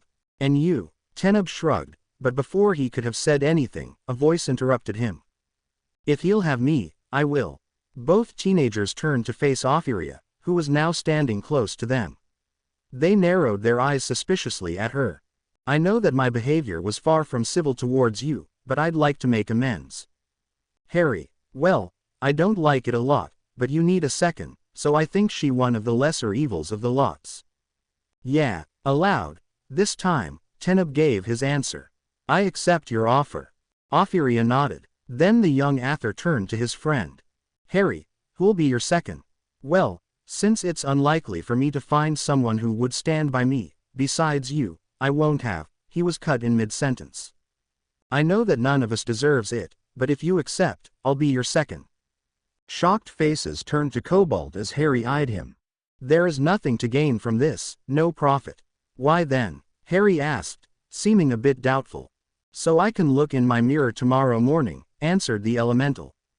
There was a tensed silence. Harry was gauging Cobalt, trying to figure if the elemental was being truthful. Teneb, what do you think? You know him better than I do. Go for it. Cobalt has never been known for being dishonest. Harry pondered over this dilemma for a few more seconds before making up his mind. After all, he needed someone, and it wasn't like Cobalt would have to take part in the duel. I accept. Cobalt nodded gravely. Garth, who had been talking with Christiane, approached. Human, I'll fight you here in an hour, hand to hand. As for you, he pointed at Teneb, I'll meet you just after, magic only. Harry and Teneb glanced at each other, small smirks on their lips. We accept these terms, started Harry. And we'll meet you here in an hour, finished Teneb. They turned and motioned to Ophiria and Cobalt to follow them. They called their horses and left a stunned arena behind them. They galloped to the cliffs. Once they arrived, they dismounted and sat. Why did you do this? Asked Teneb, breaking the silence, a bit confused at his former best friend's behavior. I told you, we wanted to make amends, answered Ophiria.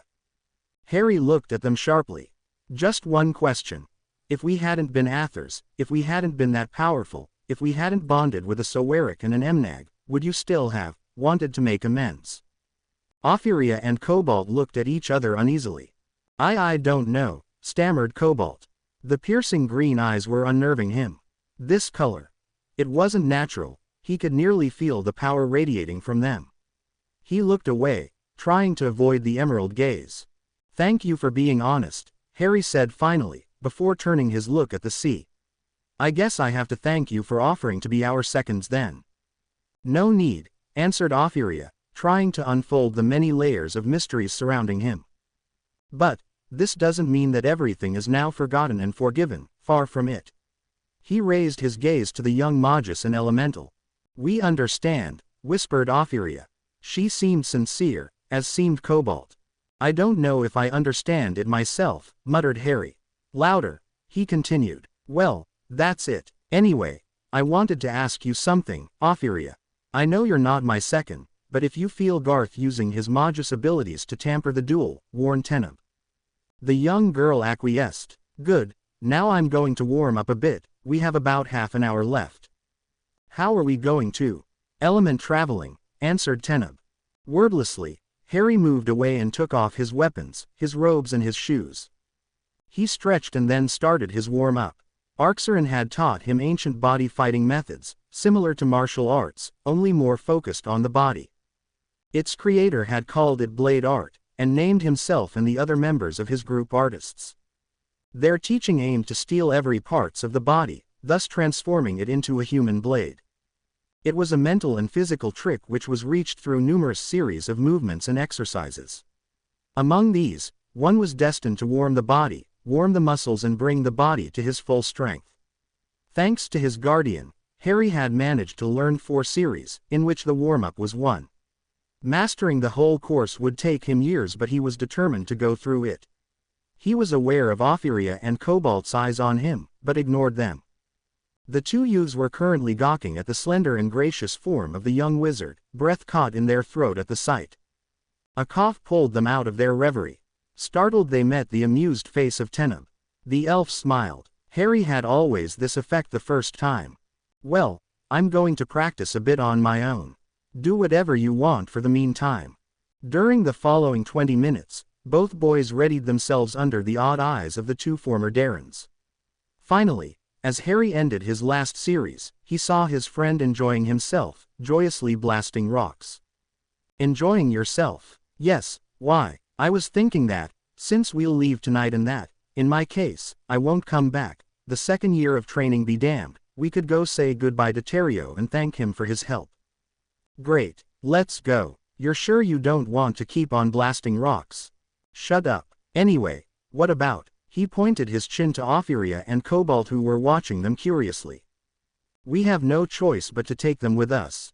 All right. They walked to their seconds, grabbed their arm, while ordering their horses to go back to the headquarters and to take the mounts of the 2 other teenagers with them. Surprised, the 2 youths started to struggle.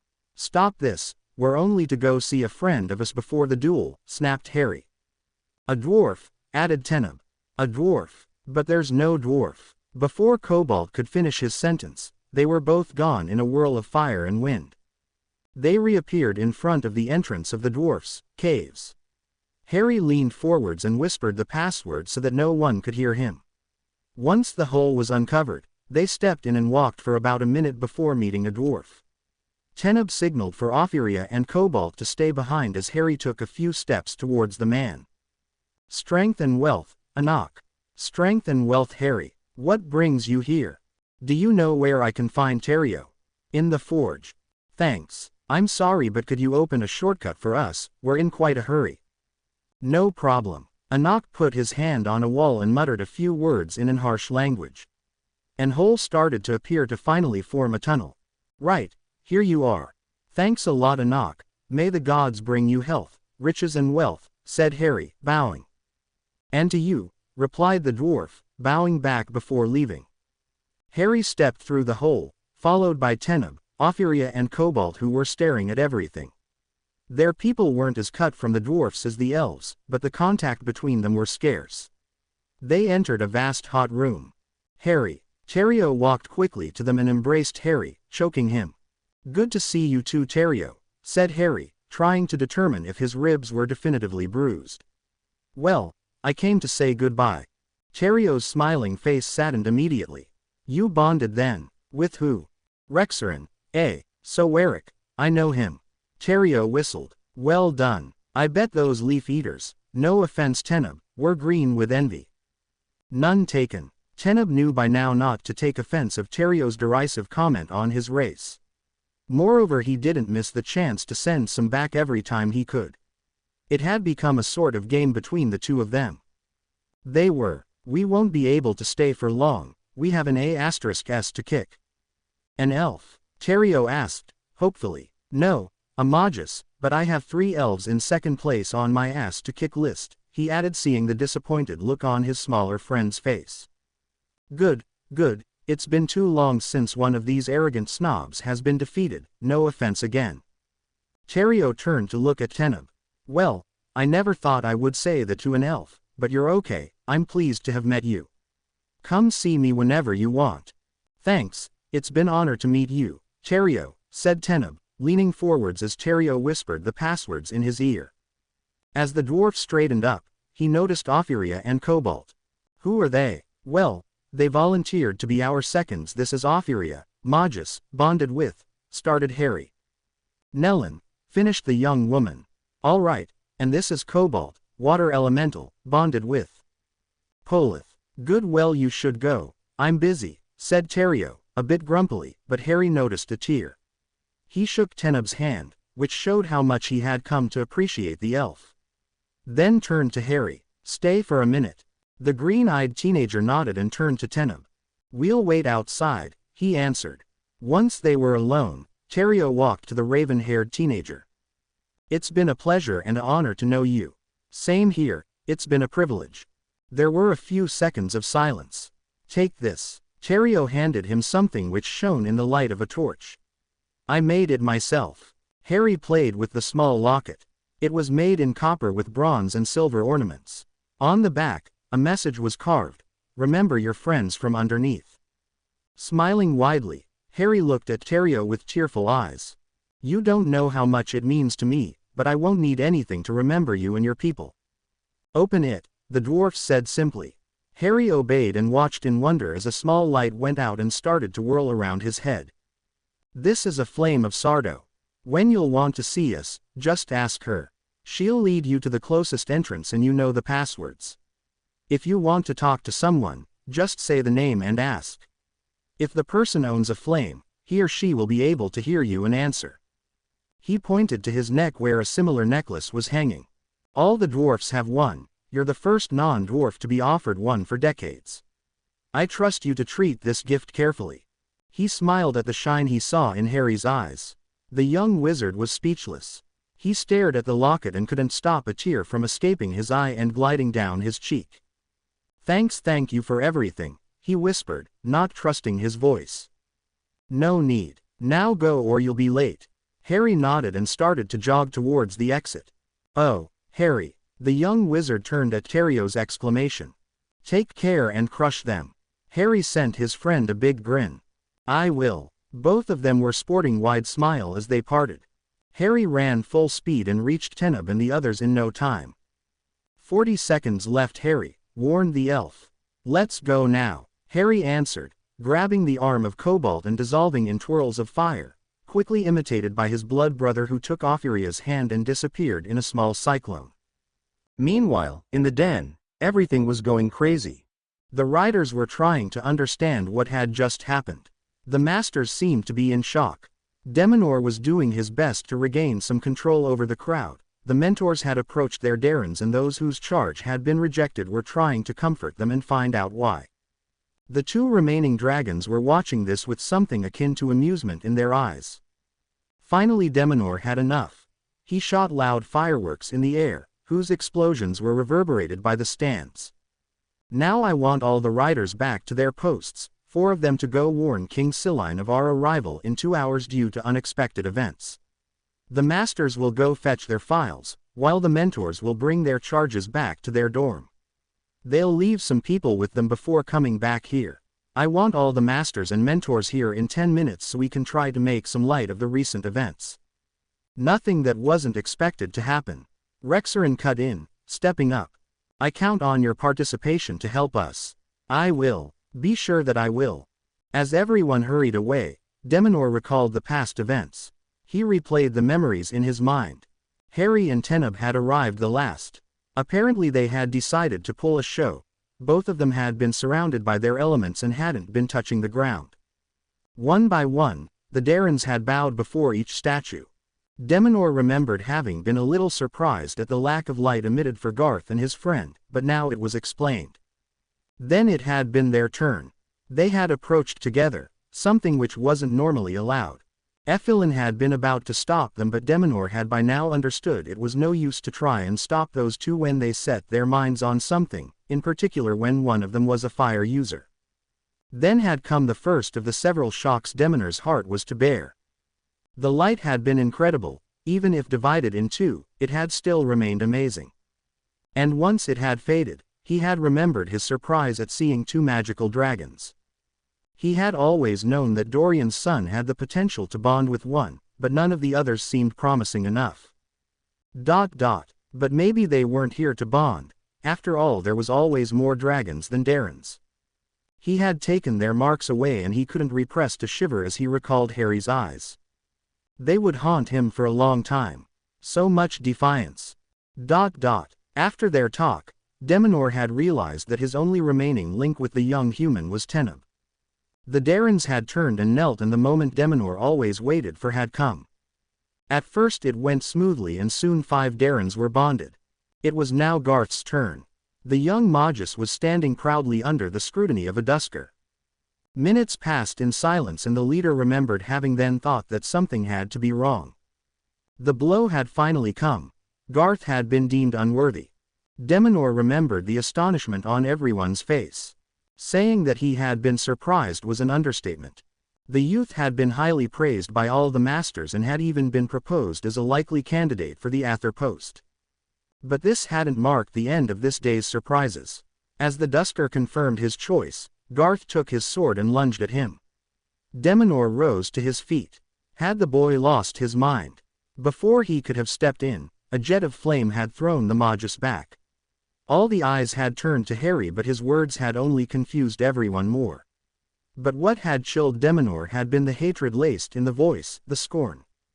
The ceremony had resumed itself, and to Deminor's stupor all of Garth's friends had been refused one by one. By the end, Deminor had been getting desperate, had been about to jump in the arena to ask for explanations. 5 Darrens had been refused. 5. And as powerful as Harry had proved to be, Nerthor had been categorical: the human didn't have the mental capacity to bond.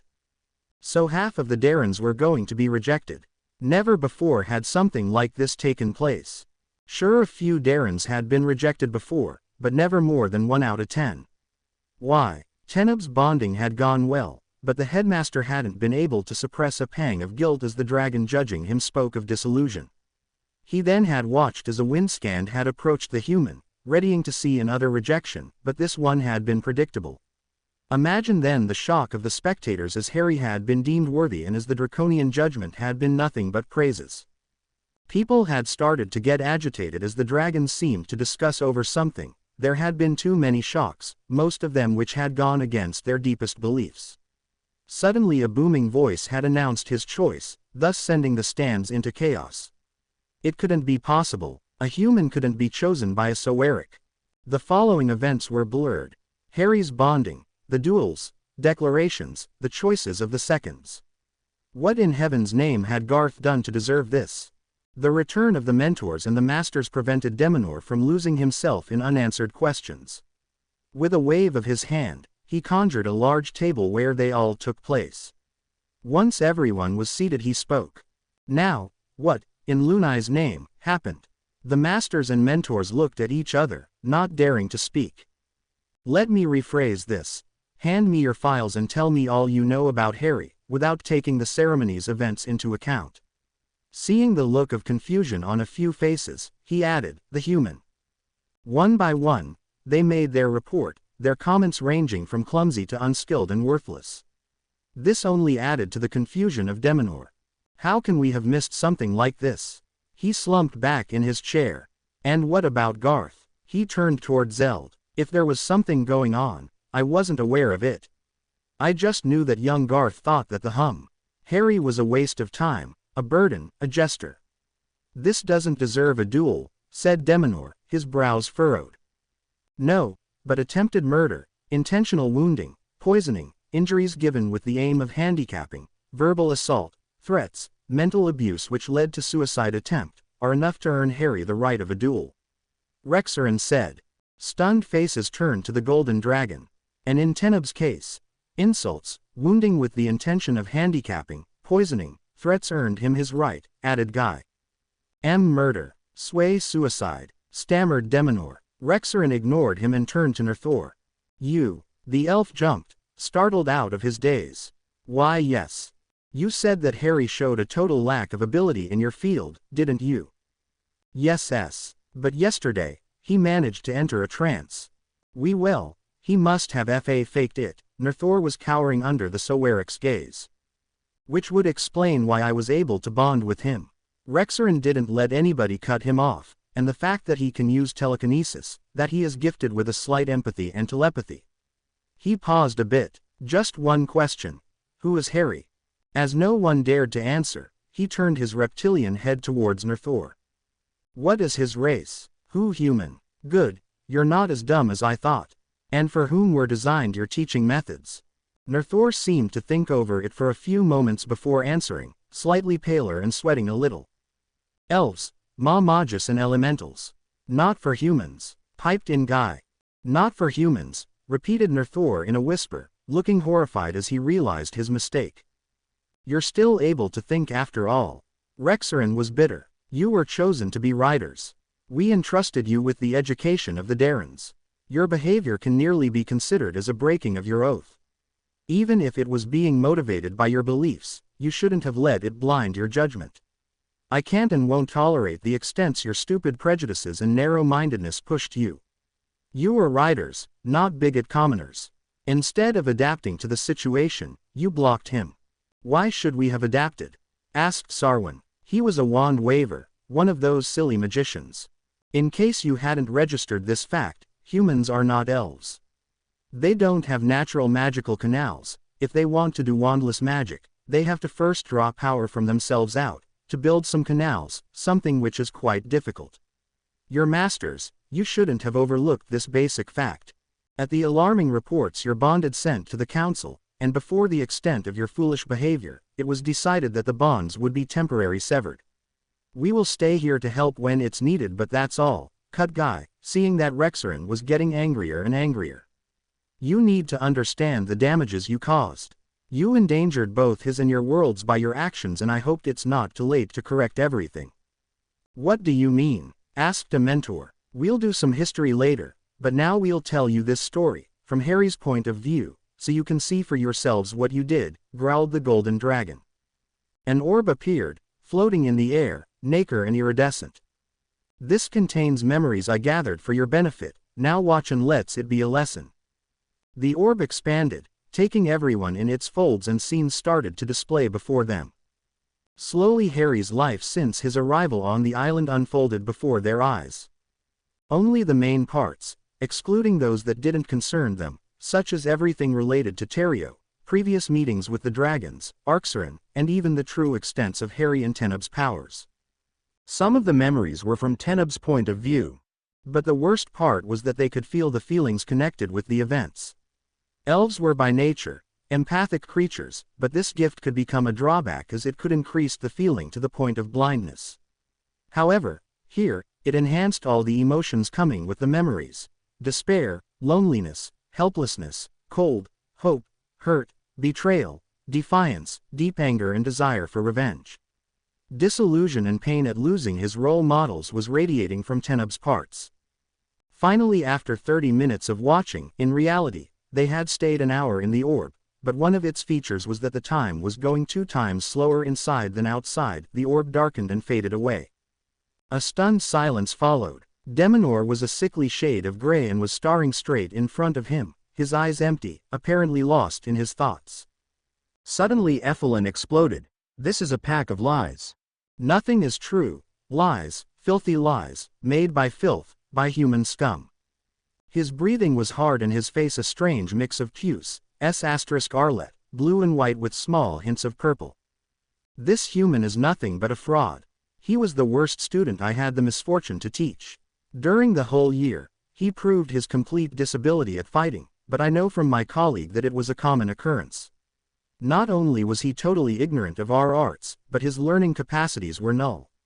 I don't know how he managed to trick everyone, but he's nothing but a slimy fraud. By the end of his little speech, he was yelling, "A fraud, a fraud." Rexerin seemed to be enraged. "If there are frauds, you are. He was chosen. It was your duty as rider to teach him. Why, he was clearly a mistake. No human had ever been riders. They can't, they're weak, mentally and physically." Spat Sarwin. "It's never a mistake if someone is chosen. Human hadn't been for a long time because it's rare that they manage to gain enough power by their 15th birthday. Their powers usually reached their peaks later. Several humans were not chosen because of this and now have gained the amount needed or even more, a few years later. If there wasn't this problem, a large part of your numbers would be human," explained Guy, as Rexerin seemed too angry for words. "That's not possible," stuttered Zeld. "Why not? But this isn't my point. And if this foolishness wasn't enough, you cautioned an attempt of murder, ignored all the abuse one of your peers had to bear. You let him down, and not even one of you tried to put a stop to this. You let it slide and even worsened it by your own actions. If wasn't strong enough to bear it, he didn't have his place here," snapped a mentor. "Either you're blind or you're an hypocrite, but as you didn't bother to do some researches on him, you know nothing of him. How would you cope if every time you fell asleep you saw the murderer of your parents, killing, torturing your people, your friends, massacring? How would you cope if you saw that?" This time, it had been Guy who had exploded.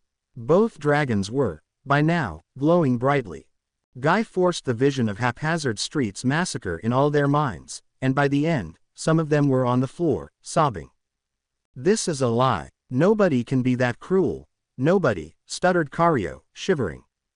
"Shut up, you stubborn fools," yelled Guy and Rexerin. "My thoughts exactly," said coldly someone behind them. Harry and the others had appeared as Effilin seemed pretty involved in a speech. Harry felt a cold fury swell inside him but forced himself to remain calm. Effilin would see how much of a fraud he was, and Sarwin would learn not to mock him again. The last outburst of the dragons made it impossible for him to resist, thus attracting the attention on them. Teneb looked around him and noted Garth's absence. "We await the challenged one's arrival." As he said that, Christian and Garth appeared in a whirl of wind. The Magus looked more confident. "Are you ready?" he asked, "or are you going to chicken out, like the coward you are?" Harry didn't fall for this. "I am," he replied calmly. "Let's begin this." They faced each other, none of them wearing any weapons. Their seconds were behind them, and the people had gathered around, forming a wide circle. They were waiting for the others' move, circling each other slowly, looking for the smallest detail, the tiniest hint of a weakness. Suddenly Garth lunged at Harry. Taking the Magus' arm, he used his momentum to flip him over his shoulder, thus sending him to the floor. "That's all. Surely you can do better than that," taunted the teenager. Growling furiously, Garth aimed his fist at Harry's face, but felt as if he had just hit a brick wall as he was blocked, only centimeters away from his destination. "I feel like fighting a little girl." Furious, Garth jumped back before launching a series of kicks. It went on like this for a few minutes. Garth was throwing attacks after attacks and Harry was just blocking or dodging, without any apparent effort. "It's getting really boring." "Coward," panted Garth, "you don't even try to hit me, you're too afraid to do so. If you really want that." Suddenly Harry's demeanor changed completely, gone was the defensive strategy. He kicked Garth 2 times in the stomach, knocking the breath out of him. As his opponent doubled up in pain, he threw an uppercut to his jaw, followed by a spin kick in the ribs who sent him to the floor. Garth was sprawled on the floor, his breathy heavy and ragged. "Get up, I'm not done with you." The legs a bit wobbly, the Magus stood up and tried to attack Harry. He was down a minute later with 2 black eyes and a broken nose. "Up, Why don't you finish me? I'm down, why don't you take advantage of that? Harry approached, his eyes blazing. I'm not you. I have morals, honor. And I don't hit somebody who is down. He spat. What's why you're going to lose? Garth caught his leg and pulled on it, sending Harry to the floor and getting up, but as he leaned to hit Harry, he received Harry's 2 feet in his stomach, sending him over the teenager's head, who rolled back to his feet. You're nothing, Garth. And you will be too. In a last resort measure, he unleashed his power, trying to fry Harry's abilities. Opheria elbowed Teneb, who cried out in Harry's mind. Look out. Surprised, Harry barely dodged the afflux of power. Apparently there had been one thing Garth hadn't known about a duel.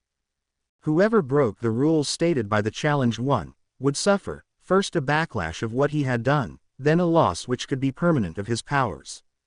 Indeed, the Magus was soon writhing in pain. Do you yield?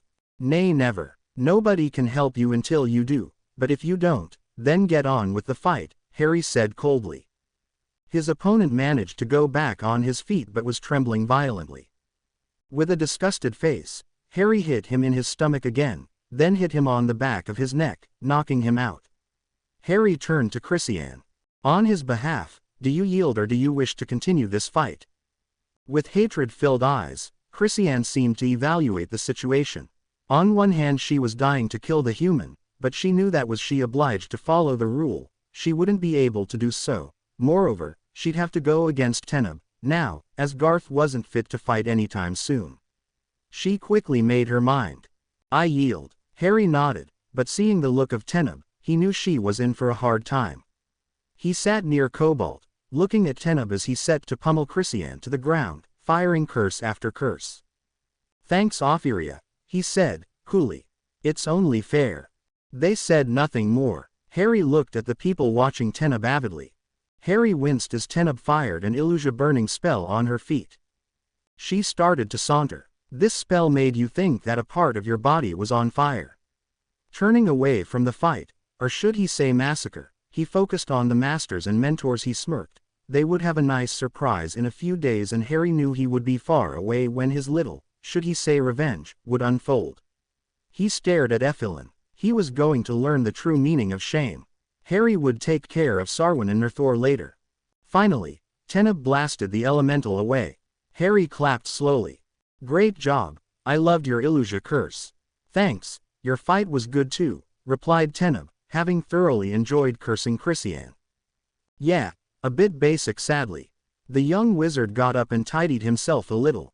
Well, 3 more things to do and I'm done with this, he muttered, taking out his sword and walking to Ephilin.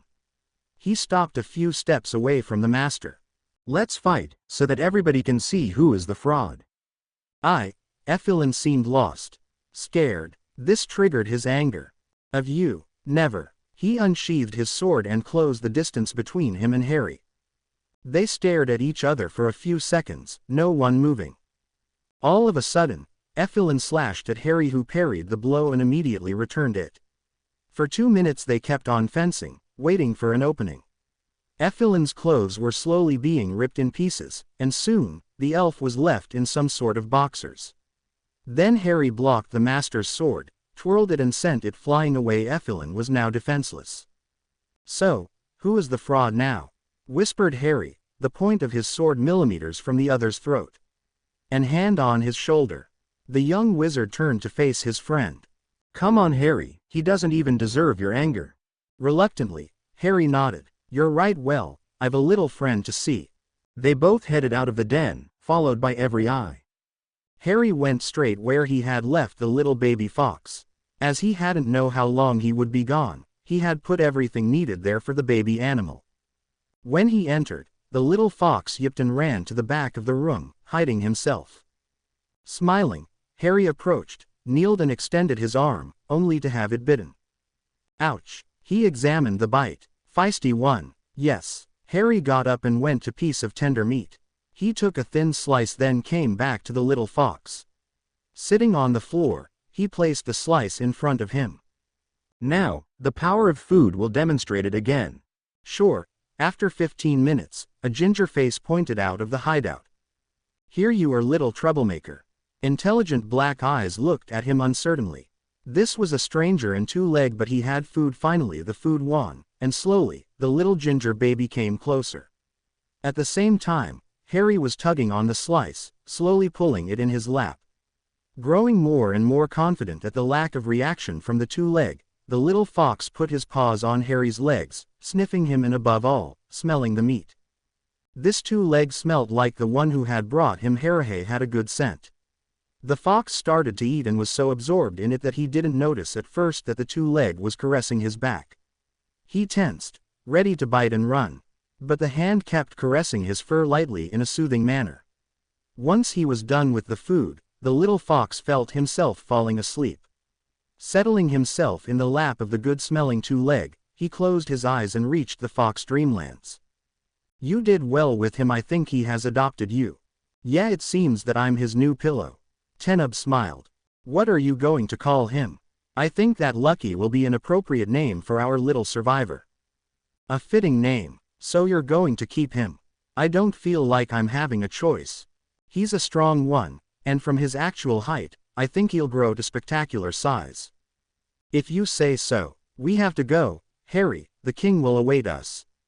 You know that I don't want to go, and don't expect me to swear allegiance to your king.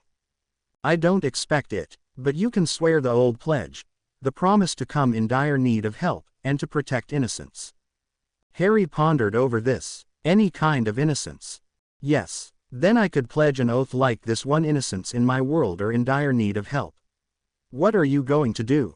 It'll depend of the king's attitude towards you. If he proved to be open-minded enough to at least accept you as a rider, I will pronounce the usual pledge, but if he doesn't, I swear the old pledge. Don't illusion yourself. King or not, elves won't accept my status. I'm still hoping that some will, my parents and Chelin. Harry sent him a doubtful look but dropped the subject. Slowly, he took the fox in his arms. The little one woke up, but apparently the 5 to 10 minute nap had been enough for him. He struggled a bit until Harry raised him to his face. So, little one, are you coming with me? Intelligent black eyes met his own. After a few seconds, the fox approached his nose to Harry and sniffed him again. Apparently happy with what he had smelt, he licked his nose. I'll take that as a yes. Now I'll present you to my companion. This is Tenab. Tenab approached his hand and let the small animal smell it. The fox seemed to approve of the elf as he started nibbling his fingers. Harry whistled and Shadow came running. And this is Shadow. The great stallion approached his nose to the ginger thing his master had in his arm. Understanding from Harry's look and attitude that he'd have to look after this little one. The two animals stared at each other. Gauging Shadow shook his mane and pressed his head to his master's chest. Harry, taking Lucky in one hand, petted tenderly the large forehead of his mount, looking in the intelligent eyes and thanking the stallion for having accepted him as his rider. Having enough of that, little Lucky managed to free himself from Harry and catch Shadow's mane. Somehow he managed to climb up the mane to the withers. Shadow snorted at him. A troublemaker. Come here. Harry conjured a small chain with his other hand and placed it around the fox's neck. There, this way I'll be able to find you. Now you'll stay in this bag, okay?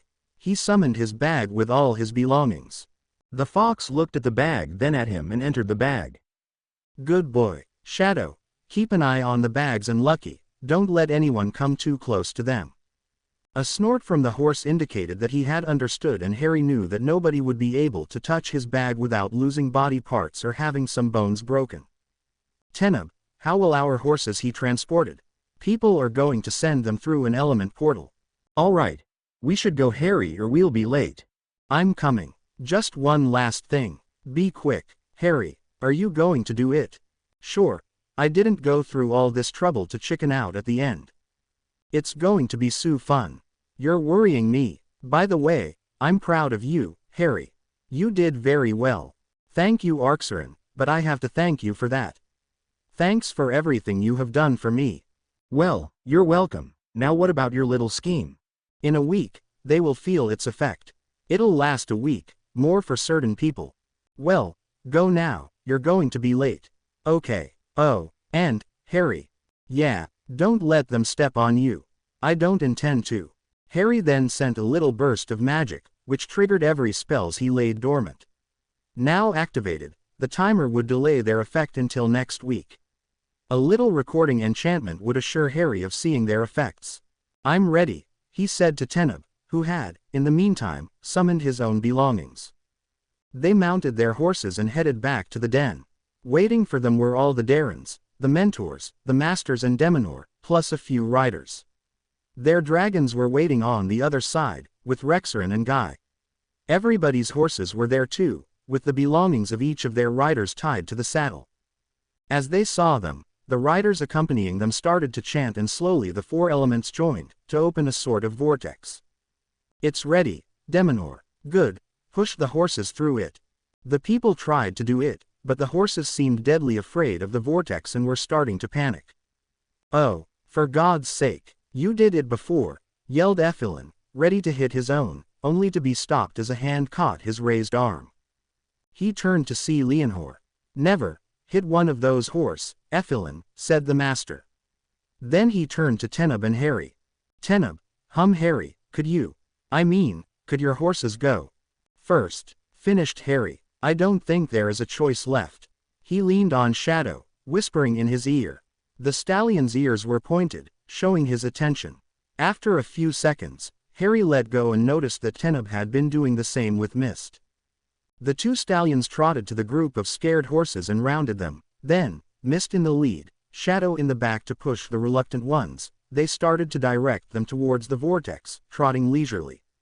Shadow had to put a few mares and geldings in the right path as they tried to go away, completely scared by the swirling hole they had to go through. But a few bites from the dark stallion were convincing enough. Harry and Teneb smiled as their mounts disappeared. Both knew that they would wait at the end, and keep the other horses where they would arrive. They went to Rexarin and Guy. After assuring them that they were fine, they waited for Deminor's signal to leave. During these few minutes, the two dragons showed then where and how to sit while traveling on their backs.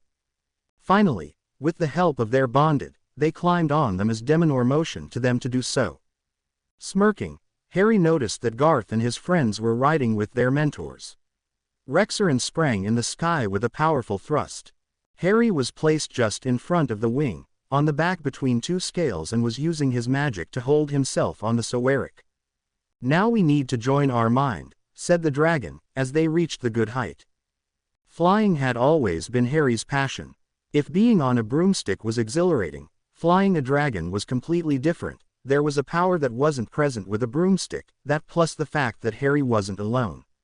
The movements of the wings reminded him of Buckbeak, the hippogriff. But this time the back was straight, so he wasn't slipping backwards. The scales were keeping him in place. When he joined minds with Rexarin, he reached another level of flying. Suddenly, he was the dragon. He felt the air under his wings, caressing him, felt the amazing feeling of the speed and the height they had reached. "Harry, let me take the control, we're going to jump." All right. The jump was an experience Harry was never going to forget. They seemed to become part of the magic and followed its streams down to Horvald. For the whole thing, there was the comforting presence of Rexarin at the back of his mind. Finally they reappeared in the sky of Horvald. Harry couldn't deny the elvish genius when it came to architecture. The city was splendid, with lots of trees. The houses integrated themselves in the nature and seemed so fragile, so delicate. Horvald was the biggest elvish city in the kingdom. A big castle, residence of the royal family, surrounded by all the academies and the two temples. Then came the houses, with small paths going through the city. A large clearing was devoid of any habitations, and Harry understood why when the dragon dove to land there. Quite a lot of people were there to welcome them. Most of them cheered at the sight of the dragons, and more when they saw a Soeric and an Emnag. As they noticed that Teneb was riding the silver dragon, the cheers were deafening. But when the attention turned to the Soeric's rider, silence fell on the crowd and whispers started to circulate. Harry held his head high as he dismounted Rexarin, following the other rider's lead. He bowed to the great golden dragon, who bowed in return, provoking more hushed whispers. Harry walked to Teneb. "I was right. You don't know for sure, give them a chance." Harry seemed doubtful about the whole, having decided not to get his hope too high. "Do we have to go now?" the wizard asked finally. "No," replied mentally Rexarin. We will call you when you'll be needed. Thank you. As Harry looked around for Shadow, he met shocked, confused and even scornful eyes. Straining his ears, he caught some parts of the talks going on. How is it possible? Yes, human but weak. There must mistake no way. I never thought. Day human filth. Aloud. How could? He stopped listening, his eyes hardened. These people weren't going to accept him, no matter how hard he tried. Do you know a quiet place? He asked lowly. Yes, we just need our horses. Thank you. Harry whistled sharply, and suddenly 2 horses erupted in the clearing and stopped near them. Good boys, muttered Teneb, before jumping on Mist's back. Turning to their dragons, he bowed his head. If you excuse us. They nodded. Then he looked at his friend. Teneb led Harry to a paddock. We can leave our horses here, this is Mist's private paddock. There are charms preventing the entrance of none but keyed people. Only I and Selin are keyed in so far. I'm going to key you in too, so that you can let Shadow in here, he explained as he dismounted his horse. Nodding while climbing down his stallion's back, Harry approached his friend. What do I do? Just give me your hand, and relax, or try to. All right. Holding on Harry's hand, Teneb muttered a few words. Both their hand glowed green. Done. We can enter. Teneb opened the gates and led Mist in by the bridle. Harry just motioned to Shadow to follow him and stepped forwards. They were training Mist to answer signs or words, but the gray stallion hadn't reached Shadow's level. Taking the saddle and bridle away, and after checking them for injuries, they gave the horses some food, water and patted them lightly. Harry took an apple from his pocket and cut it in 2, holding Teneb 1/2, while giving the other part to his horse. Shadow ate it happily, neighing thankfully to his master, shoving his finely cut head, his ears pointed forwards, in Harry's chest, his long mane falling before his eyes. Thank you boy, you're the greatest.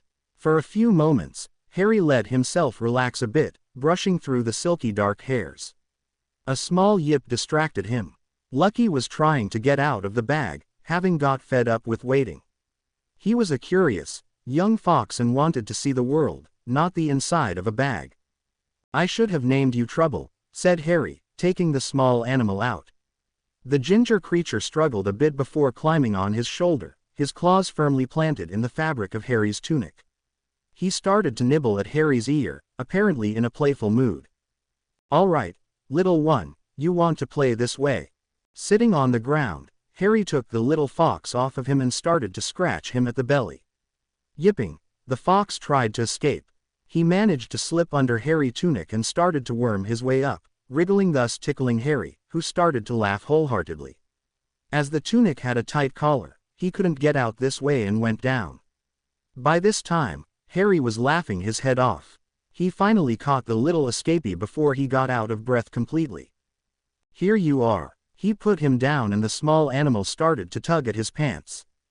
As much as I prefer your company to the one of those I'm going to join, I can't stay, but we'll play when I get back.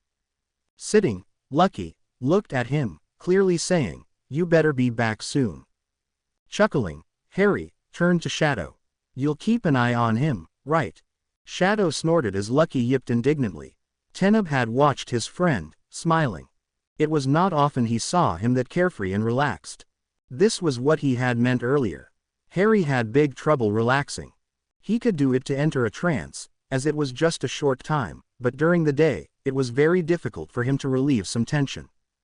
After seeing his life, Teneb knew it was partly because of his upbringing, but also because of his stay here.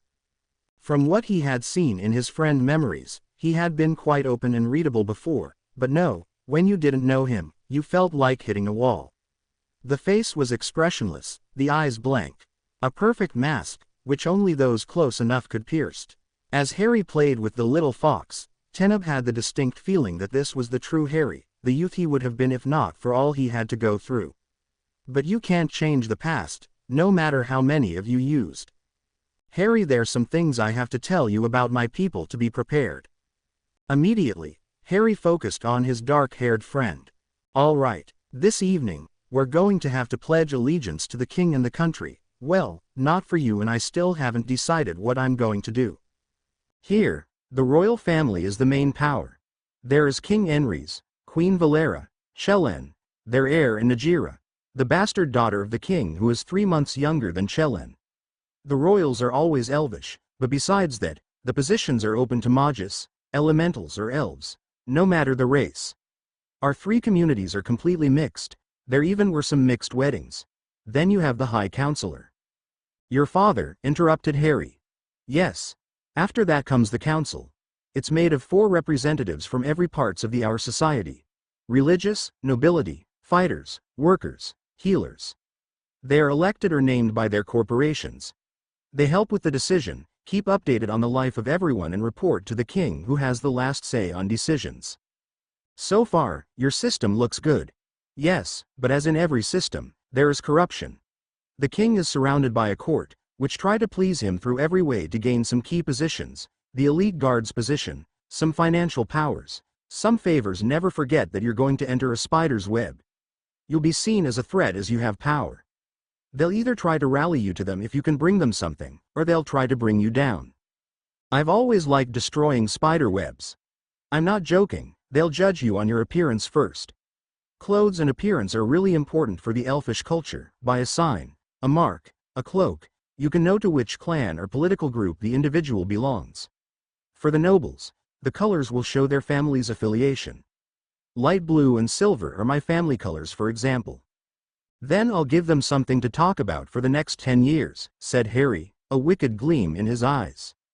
Sending him a bewildered look, Teneb went on with his explanation. Just be wary of them, all right? Well, back to the subject. Under the council, you have the different corporations, clans, but most importantly, the 2 temples. One dedicated to Lunai, where the Doyas, Lunai's priestesses, live, and the other one to Solian, with the Dizers. These 2 cults are very important. The priests and priestesses are supposed to stay out of the way of politics. Most of them do, but there are always rotten apples in the bags. The current 2 leaders, Exhan Luan and Shauna Cya, of both orders are trustworthy. You can trust them to some extent. They'll follow the rules of their gods, meaning that they can't judge you without proof. Harry snorted at this, but refrained from any comment. When you meet a priest or a priestess, you must salute them, like this. Teneb crossed his arms on his chest and tilted his upper body forwards. You'll recognize them at their outfit, never ignore them. All right, I think I can stand that. Good. Another power source is the Elite. The Elite? The personal guards of the king, only the best enter it. There's always 50 of them. Every 2 years, 10 of them retire, and 10 new are accepted, chosen for their skills and also their integrity, or at least they were, at the beginning. Their age ranks from 25 human years to 30. They hold power over the police, the army, are charged of the royal family's security and are granted several privileges, such as an exemption of taxes, some lands, money, access to the best and finest commodities. Some of them use this power for the good, others for their own profit. I used to think that to be normal, but now I can't. You've been a bad influence, Harry. Yes, but do you wish that I hadn't? Teneb furrowed his brow. Despite all the pain some realizations had brought, he couldn't say he wished for things to have stayed the way they were. If he hadn't chosen to follow Harry, he would have remained Teneb, the teacher's pet, everybody's golden elf. He would still be favored, but he would have remained blind, and he wouldn't have met Kalia, or she'd have been different. Now, he knew the truth. His people wasn't perfect, wasn't pure. He could see the taints, the narrow-mindedness, the corruption, and he would try to make things right. He only hoped that Chellen would listen. The young prince would have the power to make changes, to clean the system. No, I'm glad you had. Harry smiled. So tonight, we'll enter the throne room, as we didn't go with the other Darrens in the waiting chamber. Once there, the king will make a speech, then he'll call us, one by one to his throne, and Deminor will speak a bit about our achievements. Then the king will complete the ritual by accepting the allegiance of the rider. After that, he'll give said rider a mark to allow him to go through the barrier. The barrier? Yes, it has to do with the reason why elves have parted from the humans? Tell me what happened, whispered Harry. Arxeron had never accepted to tell him, saying it wasn't his place to do so. Teneb sighed. He knew he would have had to tell him this story, but he wasn't looking forwards to it. All right. Ages ago, both our peoples were living in peace, cooperating, working together, sharing their progress. Elves helped with magic as they had mastered it for far longer than the humans, who, in return, helped them with technology and fighting techniques. You have to know something about elvish towns. They're built on magic's flows crosses. To stabilize the grounds, we used a type of stone which can pump magic and regulate the flows. Once, one of the stones disappeared. It had been one of the main one, stabilizing one of our biggest cities. At this time, the communities had their own cities. Sure, there were some quarters for outsiders, but they couldn't live there all the time. The disappearance of this stone made the magic go out of control, thus provoking a giant earthquake. As the city was near the sea, the earthquake induced a huge tsunami. Most of the inhabitants and those living near were killed. The cities in a 10-kilometer range were completely destroyed, those further suffered damages. The few who managed to escape reported that the last ones to have been seen around the stone had been humans. You mean that the stones weren't protected? Not really, it was placed on an altar in the center of the city and there were always guards around it. But the stone needed to be in the open for a better regulation. It was also used in case there was an accident or a natural disaster. The different groups of healers would draw energy from it. I still think it was dangerous. There should have been protection around it. Well, there should have been some, but there wasn't, and we can't change the past. As you can guess, the human community was accused of the theft and of the disaster. They denied any implication in it but helped in the reconstruction. Sadly, resentment grew and violence escalated. An investigation was started, but they couldn't do much. The few witnesses were in shock and their testimonies weren't very precise. One of them remembered having seen a delegation of humans going to the stone.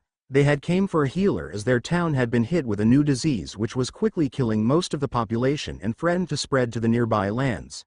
He then remembered hearing some cries, a blinding light, and then the grounds started to tremble. Teneb stopped for a few seconds to look at Harry. The young wizard was deep in thought. The violence reached its peak a year later. Elves became more and more resentful against humans as the number of casualties was found and as the damages were evaluated. There were more and more fights, insults, riots were often barely avoided. Finally, it exploded. Elves cornered a human and attacked him. While defending himself, he killed an elf. From that point, the fights multiplied and more people died. My people decided to take revenge on yours. They created a new stone, but this one had different properties. It drained the magic from living people. They created several stones and a main one. They placed the small ones in most human cities, except the faraway communities. They said it was presents to try to reconcile our people. The humans, though a little suspicious, accepted, after having checked them. But elves had a far better knowledge of magic than them. They had hidden the true properties of these stones. Once they were all in place, they passed word for the Magus, elementals and elves to leave the humans' towns targeted, or to wear protective talismans. They then used the main stone, connecting it to the smaller ones. In one night, 4/5 of the humans had been stripped of their powers who had been trapped in the stone. Thus were born non-magical people. Muggles, whispered Harry. Yes, they only kept the magic that was inherent of all beings. Then my people, the Magus and elementals, used the power of this stone to erase the memory of the elves from every human mind. They probably missed some, but that wasn't important. Who would have believed them? They also decided to hide their countries. During the past year, they had pushed the humans away from their territories, establishing, little by little, huge lands only occupied by elves, elementals and Magus. The biggest one was situated on the western part of Europe, a smaller one in the southeastern part of Asia, another one on southwestern part of South America. The water elementals had weakened the grounds and the earth ones had sent small shocks at the weakened places, cutting their lands from the human-occupied places. The whole process provoked small earthquakes and flooding, but they saw it fit that human cities suffered what they had to endure. 4 islands were formed. When they parted the larger part from Western Europe, a smaller one detached itself. Magus then moved it further away in the ocean and placed several enchantments on it. Basically, they modified the world's magic, creating a kind of hole in it. They twisted it to make it surround the different islands they had created. They modified it a bit, making impenetrable for every outside eyes. There was nothing here but water. To reinforce it, the air elementals combined their powers with them, and when someone, strangers or not, approached, a fog raised to disorient them. The areas soon became legends in your history. They were given others named through time. You know them as Avalon, Atlantis, Xanadu, the Bermuda Triangle. When did it happen? Harry was curious and a bit confused at this tale. Such harsh reactions when there were so many unknowns. 20,000 years ago, the human communities that managed to keep some knowledge built empires like in Egypt, China, Central America with the Aztec Mayas. They didn't start at the same time.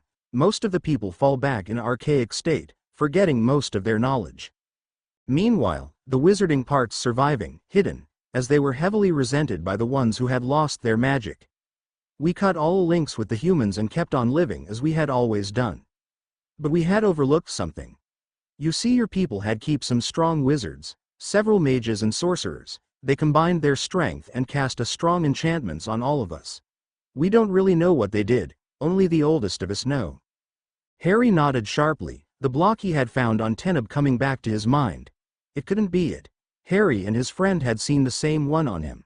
He had forgotten to ask Arxeron. He'd have to do so. There was something fishy going on. Teneb sighed. As he had told the story to his friend, he had realized that, as many things he had been told, the story had big holes in it. There, you know the whole thing. The hatred comes from there? For 20,000 years? Yes, that and the enchantments your people cast. Are there proofs that humans were the culprits? Do you know for sure it was them? No, sighed Teneb, as a lot of things in our history, we only know what we're told. The fact was that the humans of the delegation seen near the stone had asked the council for a stone a few weeks before. One of their main towns was slowly sinking, as they had built it on an unstable area. The council had refused their request, saying that humans weren't ready for this technique yet, but they had told them that they would send some elementals to stabilize the city. Apparently, nothing had been done, so they came back to the city, and the next thing was the disappearance of the stone. That's not proof, that's suspicions. I know, that's why I intend to look through every book's parchment of Horvald's library. Maybe there'll be something interesting in there. Harry was doubtful about it. I wouldn't count on it too much. What about this veil? Does it prevent people from leaving too? Yes. Only riders, messengers, merchants and people allowed to can pass them. You either have to bear the mark we now have, or wear a talisman. Moreover, you have to know how to part the fog. Great. How am I going to leave then? I'm sure Rexarin will help you. Harry smiled at the thought of the great dragon. Thinking of him made him remember something he had overlooked so far. Teneb, do you remember the blocks we found when we lifted the effect of the potion? Teneb furrowed his brows. Yes, I had forgotten about them. Did you ask Arxeron about them? No, I forgot too. Yours was different from mine. What did you forget to tell me? Come to the plane now. All right. Looking at Teneb, he signaled for him to meet in the plane. Seconds later, they were in the now familiar spirit plane. So, what did you forget, Harry? Both Kalia and Arxeron were behind them. Teneb, the Emnag-like spirit, looked at the young elf. Well, just before the binding, when we had to take off the effects of the potion, I noticed a block on Teneb. There was one on me too, but it was not the same, explained Harry. Arxeron and Kalia shared a look and disappeared with a small pop for a few seconds. They popped back quickly, bearing grim looks. We saw them. For now, don't try anything about them. We have to bring this problem before the council. I ask you to leave this matter to us. Any actions now would only worsen the matter more, all right? We need your promise that you won't try anything, added Kalia. Both slightly stunned, the boys could only nod. Good, now, I'll advise you to go to the throne room. The ceremony is about to start. Arxeron gave them a slight push. All right. We know when we're not welcome. They left the plane. Harry had toyed with the idea of going to the soul plane, to tell the news about his bonding to his parents. He had gone 4 more times to the plane since the first time and had gotten to know his family a bit.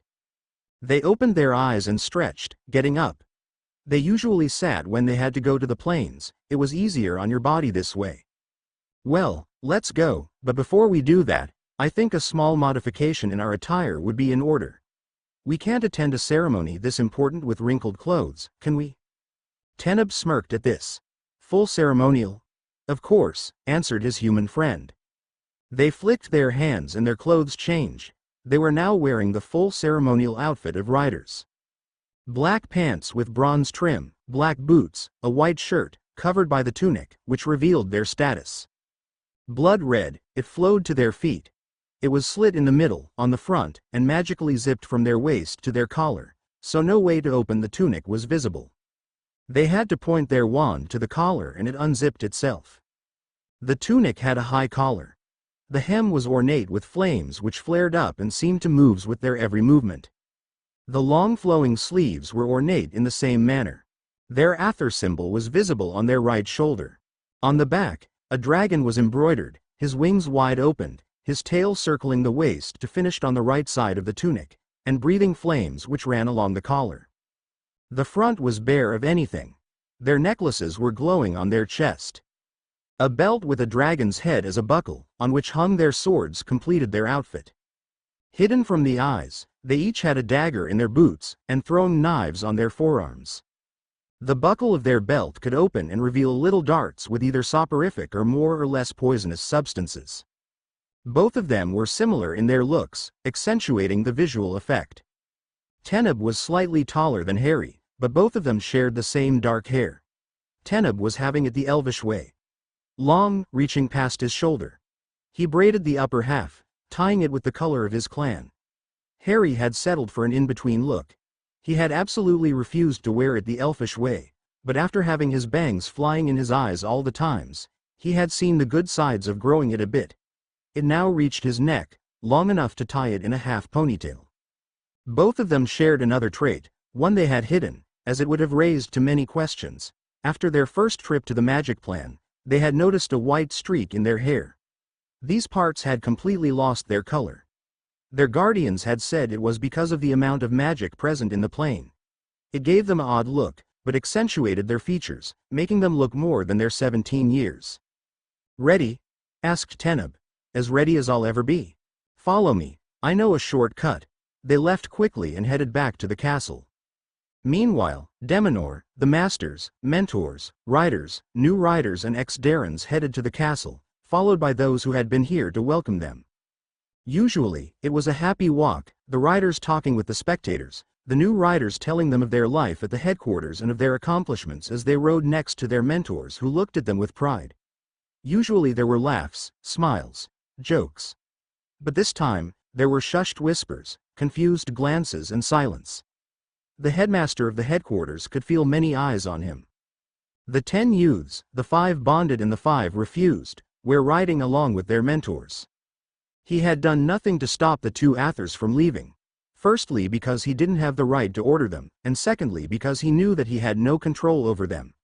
They were powerful, 2 of the most powerful riders he had ever seen, surely the best. No one among the riders would be able to stop them if they were set on doing something. The problem was they were completely out of control, with no tie to the riders, no loyalties to the headquarters. Deminor sighed, wondering when things had gone so wrong. Deep down, he knew when they had. The moment the young human had entered the headquarters. And it was this fact that depressed him.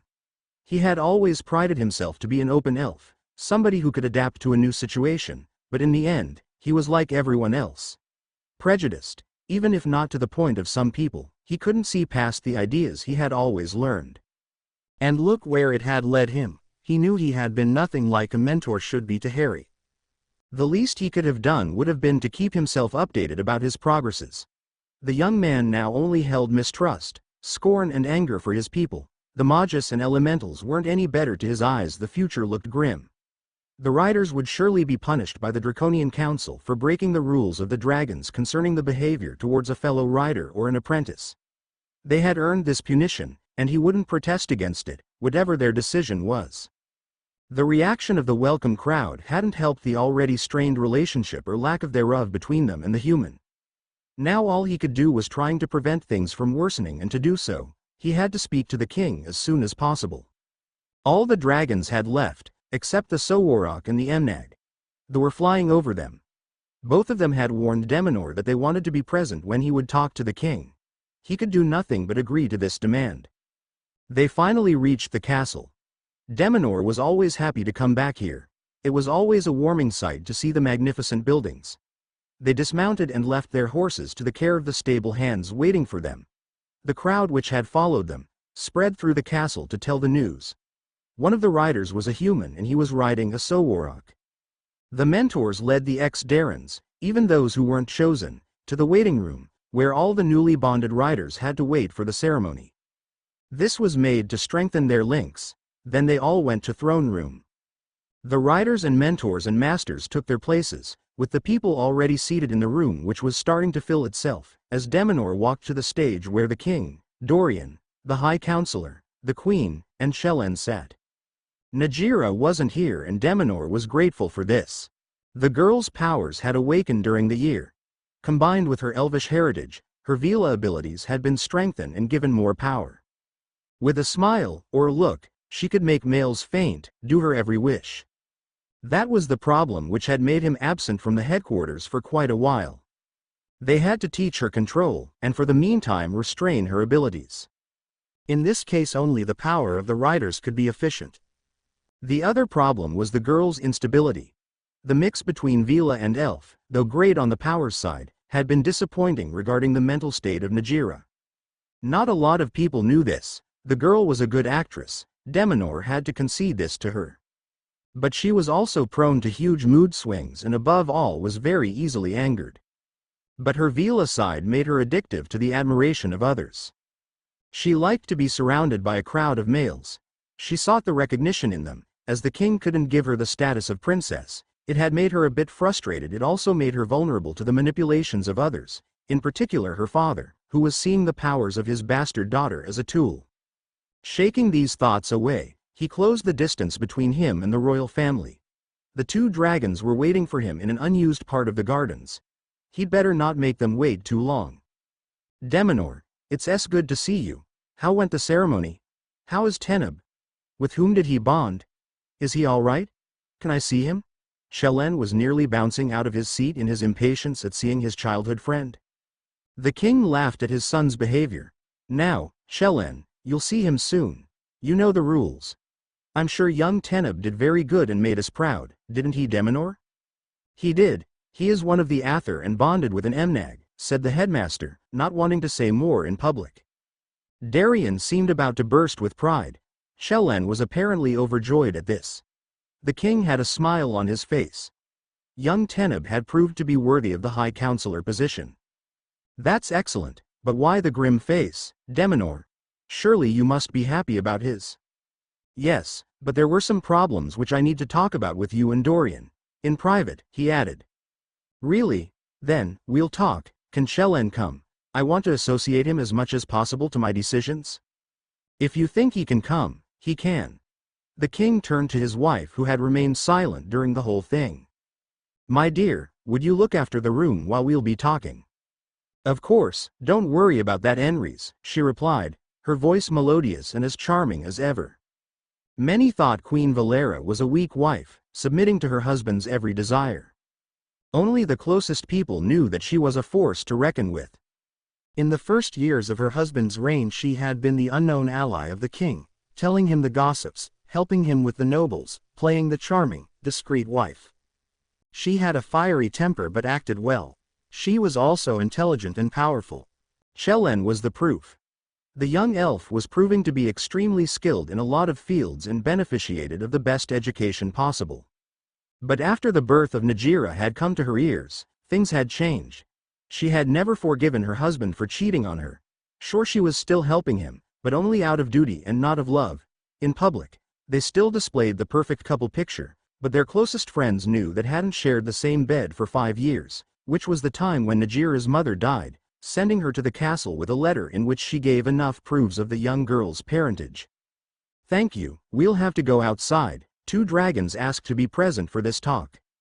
Deminor could see he had piqued their curiosity. He led them to where the 2 dragons were waiting for them. The elves gasped at the sight of the 2 magical dragons. Deminor was impressed too, having already seen them before. They exuded power and authority. May I present you to these 2 dragons? Both of them bonded during the ceremony, said Deminor. We're not here to exchange pleasantries. Deminor, the dragons went to gather the council where your punishment will be chosen. Don't await lenience on our behalf. We'll have to be present to this council, said the Sowarok. Well, you heard of the fact that a human has been chosen? Dorian and Enrys nodded. Chellen was confused but said nothing. You kept him, if I remember well, took him as your Darren, not that you had a choice. I presume that he was rejected and is now back to his world. His memory erased, after all, it was clearly a mistake? The Sowarok was growling by this moment, stopping the king in his tirade.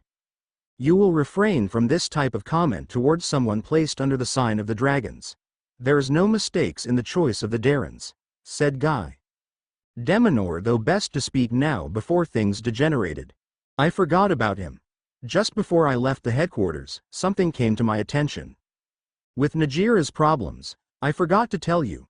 Teneb has been staying with his friends until the presentation, but after this event, he was seen with the human and sided with him. I had no time to take care of this problem before my departure, and when I came back, it was too late. They had become very close. I decided to let the masters take care of this as I had other issues to deal with, and I assumed that Teneb was merely studying the human for his own knowledge. I wasn't thinking that Harry, that's the human name, would be chosen. Demonor eyed warily the Sowarok, who looked clearly angered, but he had to be honest. He befriended a human? Said Dorian. Are you sure? Chellen stayed silent, apparently lost in his thought. I never noticed anything about them. Teneb kept on excelling in his studies, and as for the human, I didn't try to know. I wasn't expecting him to stay. I only understood my mistake at the ceremony. During the tournament, Teneb proved himself worthy of the title of Ather, but the fact was that the human, though average at trailing and weak at archery, beat him during the riding trial. He also proved to be a fire gifted and won this part too. During the duels, they ended in a tie. He demonstrated immense powers that no one, besides Teneb apparently, had been aware of. This time they were completely shocked. How is this possible? Stuttered the king. A human can't be that powerful, it's not natural. Wait, there's more to come. Demonor then told them of the events of the bonding, how they had both been chosen after the rejection of 5 Darrens who had been seen as promising riders by everyone. How they had challenged one of the Darrens to honor and blood duels. Once he was done, the 3 elves looked at him in disbelief. You mean that a human not only managed to earn himself the title of Ather but also managed to bond with a Sowarok? He did, answered Rexerin. I am his bonded. The elves stared with wide open eyes at him, wondering where the trick was. All right, stammered the king. Where is he? What do you know about him? I don't know where he is. Seeing the reactions of the welcoming crowd, he and Teneb left. They what? Cried Dorian. What about the ceremony? They'll be present at the ceremony, rest assured of that, replied Guy, calmly. Why didn't you stop them? Asked the king. Demonor sighed. Nobody could have. We don't have any authority left over them. Why? For several reasons. In Teneb's case, the fact that his mentor and friends rejected him unless he cut his ties to Harry. In Harry's case, the sole behavior of every person living in the headquarters was enough to make him distrust your races. Add to that, in both cases, the attacks they underwent from their fellow Darrens, and you'll have a sample of the reasons why, answered Rexerin. They have very little respect left for the riders. The human is wary of any elves, magus and elementals. He doesn't trust them anymore. Teneb, I don't know, he has lost some of his faith in us, but I think he's still hoping to find some good somewhere. There was a silence. Dorian and Selen were trying to imagine the changes in Teneb. The king was trying to see the best way to deal with this situation. What does he look like? What are his powers? He asked. Well, he's about Teneb's height, 1 or 2 inches smaller. He's got the same black hair, only shorter. He's slender. His most recognizable feature are his eyes. They're green, a deep strange green. He's also got a scar on his forehead. I know little of him. He's a wizard, apparently quite important in his world. Currently a Dark Lord is terrorizing his people and the non-magical community, killing left and right. He has visions of these massacres during his sleep. Over than that, I only know his name, Harry. I don't know his last name. Demonor paused, racking his memory for more information on the young rider.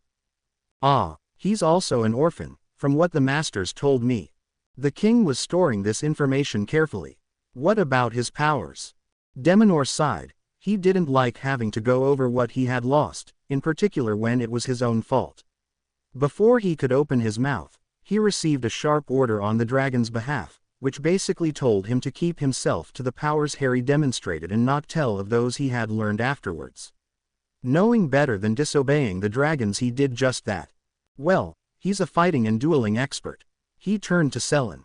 I think he could give you a run for your money in fencing. I never saw the style he used before. He managed to beat Effilin easily, and I think Teneb possessed the same abilities, though to a lesser degree. He apparently mastered most of the forms of combat. As I said before, he's a fire gifted, and since we're all alive, I can tell that he has a really good control on this gift. Both Teneb and he were able to conjure elemental animals and ride them. He managed to ride Shadow and befriend him. I think he has slight mental powers, but I don't know about them, as Nerthor didn't see anything. But seeing he was able to bond, he must have some. Archery isn't his best asset. He is good for a human, but average at best in this field. Trailing is in between, he's good with animals. About healing, I don't know, I never saw him use this type of power.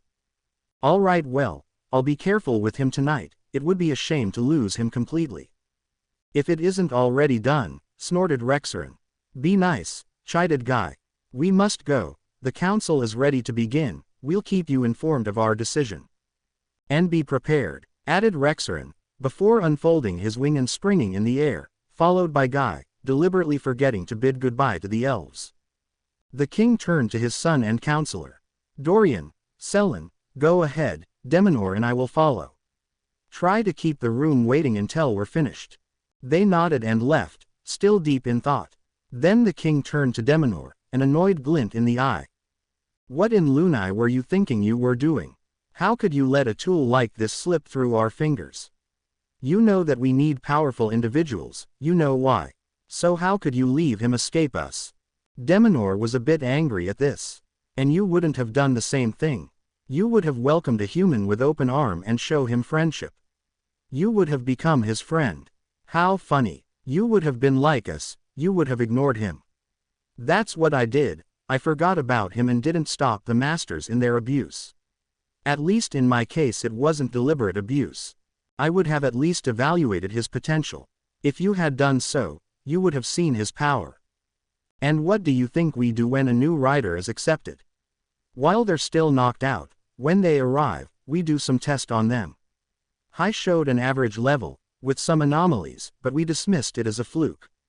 What sort of anomalies? Well, some strange power threads, which seemed to have been torn up, other which seemed to have been gained.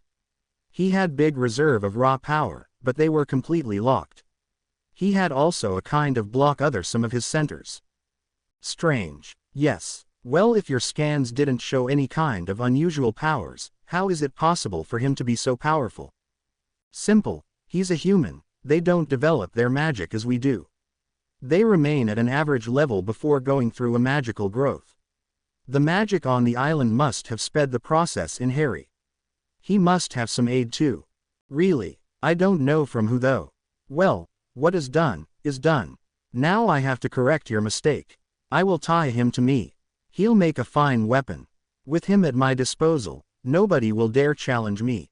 Moreover, I might be able to transfer some of his abilities to me. What do you think of it? I would be careful if I were you, Enrys. He's powerful and he'll not willingly bow to you, unless you do something akin to a miracle. If you manage to earn his respect, it'll be an achievement. Deminor didn't like this side of Enrys. It wasn't a well-known side. The king was a manipulator, a calculating, cold man, who never did something if it didn't gain him some advantages. He will be my servant, or he won't leave this kingdom. I can't afford to have a loose rider, or to lose someone with his powers. He won't notice a thing, but in the end, he'll bow to me, and I know how to do that. I wouldn't do it, Enrys. He already despises us, why give him more reasons to do so? The king gave him a cold smile. We should go back to the room, the ceremony is about to start. Knowing that arguing with the king would be useless, Deminor sighed and followed his king back in. None of them noticed two pairs of eyes looking at them as they walked away.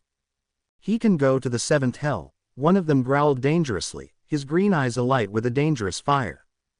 Teneb and Harry had been walking through the gardens back to the throne room, when they heard some cries. How could you let a tool? This immediately got their attention and approached the place where the king and Deminor were talking. Keeping absolutely silent, they didn't miss one word of their talk. Teneb felt his heart tightened at hearing the king's words. Another of his illusions broken into pieces. Once they left, he didn't dare look at Harry. He can go to the seventh hell, he heard his blood brother say, and through his bond, he could sense his deep anger. I'm sorry, Harry, I just thought that he would be different. You don't judge Selin and my parents from him, that's all I ask. I want to believe that there'll be someone who'll be ready to look beyond the appearances. Harry's eyes softened. He could sense his friend's sadness. Don't be sorry, Teneb, how are you faring? It must be harder on you than on me. I didn't live with them before. I'll live. It's just so disappointing to see that the models you had while growing up turn out to be complete narrow-minded people. I expected more of them, that's all.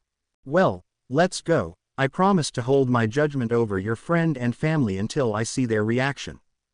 Thank you. By the way, I'll follow you in your pledge. After what I heard, I couldn't pledge loyalty to him. Are you sure about this? You were already branded as an outcast because you were siding with me. If you do this, I don't know what'll happen. Harry, I'll only say it once, so you'd better listen carefully. I knew what I was doing when I helped you that day, during the presentation. I've never regretted it. I might have suffered a bit, but you opened my eyes to reality, not to the nice little picture of an ideal world my people is casting around itself. A warm smile followed this tirade. Thank you, Teneb, you'll never know how much it means to me. They clasped their forearm together, renewing their blood oath. Elon Ori Scienter, united by mind. Elon Ori Sarul, united by soul. Dessen Hela Athea, death or life. Lith Tarks Jomi, linked through all. Straightening their clothes one last time, they walked to the throne room, the perfect image of power, authority and control. Stopping at the doors, they heard a light chatter, showing that the ceremony hadn't started yet. They looked at each other. Ready for the show, as ready as I'll ever be, answered Teneb. With a sharp push, they opened the doors and strode in the now deadly silent room. They could feel every pair of eyes on them. And while Harry was completely ignoring it, more focused on the architecture of the room, Teneb was looking at his friend and his father, trying to see what they might do. They may not have realized it, but their reaction would decide for Teneb if he was to stay in his world or follow Harry to his. Deminor saw them enter. They made a great sight. Both of them were stunning, their dark looks complemented by their clothes, giving them an aura of power, something which was surely wanted. He was quite surprised by the white streak in their hair. They were holding themselves proudly, their head high, displaying the authority their status given them. They stopped near the other Darrens, nodding sharply to Operia and Cobalt, their faces expressionless. Looking around, they didn't see any seats for them. Raising their eyebrow, they turned to Deminor, who looked wildly around for the Aether seats. Seeing the satisfied look on Ryber, Exjal and Vlad's faces, he nearly swore. Seeing his look, Harry turned to Teneb and smirked. Tilting his head, he furrowed his brows a bit. After a few seconds he apparently settled on something as he raised his arm a bit and snapped his fingers. A comfortable-looking chair appeared, holding the traditional emblems of the Aether as well as a flying dragon on the back. Nice one, commented Teneb before mimicking his friend's gesture and making a similar chair appeared, with a slightly different wood and colors. Seeing the look on everyone's face, they raised their eyebrows in sync, before looking back at the king, smiling inwardly on the effect they had. Selin stared at his childhood friend as he stepped in the room. Teneb had changed, physically, but also mentally. The year had taken his toll on him, making him age very quickly. He was different from the Teneb who left a year earlier, it was to be expected. They locked eyes. Selin could see the doubts in Teneb's, the betrayals he had suffered, the losses, but also the hope. He decided that he wouldn't betray his friend, no matter what. They had sworn, a long time ago, to remain friends forever, and he intended to keep this promise, even if he had to bear the company of a human. At this thought, the young prince turned to the subject in every talk, said human. He had never seen one before. They weren't that different from the elves. Not as aristocratic in their facial features, round ears, and a different aura, well if this aura was anything close to the reality. He could feel traces of huge manipulation of the aura on both the human and Teneb. He examined the human, Harry, from what Demonor had said. From the first looks, he seemed like a strange guy, quite cold, but powerful. He could sense the power weaved around him like a second skin. Teneb was giving the same effect but not exactly in the same way. The human was surrounded by raw power which he could bend to his will. He saw them walk in together and was puzzled at this. The effects were spectacular, but was it voluntary? He pondered over it until he saw the small look and the smirk they exchanged. Yes, they had planned it. He decided to probe a bit further. Carefully, he opened a bit, focusing his empathy on this Harry. He was a strong empath, a very strong one. It compensated for his weak telepathy. At first he sensed nothing. He probed a bit more and was assaulted by emotion.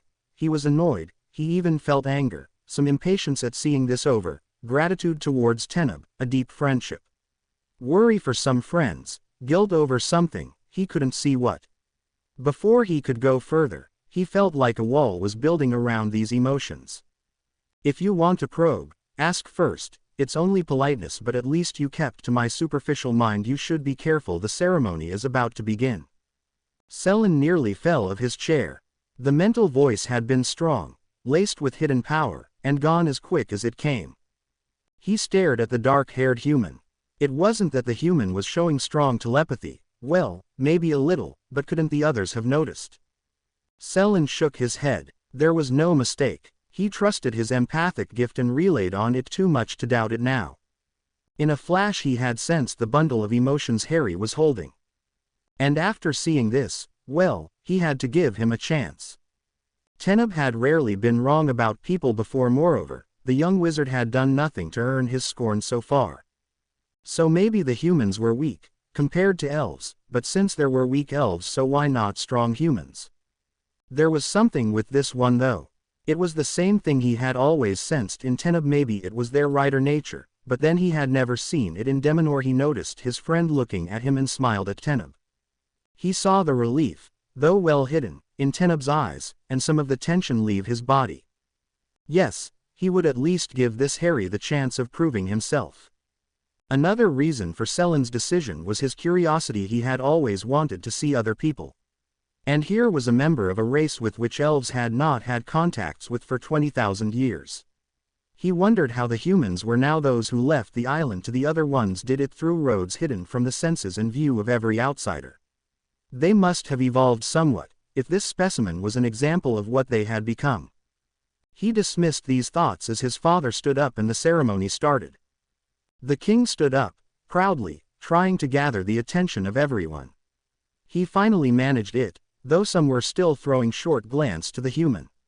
He still couldn't believe what Demonor had told him. Tonight, we're gathered to honor those that were found worth to honor our people.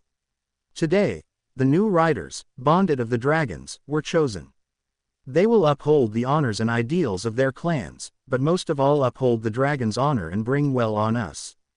He turned to the masters and mentors. To those who guided them with their skills and knowledge, helped them become what they now are, I give my complete admiration. Because it's hard to be a good man, but it's harder to make a good man out of someone. I asked you to applaud those riders who spent this year sharing their knowledge with those youths, shaping them to the state they now are. Thunderous applause erupted in the room. Selin, Demonor, Enrys, and a few others noticed that Harry and Teneb had stiffened at those words. Their whole bodies were tensed, and they seemed annoyed at something. Bad choice of words, Enrys, thought Demonor. Now I present you those who had the honor of being chosen. Out of the 12 candidates, only 7 of them bonded. But even those who weren't will see that their training had given them enough knowledge to secure their future. One by one, they will now step before you, as they will pledge their loyalty to us.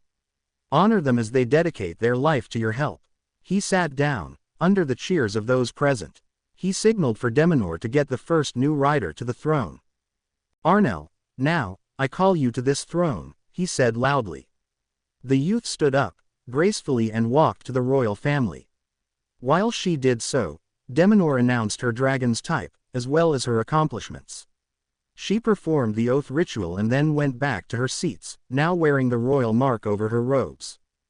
The ritual was simple. Harry examined it as Cobalt imitated Arnell's action. The young Magus stepped before the king, bowed and started the oath. While saying the words he unsheathed his sword and knelt while handing it to the king. He then bowed his head, offering his neck to the sword and opened his mind wide open. The last part was done to prevent any treachery while performing the ritual, and the king had the right to kill should he takes this oath lightly or for foul intentions. The king entered his mind, placing the royal mark on Cobalt's being and withdrew from it. Saying the last lines, the monarch gave Cobalt his sword back and his mark. One by one, all the newly chosen riders repeated these actions. It was then Harry's turn. But both youths had other ideas in head.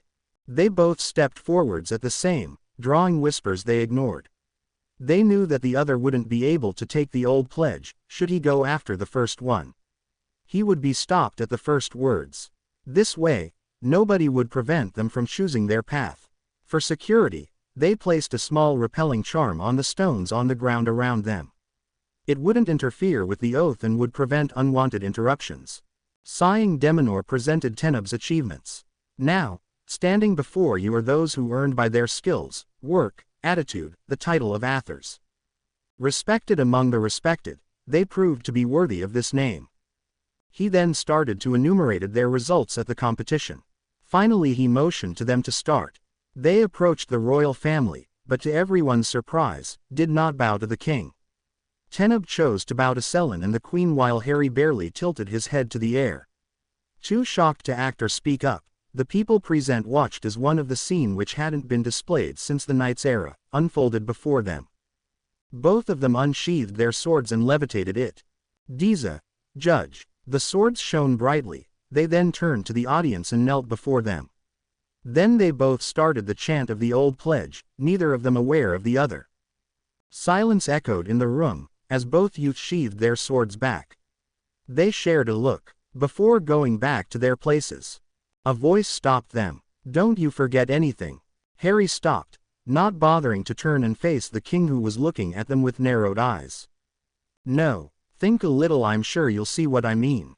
No, I want nothing to do with you, not after hearing what I did tonight in the gardens. Never. He walked back to his seat and sat, looking straight ahead, daring the king to do anything about it. The king seemed about to say something, but seemed to think otherwise and sat back. Whispers and hushed talks erupted through the room. Selin was looking at them strangely. Deminor was wriggling his hands. Harry noticed two people on one side of the room. Catching their eyes, he saluted, the old way, arms crossed above his heart, bowing forwards, well as forwards as he could while sitting. He noticed some surprise, but also acknowledgement. He smiled inwardly at this. Yes, they seemed all right. He was however surprised when he saw them salute back. He smiled a bit and nodded. Teneb had been right about it. The two people who had earned some respect from Harry, from this simple gesture, even if he still wanted to know if they were truthful or merely playing with him. These two people were the main priest and priestess of the two cults in the Elves, Magus and Elementals, religion, the Exen and the Shauna, as they were called. The priest in charge of Solian's temple was Exen Luan, and the priestess, Shauna Cya. Luan was an elemental, a water one, from his looks, while Cya was an elf. They were wearing the togas imposed by their religions. The only differences with normal one was theirs were a deep royal blue with a light sky blue on the hems. Both wore the medallion of their orders and their marks. Cya was an average woman, not exceptionally pretty. You would rather describe her as plain, except for her sharp metallic blue eyes. Luan had the classical purple hair and ocean blue eyes, but his seemingly naive face, round with freckles, was proving to give a false sense of softness, as Harry noticed small body signs, as the straight positions, the calloused large hands, the lines on his front, the tapping on his knee, the alert in his eyes, all of this was a giveaway of his true nature. The whispers were now running full strength among the room, everybody wondering what the king would do about these two rogue riders. The king raised his hand and shot a light jet to a stone placed in the roof, illuminating the whole room. Tonight you saw those who will join the ranks of those protecting us. Tonight you may talk to them, learn to know them. Tomorrow, they will go to the temple to meet with the Exen and the Shauna. Then a ball will be held in their honor. You are all invited to come, of course. Before parting, we will share Hydromelia." He clapped in his hands and cups appeared before everyone. They were transparent, made of a strange kind of glass, and filled with a thick honey-colored liquid. Sniffing it, Harry smelt roses, tea, mint and orange. He checked it magically, to be sure it hadn't been tampered with. Nothing. The king raised his cup, followed by everyone, and after raising an eyebrow at Harry, drank it, imitated by all of those present. Seeing nothing strange happening, Harry gave it a try. It was very good, slightly spiced, but refreshing. He liked it. He didn't sense or taste anything either, so he finished his cup. "Now, meet the riders." Cheers broke out in the room, as everybody climbed to their feet. Then the riders stood up and went to the people waiting for them. Harry was still sitting stiffly in his chair. He saw Teneb look at his friend and father. A woman had joined said elf with a little girl. Teneb's family. His heart tightened. There was nobody for him tonight. He was alone. No friend, and above all, no family. Smiling sadly, he turned to his friend. "Go on, Teneb, they are waiting for you.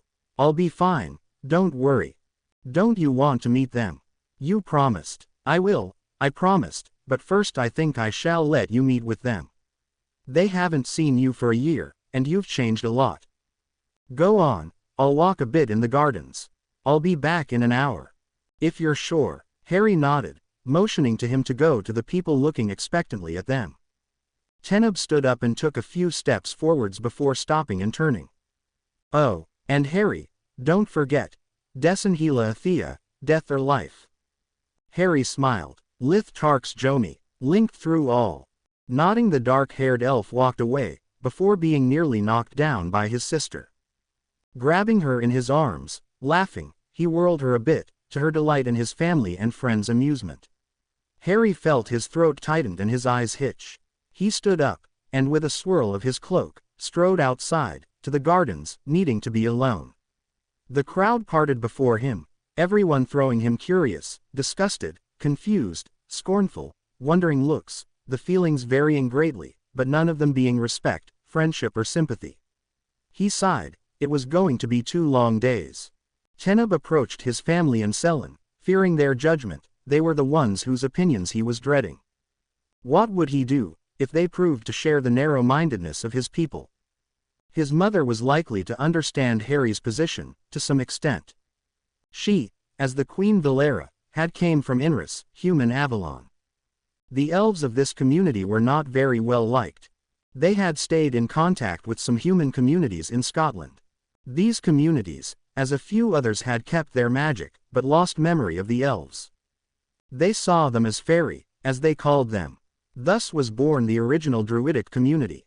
It would live up until Arthur's time, most of the time hidden carefully, in particular during the first millennia. The elves of Inris stayed in contact with this community until Arthur's time. They looked over then, contacting them from time to time. It was even said that a few half-human, half-elves were born. This community kept to itself most of the time. So when the young Valera had come, with her friend, Elessa, they were shunned, even when one of them married the king, and the other found her mate in Dorian, the king's high counselor.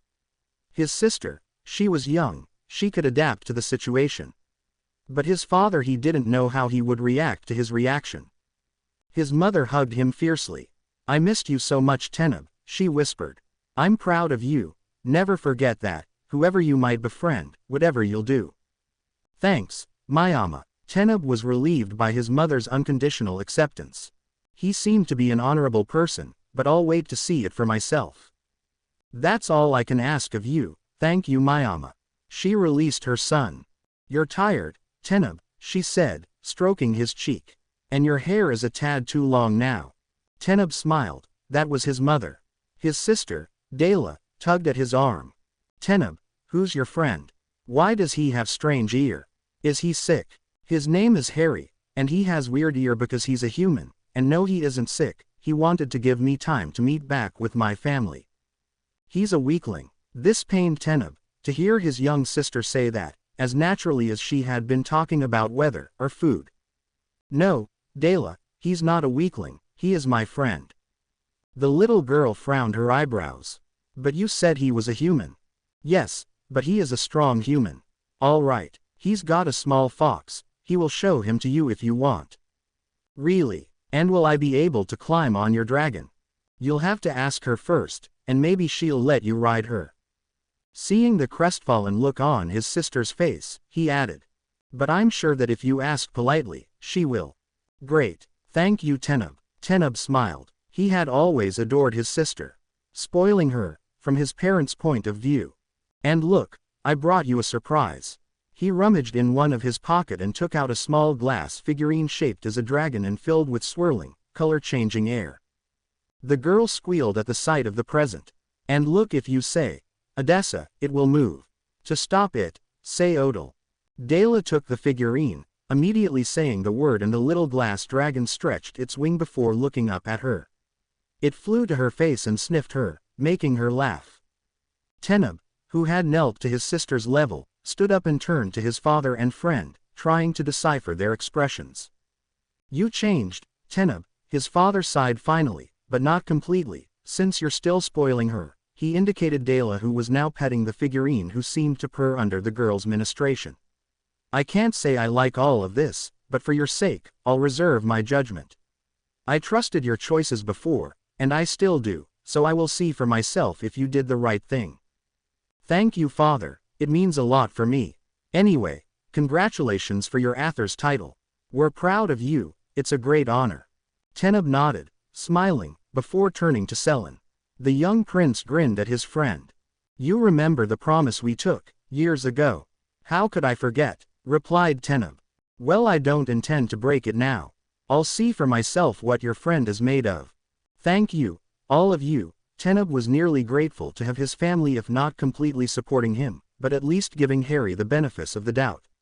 I've missed you so much, and I have a lot to tell. They settled in a more quiet place, talking about what happened. Teneb listened to the news of Horvald, and he told them about his life at the headquarters, but left a lot of things unsaid. They weren't ready to hear this, not yet. An hour later, he felt Harry contact him. You have truly amazing gardens here. Did you know there was Auroria roses? And a patch of Phoenixta? Yes, they're grand. You can come if you want to. They are willing to give you a chance.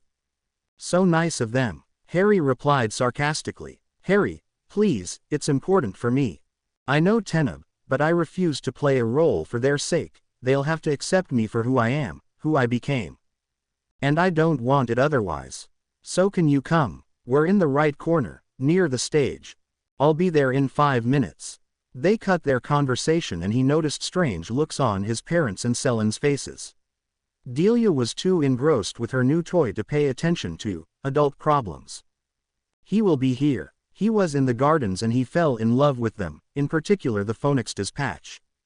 Selen smiled a little. He knew the beauty of the royal gardens for having been there several times himself. His father was looking at him strangely. How do you know it?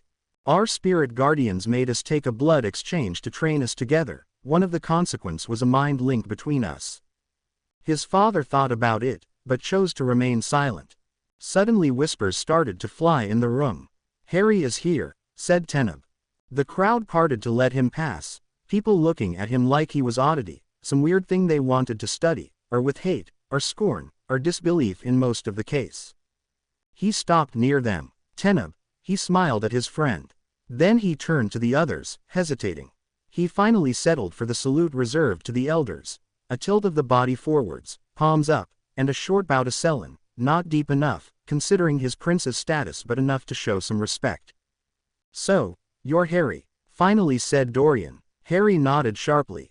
And you must be Teneb's parents. He replied in a cautious tone. Yes, why didn't you pledge to the king? It might have been a direct approach, but Dorian didn't want to turn around for hours. Harry saw this. Simply, I don't want to pledge to someone I don't respect and trust. The king did nothing to deserve either of them, so I didn't want to have to break such an oath. Why? Selen cut in. He wasn't always on the best term with his father, but he admired and liked him. The gardens have ears, answered Harry, mysteriously. Dorian stayed silent. He knew the king to be extremely manipulative, and he was against it, something the king knew. He suspected that the talk he had with Deminor after having them leave must have been about both the youths before him, and he was fairly sure that it had been about way to trick them to his side. He sighed. Why was this situation so complicated? He liked his son. By Salian, he loved him. When he had seen him enter, he had immediately seen the changes in him.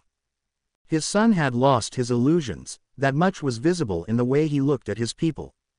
He had hoped to have him learn the truth slowly, but apparently, the lesson had been harshly done, and the blue eyes now held a maturity which had been absent before. He was stronger too, in every way. All in all, his partnership with this Harry seemed to have beneficiated him. He eyed the human. He looked like a bit like his son, but his eyes were older. There were a lot of things haunting him, that much he could sense. He was an excellent empath, for now the main emotions were anticipation. The human wanted to be accepted by them, but he feared he would have to play a role for that, and he didn't want to. There was also a tension, apparently inherent of his being, worry too, for Teneb, for other people he couldn't manage to identify, a desire of revenge too, annoyance. Harry fidgeted a bit under Dorian's scrutiny when he felt a tug on his leg. Looking down, he met curious blue eyes, similar to Teneb's but tinted with a bit of green. Are you Tenny's friend? Yes, I am, and who are you, lovely lady? I'm not lovely lady, silly, I'm Delia, said the young girl, proudly. A nice name, I'm Harry. Tenny told me, and look, he gave me Lima, she showed her figurine proudly. Very beautiful, let me show you something, look, nothing in the hands, he showed her his hands to prove they were empty. But if you look closely, he closed his right hand and put his left on it. He breathed on it. 1, 2, 3. At 3 he opened his hand and a red blur flew out, wheezing around Delia's head to perch back on his hand. A glass Pegasus was pawing in his palm, his wings outstretched. He was filled with flames this time. Now show him your hand, he said to Delia, amused by the awe on the younger elf's face. Eagerly she placed her fingers near the small Pegasus. He sniffed it and, apparently pleased by it, climbed in her hands. Can I keep it? It depends, said Harry. Will you take care of him? Yes. Then you can. Say Odal to stop him and Odessa to activate him. Thank you. You're welcome. But his last statement was lost to the girl who was now busy to present the glass dragon to the glass Pegasus. Smiling a bit, stood up and looked at Dorian and Elessa.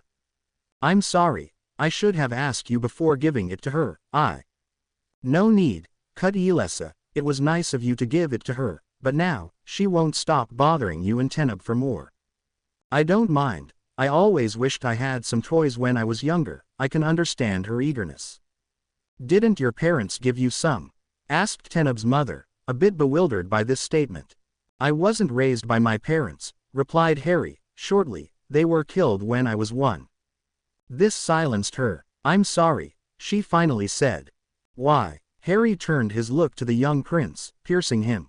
A dark wizard killed them shortly before his demise. Said dark wizard who is currently killing my people and threatening my friend's life. The intensity in his voice startled the 3 of them. Teneb was watching the exchange, silent. What will you do now? Finally asked Dorian. I'll go back to my people. They need me, and I'll try to avoid your lands, except if a situation require my help, then I'll come. I placed myself to the orders of the powers of this world and will answer the call of those in need. But for now, my people need help. Dorian nodded. Who is this dark wizard? I thought you said he was defeated.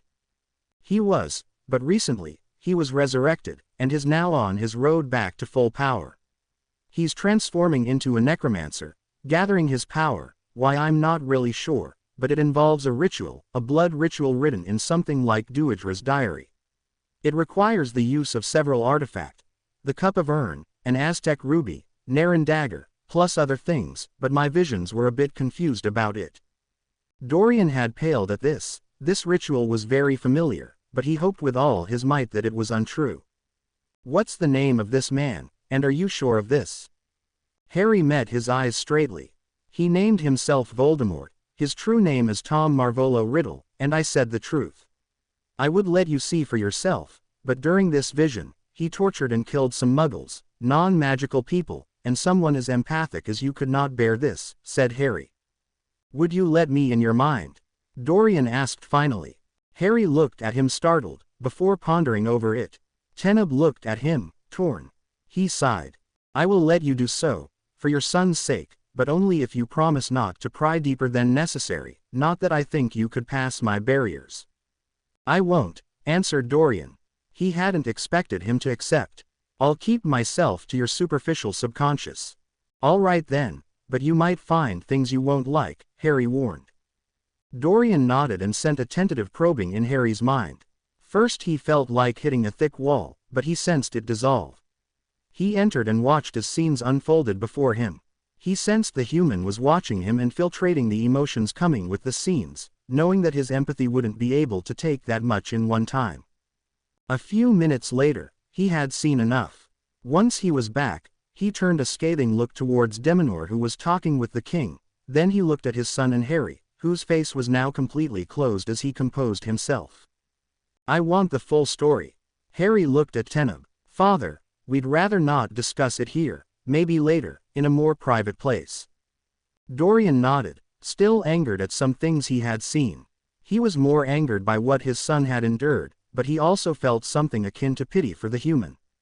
He could see that his behavior with Delia had earned him his mate's respect. After all, someone who was liked by children couldn't be bad, at least, in Yulse's mind. "Teneb, I'm proud of your choice, but it'll take me some time to completely accept it. I've years of prejudice to erase. I hope you can understand it." Teneb nodded, relieved. Dorian turned to Harry. "I can't say that I'll be able to trust all the humans, but you earn some of my respect, don't lose it. Don't expect me to radically change my attitude, it'll take time for me to overcome old reflexes." "That's more than I expected in coming here," said Harry, bowing in thanks. Teneb's father was someone he could learn to respect. "Yes, I can understand," said Dorian. Selin had remained silent during the whole exchange. "Harry," the young wizard looked at the prince, who had to refrain from shuddering under the intensity of those eyes. "If you can give me a chance, I'm willing to give you one." He stretched out his hand. Harry looked at it cautiously, pondering over the offer. Once again, Teneb's look convinced him. Tentatively, he took the offered hand and was rewarded by a small smile on Selin's face and a wide one from Teneb. "Now, where will you stay, Harry?" "I planned on sleeping with my horse outside." "Nonsense. You'll come with us." "You can come too, Selin. This way, you may learn to know Harry better," interrupted Elessa. "Are you saying that because you feel like you must, or because you want to?" asked Harry, his face guarded. "Both," Teneb's mother answered truthfully. "Then I'll accept your offer, and I thank you for your hospitality." Dorian spoke up. "Well, this will be the talk of the castle for the week. Be careful with the court tomorrow. You'll probably be approached by the different groups. I'll tell you a bit more of our politics, to help you." "Thank you, Osirin." Osirin was the old term for High Counselor. It seemed to please Dorian to hear it, and Harry was once again thankful for the language lessons Arxirin gave him, no matter how hard it was to learn Xanian's language. Xanians were the ancients, the common ancestor of the elves, humans, Magus, elementals, Velas, vampires, werewolves. "See, I told you, you'd come to see the use of these lessons. Arxirin, it's been a long time." "Well, we were busy with this block problem.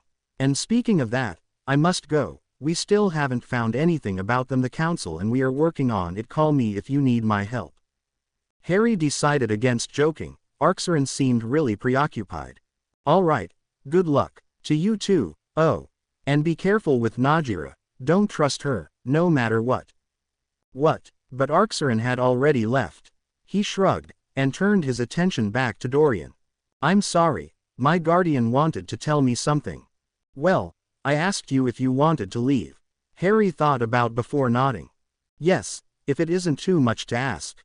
And you don't have to worry about people spreading this talk around. I placed a privacy enchantment, nobody heard us."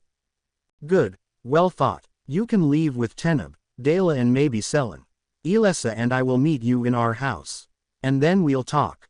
The youths nodded. Harry waved his hand and Teneb felt something disappear. The young human started to walk towards the exit, after saluting Teneb's parents. Teneb took Delia in his arms and was about to follow his friend. He was barely a few meters away, when Teneb, his parents, Selin, and of course Harry heard one of the talks going on. During their discussion, they hadn't heard them, thanks to Harry's privacy charm. The room was buzzing with chatter. A Magus and an elf were discussing together, not very discreetly, unaware that the silence was slowly falling around them. "So how do you think it's possible he got that much powers?" said the elf. "I'm sure he's a bastard. It's not possible that two low-bred humans got a child that powerful." "You're right, his mother must have cheated on his father and got herself pregnant with someone else. What else could you expect from humans?" "But with who?" "I hear he's from Scotland, so my guess is that it must be one of those of Inris who got her pregnant." "Yeah, that's it, even if I can't understand how an elf could fall so low as to impregnate a human woman. It's disgusting." Teneb was fearing for their life.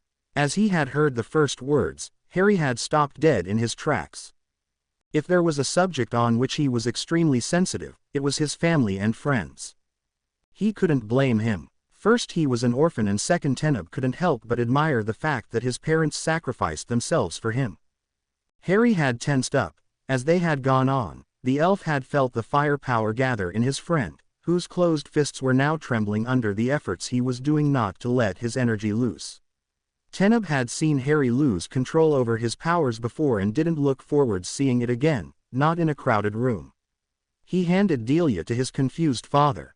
"Father, shield this room with the strongest enchantment you know. I'm not sure I'll manage to calm him down quickly enough to prevent him from exploding." He saw the confusion on his father's face.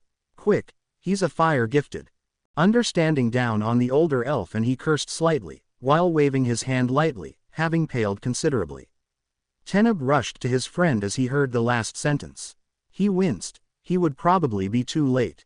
As he thought that, Harry's aura flared up, engulfing him in a cloud of flame, drawing shrieks and cries in the room. Apparently Deminor had seen it too, as he started to run in their direction, shouting to some elemental's masters to come. "Teneb, don't approach him," he cried, "he'll kill you." "No, never, but if you come closer, he'll lose what little control he still has." While saying that, he saw Harry approach the two people. "But, now, if you don't mind, I'll go stop him, before he fries those two idiots." Without waiting for an answer, he rushed after his friend, using his mental link. "Come on, Harry, don't do that. They insulted my parents again." Teneb could feel the rage behind those words. He turned to the two quivering responsible of this outburst. "Apologize, now," he barked, "unless you want to finish roasted." They stuttered some apologies, not comprehensible. "See, they apologized. It didn't change the situation." "Harry, they're not even worth it. My parents are dead." "Yes, but do you think they would want you to kill those fools? Those idiots who have nothing left but their petty quest for small crumbs of power?" Harry blinked a few times, and Teneb could sense that he was starting to regain his senses back. His aura died down, and the tension which had filled the atmosphere decreased. "This one was low, Teneb," he said, tensed. "But I won't stand for more insults against my parents. I won't break the rules or my oath, but I'll find a way to have revenge should I hear one more comment against them." As every son would do, Harry turned to his blood brother, smiling. "Thank you for calming me down. I don't think I would have been able to do so myself." He looked around. "I apologize for this outburst." He then resumed his walk towards the exit. Teneb sighed, sensing the distress of his friend. He knew he was going to release some of his tension away from prying eyes. He went back to his father, taking Delia back in his arm.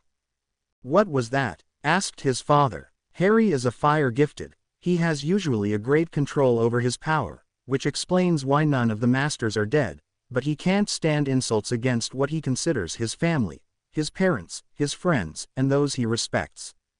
"I can see that. Are you sure you'll be safe?" said Elessa. "Mamya, he isn't dangerous. I'd trust him with my life. He's an orphan, so his parents are a very touchy subject. He loves them a lot, as would any orphan. Moreover, they died protecting him, scarifying themselves for him. So you understand why he won't tolerate remarks against them." Yulse's eyes shone with compassion at this. Yes, I can understand his reaction. Well, we'll go, now, he isn't feeling very well and he must have calmed down completely, said Teneb. Selen, are you coming? Are you sure he won't mind? He agreed to give you a chance, so no, he won't. Just be careful. They walked outside, followed by every eyes. Deminor had seen everything and was now completely lost about what to do. He didn't know to make things right anymore. He had failed everybody and everything in which he had believed. How could he ever look in a mirror again? He had seen how Teneb had calmed Harry, and it only made him aware of the fact that it should have been him to be able to do this. Had he been a good mentor, he would have been able to see all that happened. The young wizard would have come to him, confided in him. He looked around. He couldn't say more to the king, the man would only used it for his own profit. He had hope for Selen when he had seen him and the human shake hands. He only hoped that the prince was sincere. The queen, well, she was good, she had always been the one to have some control over her husband. She would have made a great ruler. His eyes fell on the Exen. It had been years since he had gone to the temple. Tomorrow, he would talk to Exen Luan, and then he'd do his duty. The king had seen everything. Well, not everything was lost. He'd tried to convince Selen to help him in driving the human to him, but the problem was that Valera had made Selen extremely honest and had taught him well some moral principle, but maybe he could make him see it was for the better if the human was bonded to his service, on his free will or against it. Anyway, he would use other means if it didn't work, and he was sure Selen would refuse. Yes, it was better not to even ask him, it would make him suspicious. He would use the weakness every male shared. He motioned to one of the servant. Tell Najira to come to my office in an hour. The servant nodded and left. He smiled. Yes, this would work, and anyway, there was still the potion in case everything failed. A calculating smile appeared on his face as he watched Teneb and his son leave the room. Valera watched the scene unfold before her. This human, this Harry, he was familiar. At least his eyes were. As she thought about it, she suddenly knew she had to help him. What the king didn't know was that her parents' side held a large number of seers. And while she hadn't inherited the gift, she had received a small part, which enabled her to know what she had to do. It was a sort of sixth sense that she always trusted. It had made her teach Selen morals, and take care of a large part of his education, even if it was generally a prerogative reserved to the father. She had also chosen the people educating him with this sense. She had even taught him a bit about humans. She knew her husband was up to something, she could nearly see the wheels in his head. When she had married him she had thought she was wedding the greatest man on earth, then, he had changed. After 70 years, she barely recognized him, the change was tough. By this time she was pregnant with Selen. At first she attributed this change to the disappearance of his twin brother. But now, she wasn't sure anymore. Then Najira had come, and she hadn't been able to look at him in the same way, she couldn't even share his bed anymore. She would talk to this Harry tomorrow, there was something which was going to happen. She sighed. As she heard her husband asking for Najira she couldn't repress a shudder of dread. Yes, something terrible was about to happen. Dorian didn't remain for long. He was asked several questions about the relationship between his son and the human. He pretended to be as lost and confused as everyone. Then, as quickly as possible, he excused himself and left for his house. His house was situated near the castle. It was more like a manor and had been in the family for years. The building was completely hidden by trees, you could only see the tower. It was elegant looking, with delicate arches and finely chiseled sculptures. The entrance hall was huge, with lots of windows, making it very light. On the sides you could see tapestries retracing the main facts of the family's history. Several paintings of some ancestors as well as landscapes were hung too. On both sides a corridor left to the other parts of the manor. There was several bedrooms, bathrooms, a ballroom, a dining room, 2 playrooms, several workroom whether for paperwork or physical work, a big library, and a laboratory. Outside you could find a huge park, stables, paddocks, some greenhouses, and a small chapel. The interior was decorated with taste, you'll say's work. Both adults went directly to the living room and found the three youths and Dela near the fireplace. Well, Harry was currently working with a piece of paper, bending it. Soon it took the shape of a bird. He placed it in Delia's hand and told her to close her eyes. As she did so, he passed his hand over the paper bird and told her to open her eyes. She squealed as she saw the beautiful dove, now staring at her with its black eyes. She petted its head. Then Harry told her a few words and she nodded. Standing up, they both went to a window and opening it, Delia set the bird free. With a trill of thanks, it flew away. Seeing the quite sad look on the little girl's face, Harry took his bag and soon a ginger head sprouted of it, followed by the body of a young fox. By the actual height of the animal, Dorian could tell that it would reach above average proportion. After a few moments of sniffing, the young beast licked Delia's fingers, thus drawing coos from the girl who started to pet him, something he seemed to enjoy greatly. Dorian smiled at the happy scenery. Yes, he could see why Teneb had chosen to side with this youth. Said Teneb and Selin were watching smiling at the two others. Selin was a bit disorientated. Why would someone take pleasure in playing with a small child? But he enjoyed the peaceful atmosphere nonetheless. Clearing his throat, Teneb's father made his presence known. Were you waiting for a long time? Not really, said Teneb. We had to take our horses and bags before coming. We've been here for half an hour. Well, young girl, I think it's time you and I go to bed and leave the boys to talk. Mamya, look at what Harry did. She showed her some figurines of various animals. Very nice, Delia. Now what about going to bed and putting these figurines on your bedpost? Yes. Good night. With that she ran to the nearest staircase. Smiling, the others bade good night to Elessa as she left to follow her daughter. Now, what about this story, Teneb? Said Dryan, settling in a comfy armchair. Teneb looked at Harry. You can tell him everything you want, Teneb. He'll need to know he can ask me questions, if he wants some details after you're done. Reassured, Teneb started his tale, which would keep them up for a big part of the night. To be continued. I hope you enjoyed this story. Also remember to subscribe and like this video. See you in the next video.